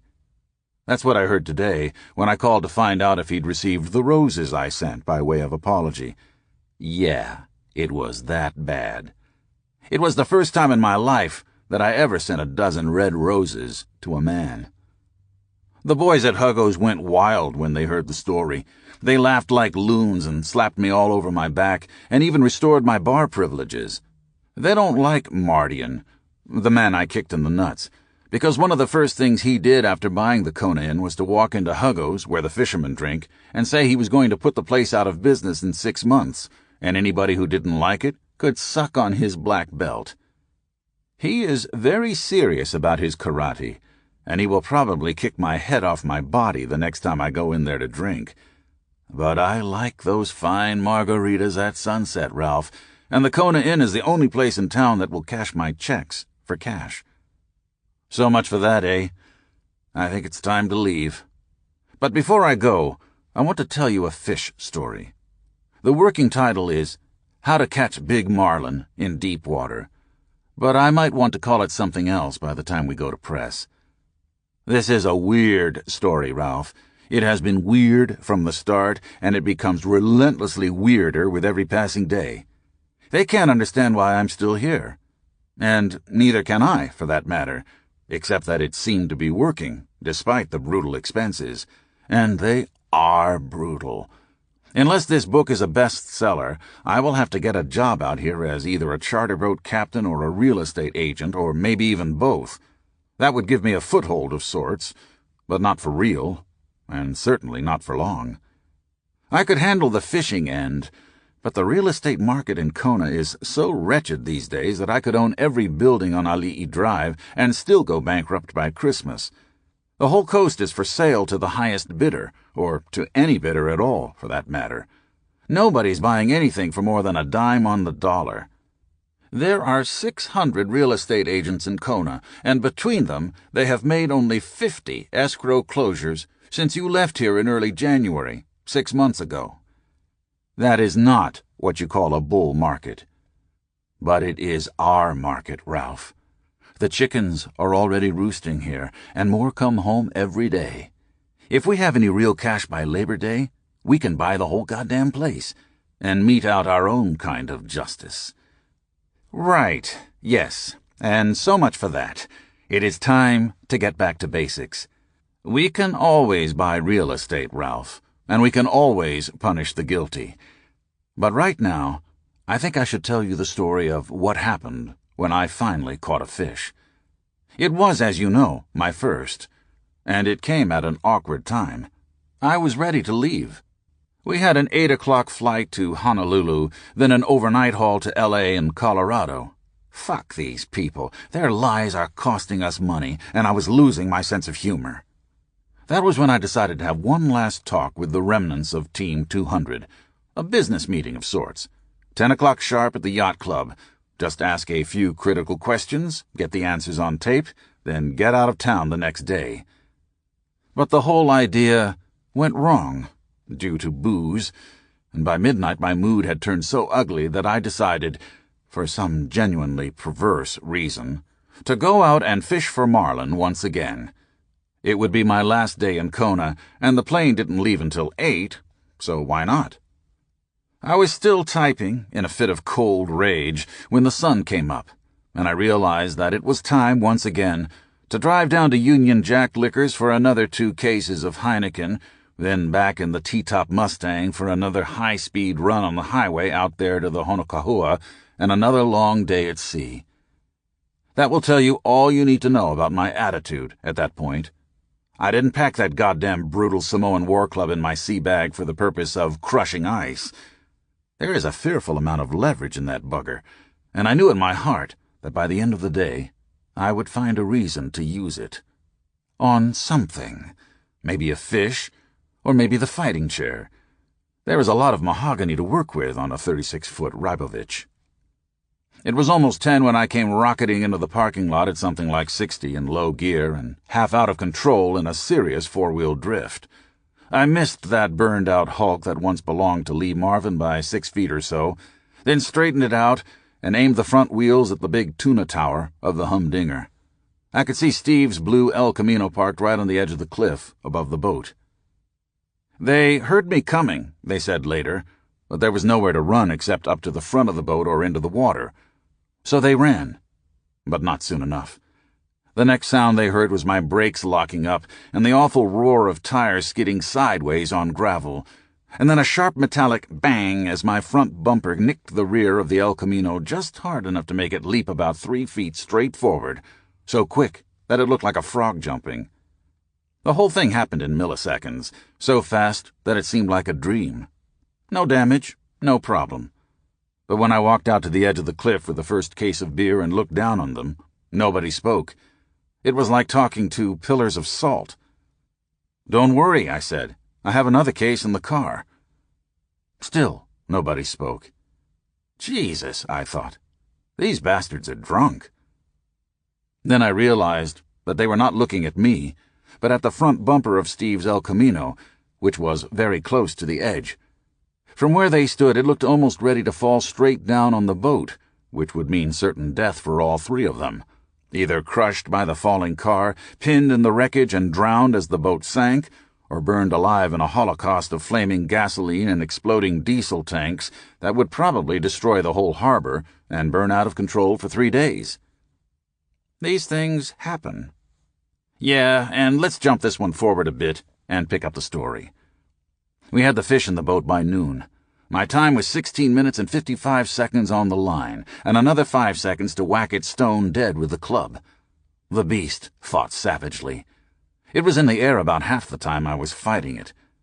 The first leap came about 10 seconds after I clipped myself into the chair, a wild burst of white spray and bright green flesh about 300 yards behind the boat. and the second one almost jerked my arms off. These buggers are strong, Ralph, and they have an evil sense of timing that can break a man's spirit. Just about the time your arms go numb, they will rest for 2 or 3 seconds.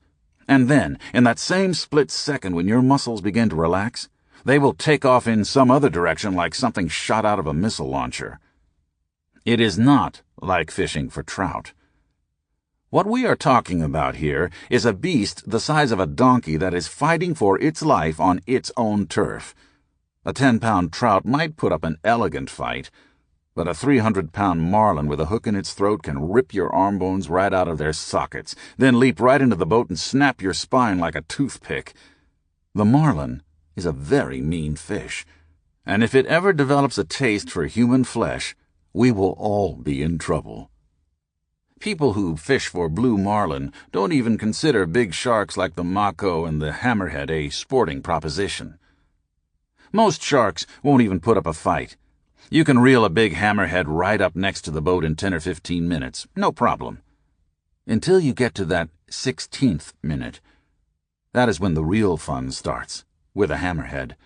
They are harder to kill than most Buicks, and getting one into the boat without killing half the crew is a trick that very few marlin fishermen will ever want to learn. But that is a different story, Ralph, and right now I'm not in the mood for it.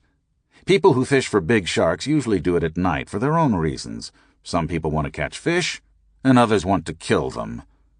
Sharks are not hated and feared in Hawaii like they are in the Caribbean. These Kanakas spend half their time in the water, but you never see anything in the newspapers about shark attacks. Not even the deep coral divers seem to worry much about sharks, except at night when they tend to get hungry. And I have never heard a surfer even say the word shark, which could mean nothing at all, as you know. They are not big on words, and they rarely even talk to each other. But anybody who spends 12 hours a day thrashing around in the surf like a baitfish is either half shark himself or knows something about them that we don't. And it occurs to me, now that I think on it, that they don't even worry me, which is dumb because I know the bastards are down there. I have seen them up close in the waters off the Keys. And now that I've said this, the taboo is broken, and the next time I go down with a tank anywhere in Hawaii, some blood-hungry rogue mako will probably rip both of my legs off. Okay. HST. We killed like champions. June 21st, 1981, Kona. Dear Ralph, yes, the fish was looking me straight in the eye when I reached far out over the side and bashed his brains loose with the Samoan war club. He died right at the peak of his last leap. 1 minute, he was bright green and thrashing around in the air with that goddamn spear on his nose trying to kill everything within reach. And then I smacked him, Ralph. I had no choice. He went limp with the first hit, about 2 inches behind the same eye he was using to look at me. And in fact, my first instinct was to go for the eye itself, but I altered my swing at the last split second, because I knew that kind of hideous mutilation would raise unpleasant questions at the pier. Anyway, that should answer your question. After 47 days and 47 nights of dumb shame and futility, that bastard might as well have been blind in both eyes from birth, for all the mercy he was going to milk out of me with one final piteous stare. At that point, I'd have bashed the brains out of a killer whale if we'd got it up next to the boat. A terrible bloodlust came on me when I saw him leaping right beside the boat, so close that he almost leaped right into it. And when the captain up on the bridge started screaming, "Get the bat, he's gone wild!" I sprang out of the goddamn fighting chair and, instead of grabbing that silly little aluminum baseball bat they normally use to finish off these beasts with 10 or 15 whacks, that's when I reached into my kit bag and brought out the war club and kicked Steve out of the way, and then, with a terrible shriek, I hit the beast with a running shot that dropped it back into the water like a stone and caused about 60 seconds of absolute silence in the cockpit. They weren't ready for it. The last time anybody killed a big marlin in Hawaii with a short-handled Samoan war club was about 300 years ago, And let me tell you, King Cam was lucky that fisherman used a paddle on his head instead of that thing I swung on the fish. We might never have had any talk about laws of the splintered, etc. Anyway, here's a selection of photos. I wish I could send you more, but it all happened so fast that I had a hell of a time getting any pictures at all. I not only had to use the business end of the rod and reel for the first time in my life to drag a 300-pound monster out of the sea in less than 20 minutes and then kill it in the midst of a frenzy right in front of my face, but I also had to rush back into the cabin and get the camera and shoot a whole roll/pack in less than 30 seconds. Very fast and savage work, Ralph. You'd have been proud of me. Indeed. But the real story of that high-strung, blood-spattered day was not so much in the catching of the fish — any fool can do that — but in our arrival at the pier, which freaked everybody, even Layla. We came in wild and bellowing, Ralph. They said they could hear me screaming about a half-mile out. I was shaking the war club at the drunken bastard Norwood on the pier and cursing every booze-crazy, incompetent son of a pig-fucking missionary bastard that ever set foot in Hawaii. People cringed and shrunk back in silence as this terrible drunken screaming came closer and closer to the pier. They thought I was screaming at them. Nobody on the pier had any idea that I was talking, at the top of my lungs, to Norwood, and the rumbling of our diesel engines was so loud that it seemed to me that I could barely make myself heard. Which was not the case. They could hear me at the bar in the Kona Inn 500 yards across the bay. And to the big afternoon crowd on the pier, Layla said, it sounded like the second coming of Lono. I raved for 15 minutes, the whole time it took us to tie up. The crowd was horrified, and even Layla tried to act like she didn't know us when I hurled a 15-pound ahi at her from about 10 yards out. It hit on the concrete pier with a nasty wet smack, but nobody picked it up, or even spoke. They hated everything we stood for, and when I jumped up on the pier and began whipping on the fish with the war club, nobody even smiled. Okay. HST. Yesterday's weirdness is tomorrow's reason why. June 30th, 1981. City of Refuge. Dear Ralph, enclosed, please find some pages I did in Kona, along with a photograph suitable for framing. Your letter of 24/6 arrived today, along with the book on shark care, which I suspect we can use. And I also like your notion of the Cro-Magnon man re-emerging on the point of a new ice age, both ahead and behind his time. Which is a serious trick to pull off, as you know, and it has given me no end of trouble, in both the personal and the professional arenas. Few people are comfortable with this concept, and even fewer can live with it. Thank God, I have at least one smart friend like you. But there is one thing I feel you should know, Ralph, before you take your theory any further. I am Lono. Yeah, that's me, Ralph. I am the one they've been waiting for all these years. Captain Cook was just another drunken sailor who got lucky in the South Seas. Or maybe not. And this gets into religion and the realm of the mystic, so I want you to listen carefully, because you alone might understand the full and terrible meaning of it. A quick look back to the origins of this saga will raise, I'm sure, the same inescapable questions in your mind that it did in mine for a while. Think back on it, Ralph. How did this thing happen? What mix of queer and, until now, hopelessly confused reasons brought me to Kona in the first place? What kind of awful power was it that caused me, after years of refusing all and even the most lucrative magazine assignments as cheap and unworthy, to suddenly agree to cover the Honolulu Marathon for one of the most obscure magazines in the history of publishing? I could have gone off with a plane load of reporters to roam the world with Alexander Haig, or down to Plains for a talk with Jimmy Carter. There were many things to write, for many people and many dollars, but I spurned them all, until the strange call came from Hawaii.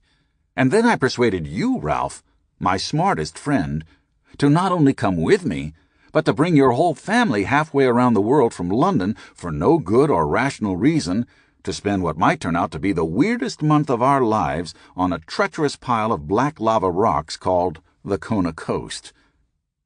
Strange, eh? But not really. Not when I look back on it all and finally see the pattern, which was not so clearly apparent to me then as it is now, and that's why I never mentioned these things to you while you were here. We had enough problems, as I recall, without having to come face to face with the genuinely weird. Merely getting on and off the island required thousands of dollars and hundreds of man-hours, and the simple act of sending a packet from Kona to Portland, Oregon, was a full-time job for both of us for 3 or 4 days. And then, when you left, the massive shame and humiliation I suffered at the hands of those fools made me both too crazy to talk about what I was only then beginning to understand was the real reason for it all. And in fact, I failed to see it clearly myself, until last night. Many things happened after you left, Ralph, and that is why I am writing you now, from what appears to be my new home in the city. So make note of the address. CO, Kaleokeave, City of Refuge, Kona Coast, Hawaii. You remember the Kaleokeave, Ralph. It's the hut where you told me they were keeping King Cam's bones. The place where you dared to climb over the wall and pose in the yard for some Polaroid shots, like the buggering fool you are and always will be. What? Did I say that? Well, yeah, I did. But never mind these idle jabs, Ralph. You weren't there when the deal went down. The trouble began on the day I caught the fish. Or more specifically, it began when I came into the harbor on the flying bridge of the Humdinger and started bellowing at the crowd on the dock about filthy drunken sons of missionaries and lying scum and doomed pig fuckers and all those other things I mentioned in my last update letter. What I didn't tell you, old sport, is that I was also screaming, "I am Lono," in a thundering voice that could be heard by every Kanaka on the whole waterfront, from the Hilton to the King Cam, and that many of these people were deeply disturbed by the spectacle. I don't know what got into me, Ralph.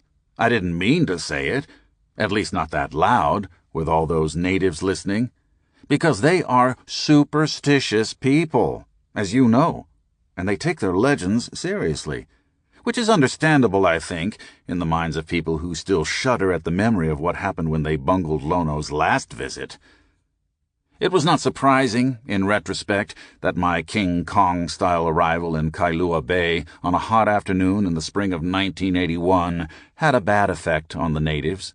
The word traveled swiftly up and down the coast, and by nightfall the downtown streets were crowded with people who had come from as far away as South Point and the Waipio Valley to see for themselves if the rumor was really true, that Lono had, in fact, returned in the form of a huge, drunken maniac who dragged fish out of the sea with his bare hands and then beat them to death on the dock with a short-handled Samoan war club. By noon the next day, these rumors of native unrest had reached our friends in the real estate Bund, who saw it as the last straw, they said later, and reached a consensus decision to get me out of town on the next plane. This news was conveyed to me by Bob Mardian at the bar at the Kona Inn, which he owns. "These guys are not kidding," he warned me. "They want to put you in Hilo prison." He glanced nervously around the bar to see who was listening, then grasped my arm firmly and leaned his head close to mine. "This is serious," he whispered. "I've got 3 waitresses who won't come to work until you're gone." "Gone?" I said. "What do you mean?"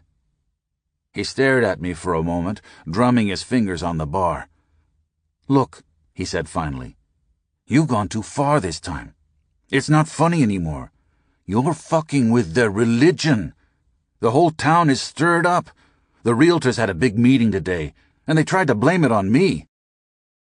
I called for another brace of margaritas, which Mardian declined, so I drank them both, while I listened.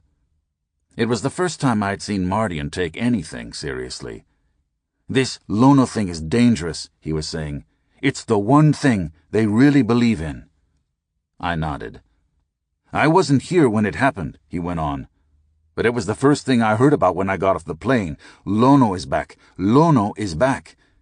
He laughed nervously. Jesus, we can get away with almost anything out here, but not that. The bar was quiet. People were staring at us. Mardian had obviously been chosen by his own people to deliver an ugly message. Okay. HST. July 1st, 1981. City of Refuge. 24 hours later. I must be getting old, Ralph. 8 pages is about all I can do in one night. So I took a break and got some sleep. I also felt I should back off and have a long look at this I am Lono business, because I was wary of being fooled by another false dawn. That was the problem, Ralph. We were blind. The story we wanted was right in front of our eyes from the very start, although we can be excused, I think, for our failure to instantly understand a truth beyond reality. It was not an easy thing for me to accept the fact that I was born 1,700 years ago in an ocean-going canoe somewhere off the Kona coast of Hawaii, a prince of royal Polynesian blood, and lived my first life as King Lono, ruler of all the islands. According to our missionary-slash-journalist William Ellis, I governed Hawaii during what may in its chronology be called the Fabulous Age until I became offended with my wife and murdered her, but afterwards lamented the act so much as to induce a state of mental derangement. In this state, I traveled through all the islands, boxing and wrestling with everyone I met. I subsequently set sail in a singularly shaped magic canoe for Tahiti, or a foreign country. After my departure, I was deified by my countrymen, and annual games of boxing and wrestling were instituted in my honor. How's that for roots? What? Don't argue with me, Ralph. You come from a race of eccentric degenerates. I was promoting my own fights all over Hawaii 1,500 years before your people even learned to take a bath. And besides, this is the story. I don't know music, but I have a good ear for the high white sound, and when this Lono gig flashed in front of my eyes about 33 hours ago, I knew it for what it was. Suddenly, the whole thing made sense. It was like seeing the green light for the first time. I immediately shed all religious and rational constraints and embraced a new truth. It has made my life strange, and I was forced to flee the hotel after the realtors hired thugs to finish me off. But they killed a local haole fisherman instead by mistake. This is true. On the day before I left, thugs beat a local fisherman to death and left him either floating face down in the harbor or strangled to death with a brake cable and left in a jeep on the street in front of the Hotel Monago. News accounts were varied. That's when I got scared and took off for the city. I came down the hill at 90 miles an hour and drove the car as far as I could out on the rocks. Then I ran like a bastard for the Kaleokeave, over the fence like a big kangaroo, kick down the door, then crawl inside and start screaming, "I am Lono," at my pursuers, a gang of hired thugs and realtors, turned back by native park rangers.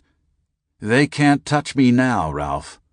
I am in here with a battery-powered typewriter, 2 blankets from the King Cam, my miner's headlamp, a kit bag full of speed and other vitals, and my fine Samoan war club.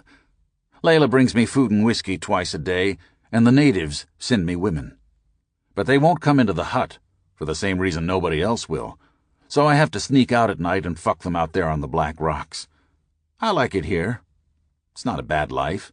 I can't leave because they're waiting for me out there by the parking lot, but the natives won't let them come any closer.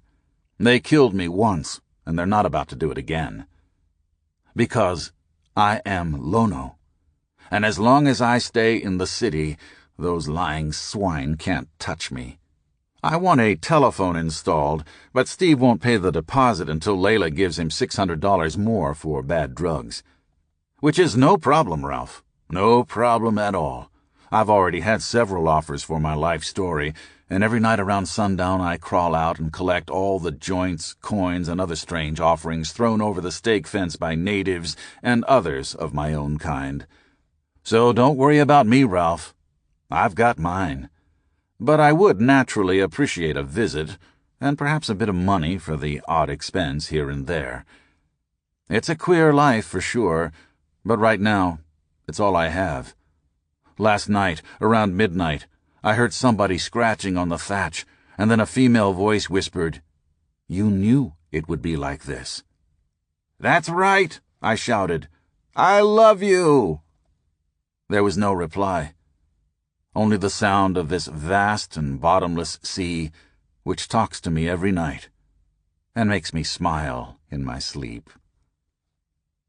Okay. HST. Rage, rage against the coming of the light. Skinner brought me some whiskey last night. He flew over from Honolulu with 2 girls from the agency and 5 or 6 liters of hot Glenfiddich scotch, which we drank on the beach in paper cups with some ice I got from the rangers. The moon was dim and the clouds were low, but we had enough light from my portable hurricane lamp to see each other's faces when we talked. The girls were not comfortable here, and neither was Skinner. "I'm sorry," he said later, "but it's too weird to laugh at." We were sitting on the floor of my house in the City of Refuge, about 30 miles south of Kailua on the Kona coast of Hawaii. The girls had gone swimming in the bay, and from where I sat I could see them splashing around in the surf, their naked bodies shining in the moonlight. Occasionally one of them would appear in the small doorway and ask for a cigarette, then laugh nervously and run away again, leaving us alone to our baleful conversation. The sight of these long-legged nymphs prancing around on the black rocks outside my door made concentration difficult. Skinner could not see the girls from where he sat, and his mood was becoming so grim that I tried not to see them myself, because I understood that this was not a social visit, and we didn't have much time. "Look," he was saying, "we're both in trouble." I nodded. "And we will both end up in Hilo prison if we don't put an end to this madness, right?" That got my attention. "Well, maybe so," I agreed. "Yeah, you're probably right. It's Hilo prison for sure." My mind flashed back to realities. Fraud, arson, bombs, assault, conspiracy, harboring fugitives, heresy. All felony charges. He shook his head and leaned forward to hand me a cigarette. We were both sitting cross-legged on the floor, each on our own tapa mat, with the dull glow of the hurricane lamp like a tiny campfire between us, and both our necks bowed with serious problems that could only be solved by serious men thinking serious thoughts. A noise outside the hut distracted me, and I glanced out the door. One of the girls was standing high on the rocks with her hands on her hips and her nipples pointing up at the moon, like some ancient Hawaiian goddess curling into a swan dive all the way down to the land of Po. And I was stunned by the sight of it, some elegant vision from a half-remembered past, with the sea lapping up on the rocks and the moon rolling over toward China. "Never mind the girls," Skinner snapped. "We can always take them with us."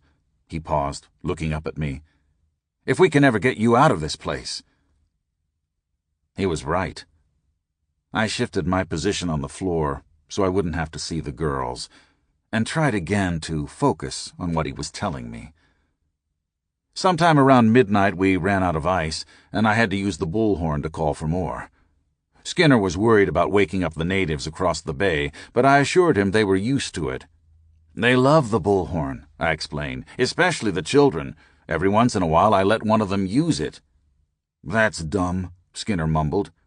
"Stay away from children. They'll betray you by accident." "Jesus," he muttered, "a bullhorn? Are you out of your fucking mind? These natives are nervous enough as it is. If they decide you're a pervert, you're finished." "But I never turn it on," I said, showing him the on-off volume switch under a piece of duct tape on the handle. "The little bastards can yell into it all day and it won't make a sound. But when I use it, I said, it sounds like this. A terrible screech of feedback and distorted low-end rumble filled the heiau as I punched the sound level all the way up to 10 watts and aimed it out the door at the ranger station back in the palm jungle. The sound was unbearable. Skinner leaped to his feet and rushed outside to calm the girls, who were screaming hysterically. But I couldn't hear them now. Their voices were completely blotted out. And then, as thunder follows lightning, came the strange crackling roar of my own voice, saying very gently and calmly, "Aloha! Ice cubes, mahalo," and then repeated over and over again like a voice from the land of Poe, "Ice cubes, mahalo. Yes, ice cubes, ice cubes, mahalo. Ice cubes, ice cubes, mahalo."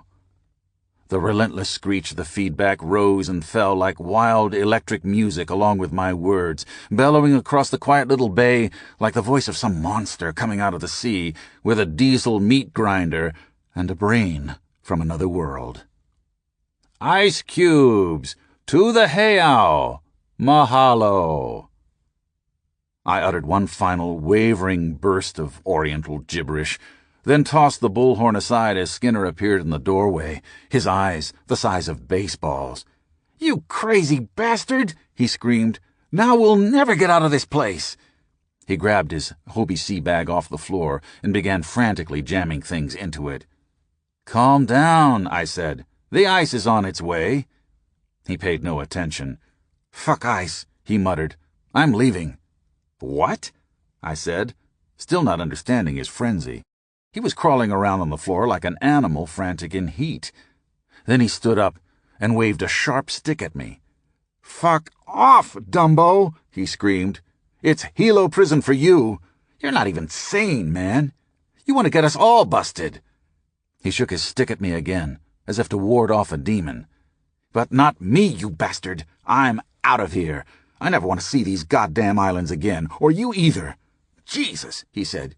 "You're worse than crazy. You're dumb." "So what?" I said. "It doesn't matter here." He stared at me for a moment, then lit a cigarette. I opened another bottle of scotch and scraped the rest of the ice out of the cooler. "We'll have more in a minute," I said. Which was true. The night ranger, probably my friend Mitch Kamahili, was even now on his way along the path through the palm trees with a garbage bag full of ice cubes. In a moment I would see the bright beam of his flashlight sweeping the bay, and I would signal him back with my own light, and then I would walk carefully across the rocks to the old canoe beside the main heiau, where I knew he would leave the ice bag, and in its place I would leave my own bag, the one from the last night's delivery, full of empty beer bottles, cigarette butts, dead batteries, and crumpled wads of blue typewriter paper. This was our nightly routine, and the rangers seemed to enjoy it. All they asked was that I stay out of sight during the daylight hours when the tourists were roaming around. That would be a flagrant violation of the main kapu. The gravity of the situation had been explained to me more than once by Mitch, the young ranger who normally worked the graveyard shift. On some nights, when he was sure I had no visitors, he would bring the ice all the way out to the heiau, and we would sit for a while and talk about what was happening. Or not happening, as he'd been very careful to explain to me. "You are not here," he told me. "The heiau is kapu. Nobody can be here." I listened carefully, with all 3 ears, knowing in my heart that he was far crazier than I was. I was dealing night after night with a U.S. National Park ranger in full uniform who also believed, without question, that any shark he saw in the bay might be his uncle, in a different form perhaps, but still family. On some nights, as we sat there on the edge of the sea drinking beakers of iced malt whiskey and sharing a pipe of the local weed, he would suddenly stand up and say, "See you later, boss. I'm going home for a while." When he got in these moods, Mitch would roll a huge green cigarette and go off to sit by himself. I would see the glow of the cigarette for a while, and then I would hear a splash as he slithered over the side, leaving me to brew drunkenly in the dim glare of the hurricane lamp, hunched on the rocks like a stranded ape. Over the side, into the deep, blowing air like a porpoise as he slid away from the rocks and out to the open sea, disappearing into the ocean with the atavistic grace of some mammal finally remembering where it really wanted to be. The Song of Waihia. Oh, the long knife of the stranger from other lands, of the stranger with sparkling eyes, of the stranger with a white face. Oh, long knife of Lono, the gift of Lono. It flashes like fire in the sun. Its edge is sharper than stone, sharper than the hard stone of Hualalai. The spear touches it and breaks. The strong warrior sees it and dies. Where is the long knife of the stranger? Where is the sacred gift of Lono? It came to Wailuku and is lost. It was seen at Lahaina and cannot be found. He is more than a chief who finds it. He is a chief of chiefs who possesses it. Maui cannot spoil his fields. Hawaii cannot break his nets. His canoes are safe from Kauai. The chiefs of Oahu will not oppose him. The chiefs of Molokai will bend at his feet. O long knife of the stranger, O bright knife of Lono, who has seen it? Who has found it? Has it been hidden away in the earth? Has the great sea swallowed it? Does the Kilo see it among the stars?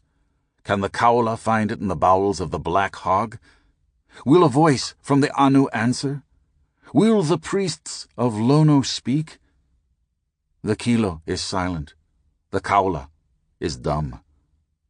O long knife of the stranger, O bright knife of Lono, it is lost. It is lost. It is lost. The Song of Waihia, a renowned prophetess. Waihia lived during the 1200s A.D.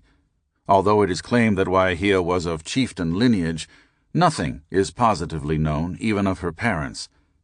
Through an almost undeviating verification of her prophecies, in time she became noted and feared by the people, not only as a favored devotee of Uli, the god of the sorcerers, but as a medium through whom the Unipihili, or spirits of the dead, communicated. She lived alone in a hut in a retired part of the valley of Waipio, and it is said that a large pueo, or owl, which was sacred and sometimes worshipped, came nightly and perched upon the roof of her lonely habitation.